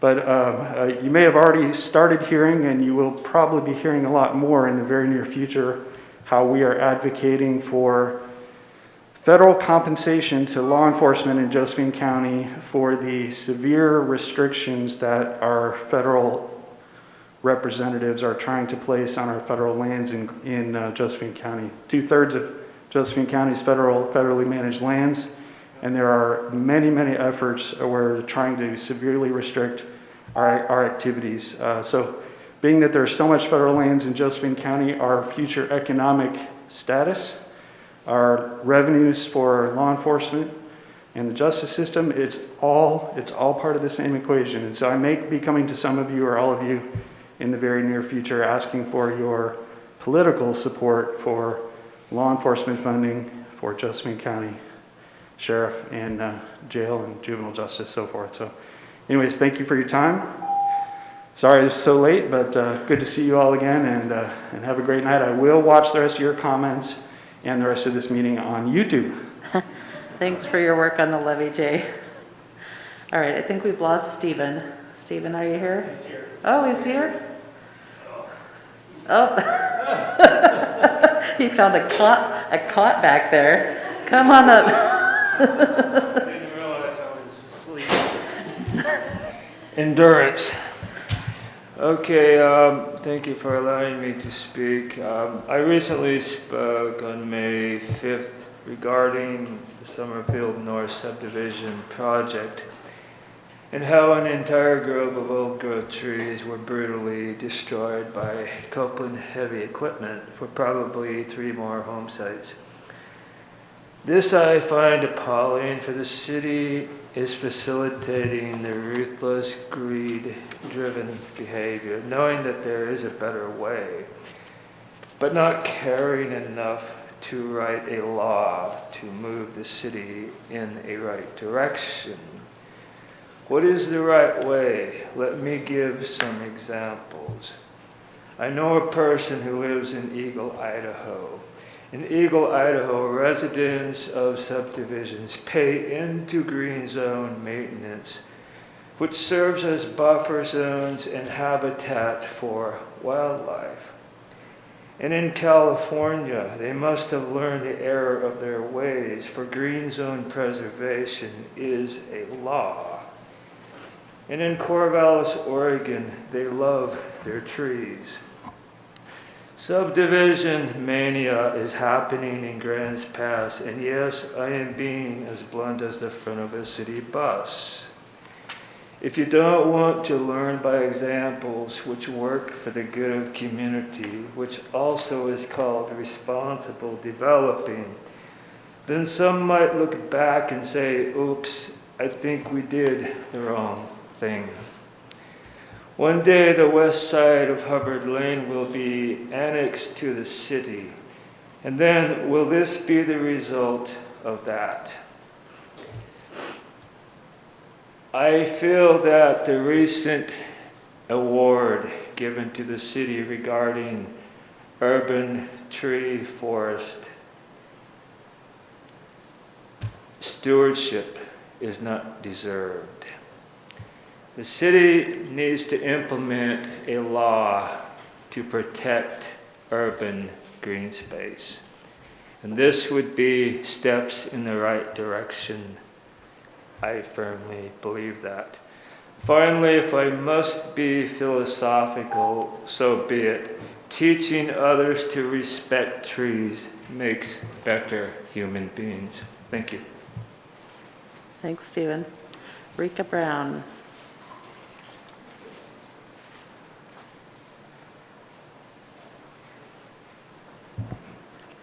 Rick Brown, 1415 Southwest Bridge Street, Grants Pass. I am sorry that I missed the last meeting in which you nearly doubled the bulk water rates. But I don't kid myself that being here and speaking against it would have changed your minds. But still, this council is the regulatory body for our city utility. For a councilor to come up with the idea of hitting one particular class of customers with a near doubling of the rates that they pay seems wrong. You're supposed to regulate the utility so that it provides the service at the least price to the customers that is consistent with keeping the utility solvent and operating correctly. This is what you should be looking at, is protecting the ratepayers. And that includes the people who pay the rates for bulk water. Now, he said, well, let's just see what happens to demand. And frankly, demand is fairly inelastic in this. You are a monopoly. Water is a vital resource for farmers and for people who live in the country, and not all of them have wells, or not all of them have enough water coming from their wells. And they will pay that rate. Especially since I learned from a trucker that hauls that water that he couldn't afford to go to Medford to buy $1.25 per thousand water for his customers because the gas and the time is too expensive. Water is actually the least of the expense of buying hauled water, which I already knew because I used to garden on hauled water out in the country in Kingman, Arizona, on my little 10-acre lot. And I had just a little bitty garden, grew the most expensive vegetables on earth at 4 cents a gallon. But the bulk water plant, they only charged half a penny a gallon.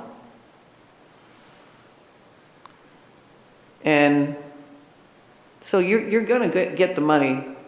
Think about using it for building another water station so they don't have to line up for blocks to get their water.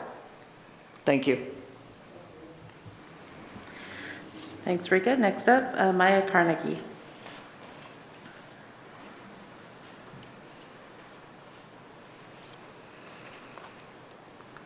Hello.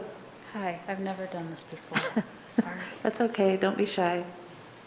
My name's Maya Carnegie. Good evening. Thank you, Mayor and council members, for your time. I am kindly requesting assistance from the city to come up with creative code modification in order to protect women and families from the harassment that we've been receiving while trying to attend the Rogue Valley Growers Market from the Rogue Valley Salt Shakers while we're trying to shop for essentials at our outdoor growers market.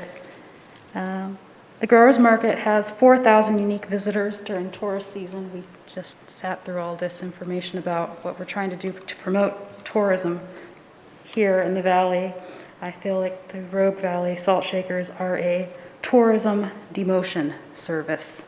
One vendor, Terrasol, stated that sales have been down 25% due to these protesters, that the customers have called her to state that they won't come back.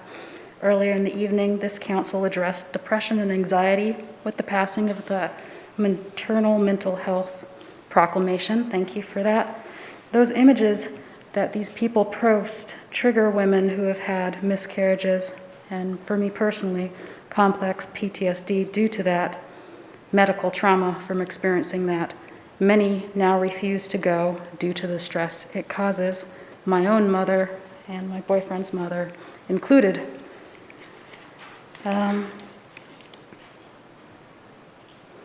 It is my opinion, I'm not a lawyer, that we have every right to prohibit all protests on these grounds that they are leasing. The ACLU describes private government property, which includes all other public property that has not historically been a place of public expression and has not specifically been designated as one, such as city-owned property leased to a private group, although technically public property does not qualify as a public forum. Government may restrict speech there so long as the restrictions are reasonable and not viewpoint-based. It is my hope that we can look at creative ways to modify the code like Boston and Chicago have to create, quote, safety bubbles for women and families to shop at the growers market without being harassed by the salt shakers or any other group who use inflammatory statements and imagery. It's not appropriate time or place for that behavior. It is my hope that we can begin a process to find a positive resolution to this situation in a timely manner. Thank you. Thank you. And I think that Kay has left us. Kay, are you still out there? All right, haven't seen her in a while. All right, Karen, do you have some emails to review?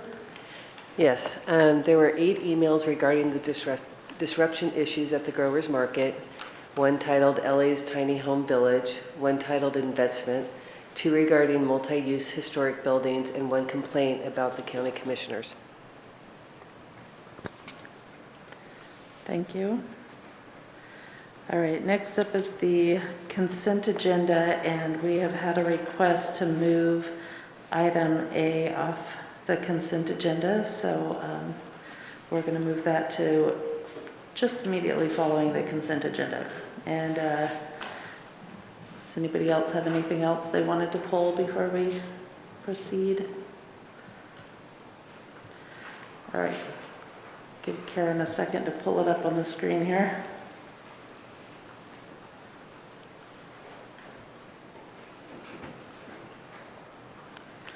All right, DJ, take it away. So item A, we'll discuss after. Let's see, item B, resolution amending the policy for structuring and appointing citizen committees. Item C, resolution authorizing the city manager to enter into a 3-year intergovernmental agreement amendment with Josephine County for emergency management services. Item D, resolution authorizing the city manager to accept grant funds from Travel Oregon for Dollar Mountain Trail development. Item E, motion approving the amendments to the scenic resources inventory and policies and comprehensive plan text amendment findings of fact. Item F, motion approving the minutes of the city council meeting of May 5, 2021. Item G, motion acknowledging the minutes of the tourism advisory committee of April 6, 2021. And with that, I make a motion to accept the consent agenda.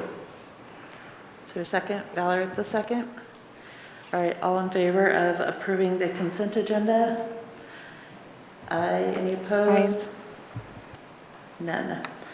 All right, consent agenda passes, and we'll return to item A, which was on page 107. This is a resolution that revises our agenda setting process as well as the order of business for council business meetings, meeting dates, and the process for public comment. And Rob Pell, you have a question for us? Yeah, there's on page 113 of our packet.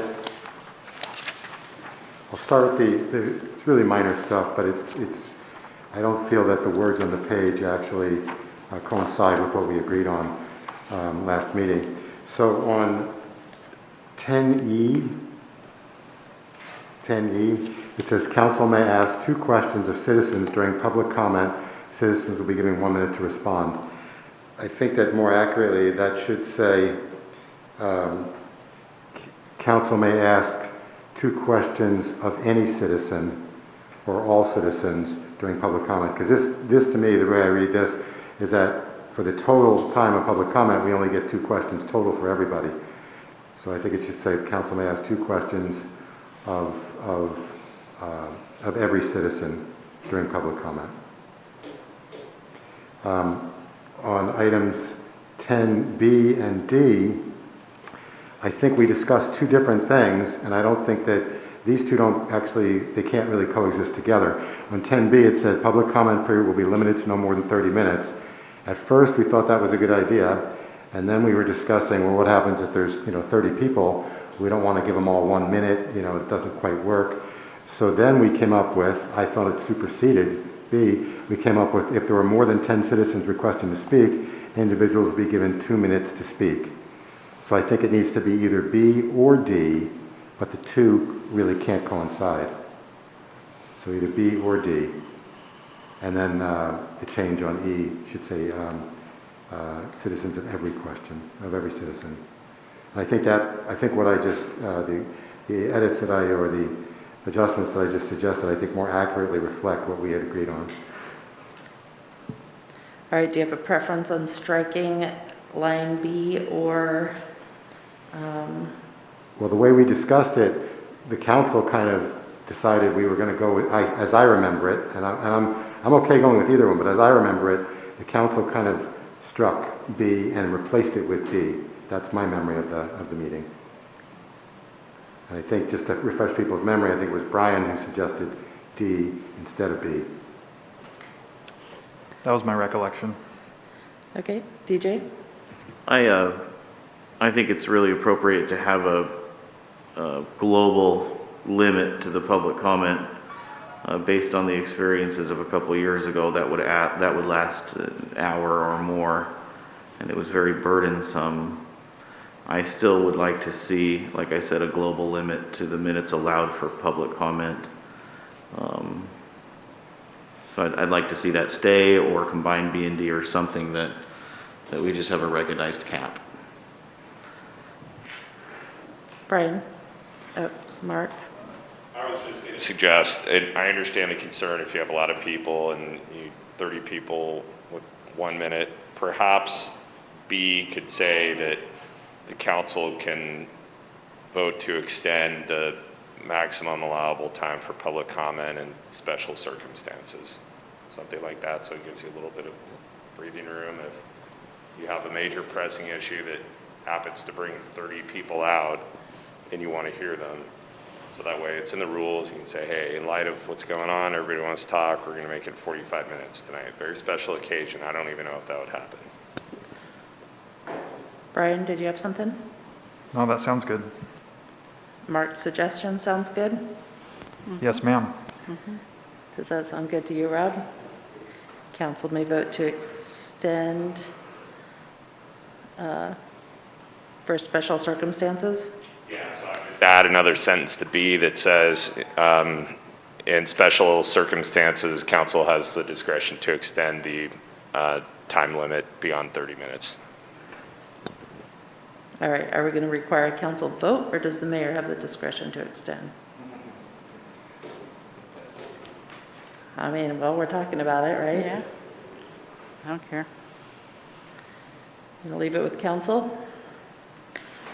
Okay, I guess the question that the mayor does have is, in the instance that we don't extend it, what are you supposed to do? You just let the first 15 people speak and then you're done?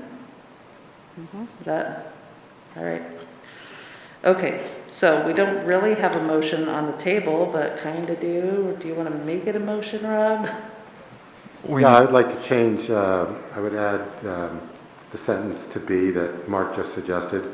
In special circumstances, council can extend public comment period beyond 30 minutes.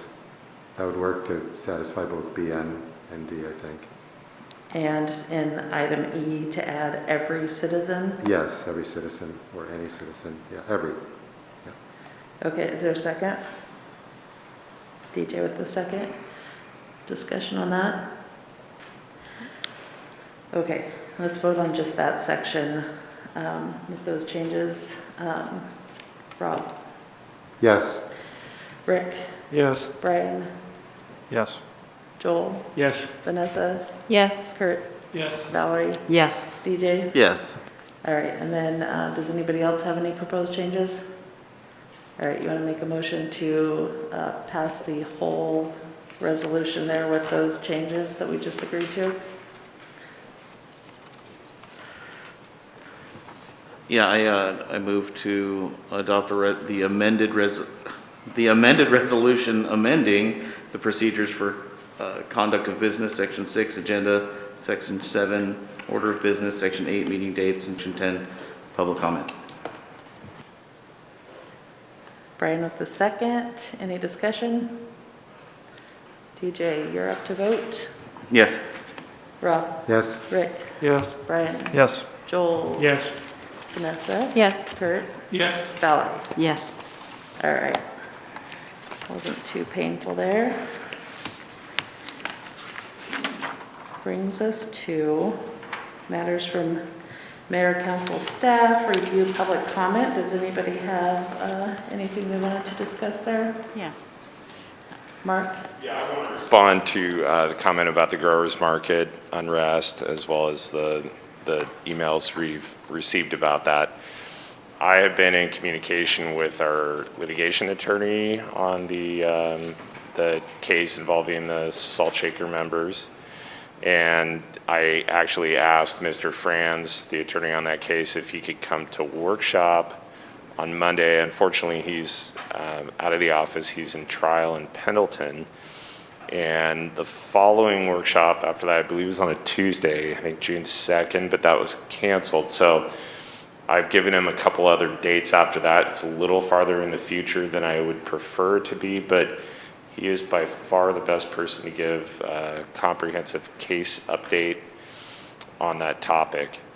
I am aware also that the growers market has retained its own attorney because while our interests are occasionally similar, they're not exactly identical. We have different responsibilities as a public entity. And so I'm glad that the growers market finally has its own legal counsel, and I think that that may help alleviate some of the concerns.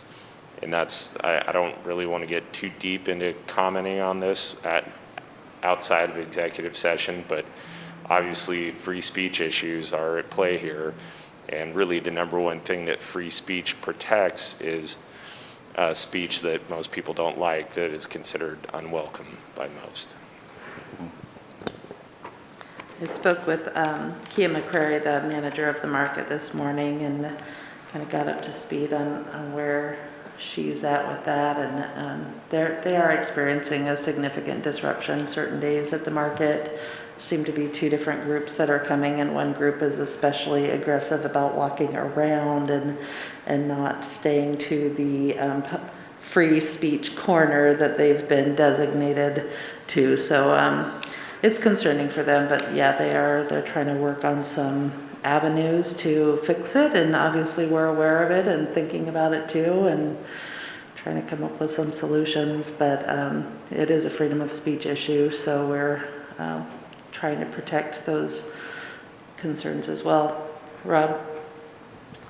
Well, I think there's two issues. I think freedom of speech issue is extremely important, and especially from a legal perspective and a human perspective. But the other issue, if we really read those emails, and I've read them all, and I've responded to many. There's also the issue that many of the women, because they were the ones who wrote the emails to this, felt threatened by these people, and it's not just by their words, it's by their physical actions. They're intimidating, they're coming forward into their personal space after they were told to stay away, and to me that's very disturbing. It's bullying. Generally it's bullying by cowards, and I call them cowards because they choose smaller people to try to intimidate. And I've been to the growers market, I've seen some of that behavior. I don't go every week, I go by every week. And that concerns me. And to me, at that point, it becomes a public safety issue. And I feel that Grants Pass, while we've had some public safety presence at the growers market occasionally, I think we've reached the point now where we need it there the entire week for all the open hours. It's only, 9 to 1, it's only 4 hours, but I think to not have public safety presence there is negligent on our part. And we're not protecting some of our, I wouldn't say most vulnerable, no, but some of due to the fact that they're smaller and they may have children with them, some people that are more vulnerable to intimidation or more legitimately have reason to fear some of these larger people that have been threatening them with threatening behavior. So I want to see, actually, I'd like to see public safety presence there every week until we hear from our attorney. I think that it'll keep things hopefully a little bit safer, or at least make people feel safer and feel that they have an advocate there to at least keep people out of their personal space with threatening behavior and threatening words. So that's what I want to see come out of the council tonight, is a direction to Aaron to have public safety presence at the growers market from 9 to 1, at least until we hear from whatever legal counsel wants to say. Brian? Yep, I'll second that. I don't know if that's a full-fledged officer or a CSO, but some sort of public safety presence I think would be appropriate. Vanessa, then Joel, then Valerie. I can't speak for everyone, but I also have been receiving an influx of feedback on this topic. And just yesterday, I received feedback from somebody who stated that on several occasions, they've been witness to situations that have escalated to almost violence, where tensions are just so high between folks in that area. So I think that that's a reasonable request, Councilor Pell. And I'd like to say, Maya, thank you so much for coming tonight. I understand this is your first council meeting. They're normally not this long, so please come back in the future.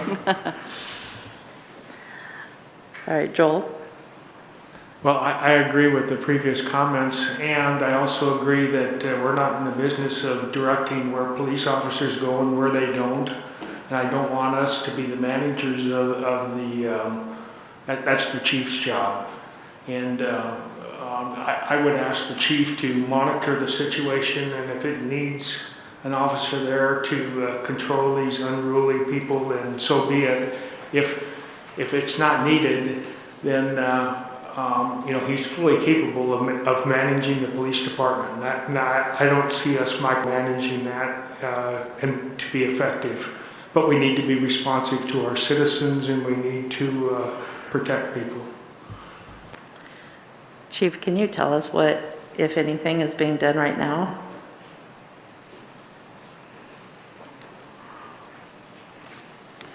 Yeah, we're very aware of this acute situation. We do extra patrols in the region all the time. We respond to calls for service quite often. And we have to be very delicate in how we manage both sides of the fence, because we are in the middle of litigation, and if we find ourselves in an arrest scenario, we could increase our liability significantly, especially since this case has not been resolved yet. So we're very aware of it, and we try to keep that presence down there and be fair and impartial to everybody that's down there. Do you have people on foot or driving by, combination? Combination of both. Sometimes they get out on foot, sometimes they don't. Sometimes we have staffing to accommodate, and sometimes we don't. And currently we're down 7 police officers. Oof. So that is a bit of an issue. Just a staffing shortage? Yes. All right. But we're very aware of it, and we take it very serious, and we'll do everything we can to maintain the public peace. Valerie? I was actually going to add that I do know, and there have been times in the past, and I have seen it, and I know it is very ugly down there, and that I have seen a significant improvement when there are officers, even if they're just parked.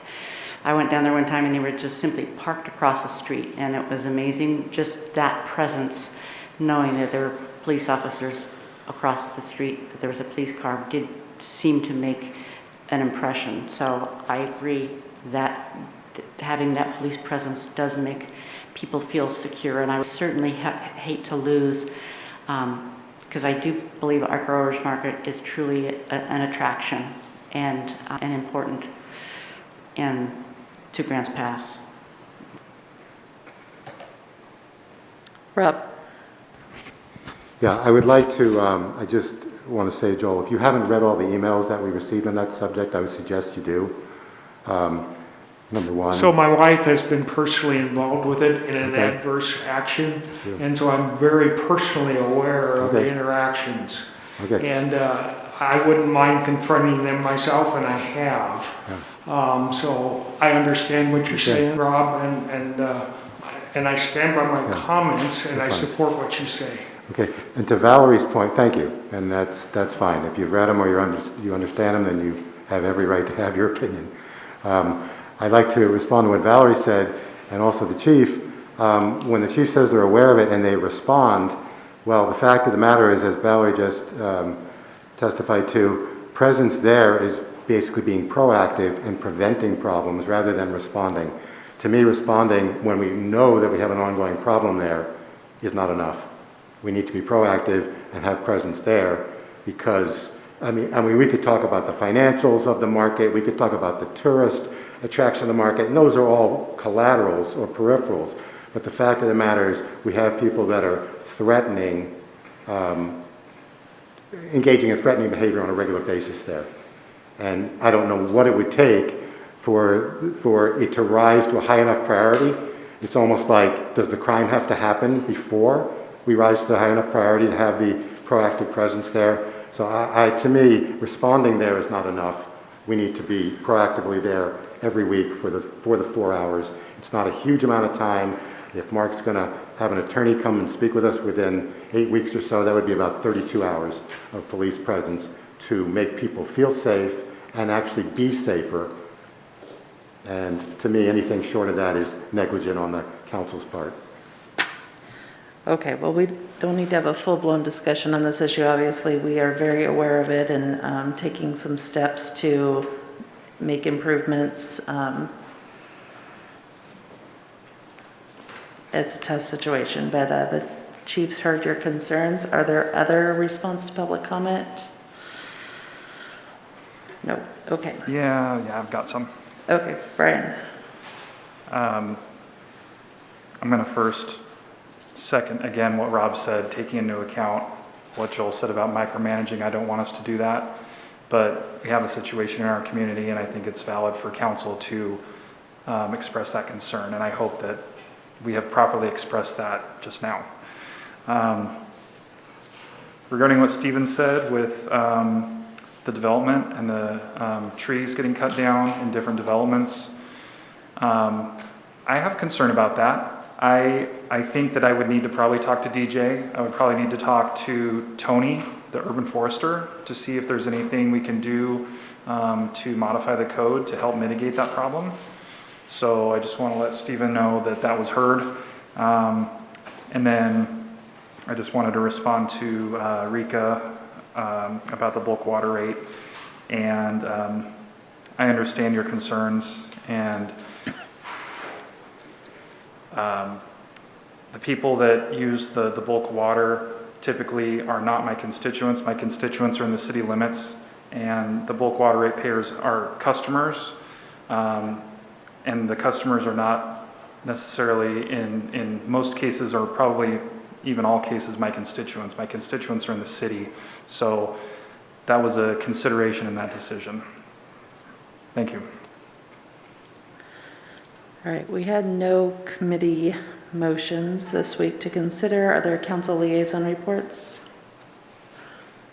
Vanessa? A motion was made last night by the Committee on Public Art. They are going to come forward and ask for some financial assistance with the pilot project for their art box, and they will be asking for $3,500 to move that forward.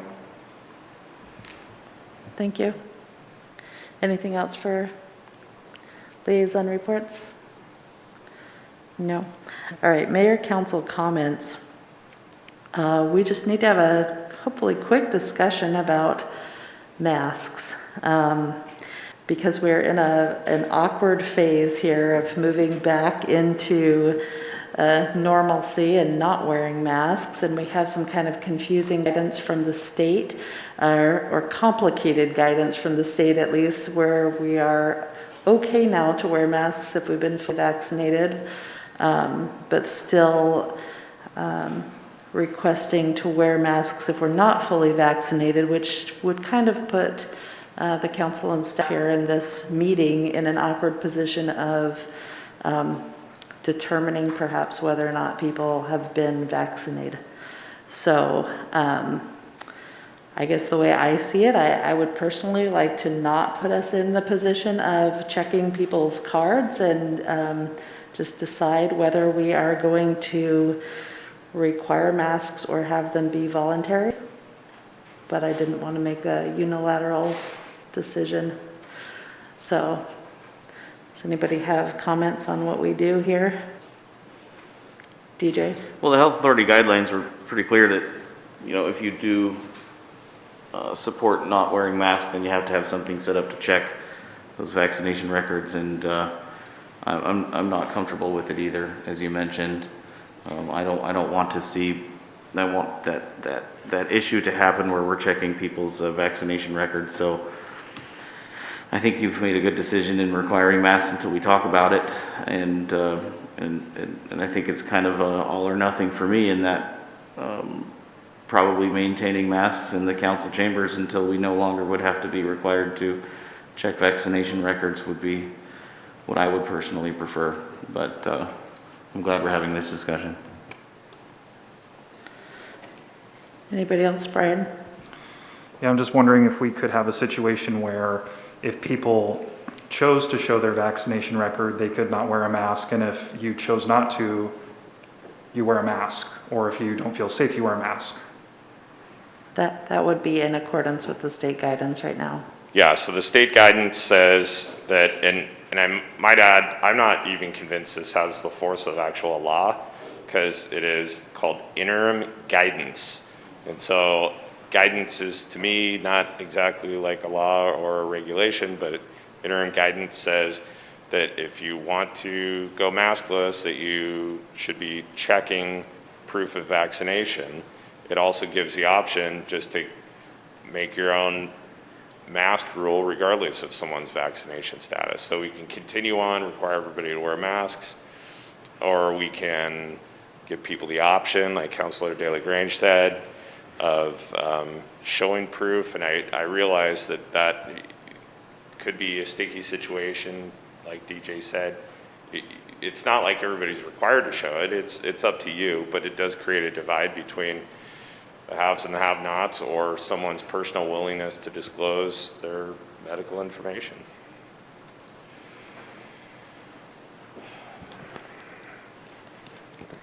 Other comments? I will also say that there are quite a few businesses out there, including some very large corporations, that now have a sign that says, hey, if you're vaccinated, come on in without a mask, and they're not checking. I'm personally willing to go that route and say masks optional, proceed at your own risk, but do you guys want them to be checked? Do you want to keep wearing masks? We need to hear from some more people. Valerie? Well, I feel that should be open. I mean, I'm vaccinated, whatever. If I wasn't vaccinated at this point, there's been so many opportunities for people to be vaccinated that I think it's a kind of a choice. And especially in this point in time, I mean, I am like far away from everybody. So, you know, it's a different thing if I'm in a large crowd. I think that's kind of once again, the spirit of the law is if you're in a group, out of respect for that you know you're close to people, that you should wear a mask. But I think it's kind of silly for me to be up here on the dais wearing a mask when, you know, it's harder to hear. And I just think it's silly. I think it's just, there's a little bit of risk involved in everything you do, and we can't legislate all risk.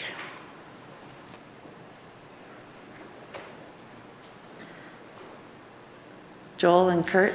Well, I certainly respect the right for people to either take the vaccine or not take the vaccine. And I'm kind of getting tired of the requirement. I've taken the vaccine. I'm not a, you know, I could still get COVID. I could still, you know, there's a lot of things out there I could get.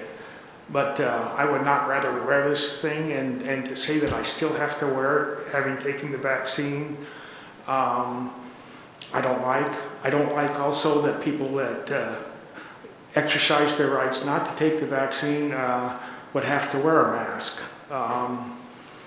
Because they're in charge of their health, and we're fast approaching where a lot of people have already gotten the disease, and there's people that have gotten immunized, and we're getting into the warmer months, and it doesn't mean that you still can't catch it, because you can, and it doesn't mean that you still can't die from it, but then you also have to manage your own risks, just like you do with every other disease. So I'm getting tired of wearing this thing, and I'm vaccinated, and I like not wearing it. In fact, I almost thought today of just not wearing it, because I wouldn't have hurt anybody. I wouldn't have put anybody at risk, to my knowledge, and the only thing I would have done is protected the, I got my ID here, I was going to show it, and I was kind of disappointed that that happened. All right, well, how about let's do this. Raise your hand if you're okay with masks being optional in the council chambers. What does that mean?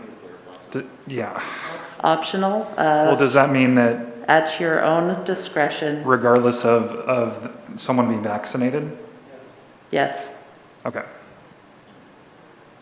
It's each person gets to make their own decision.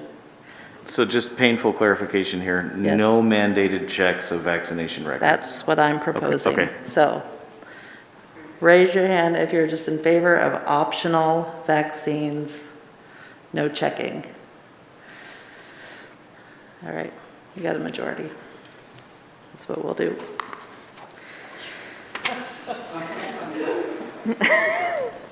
All right, moving forward.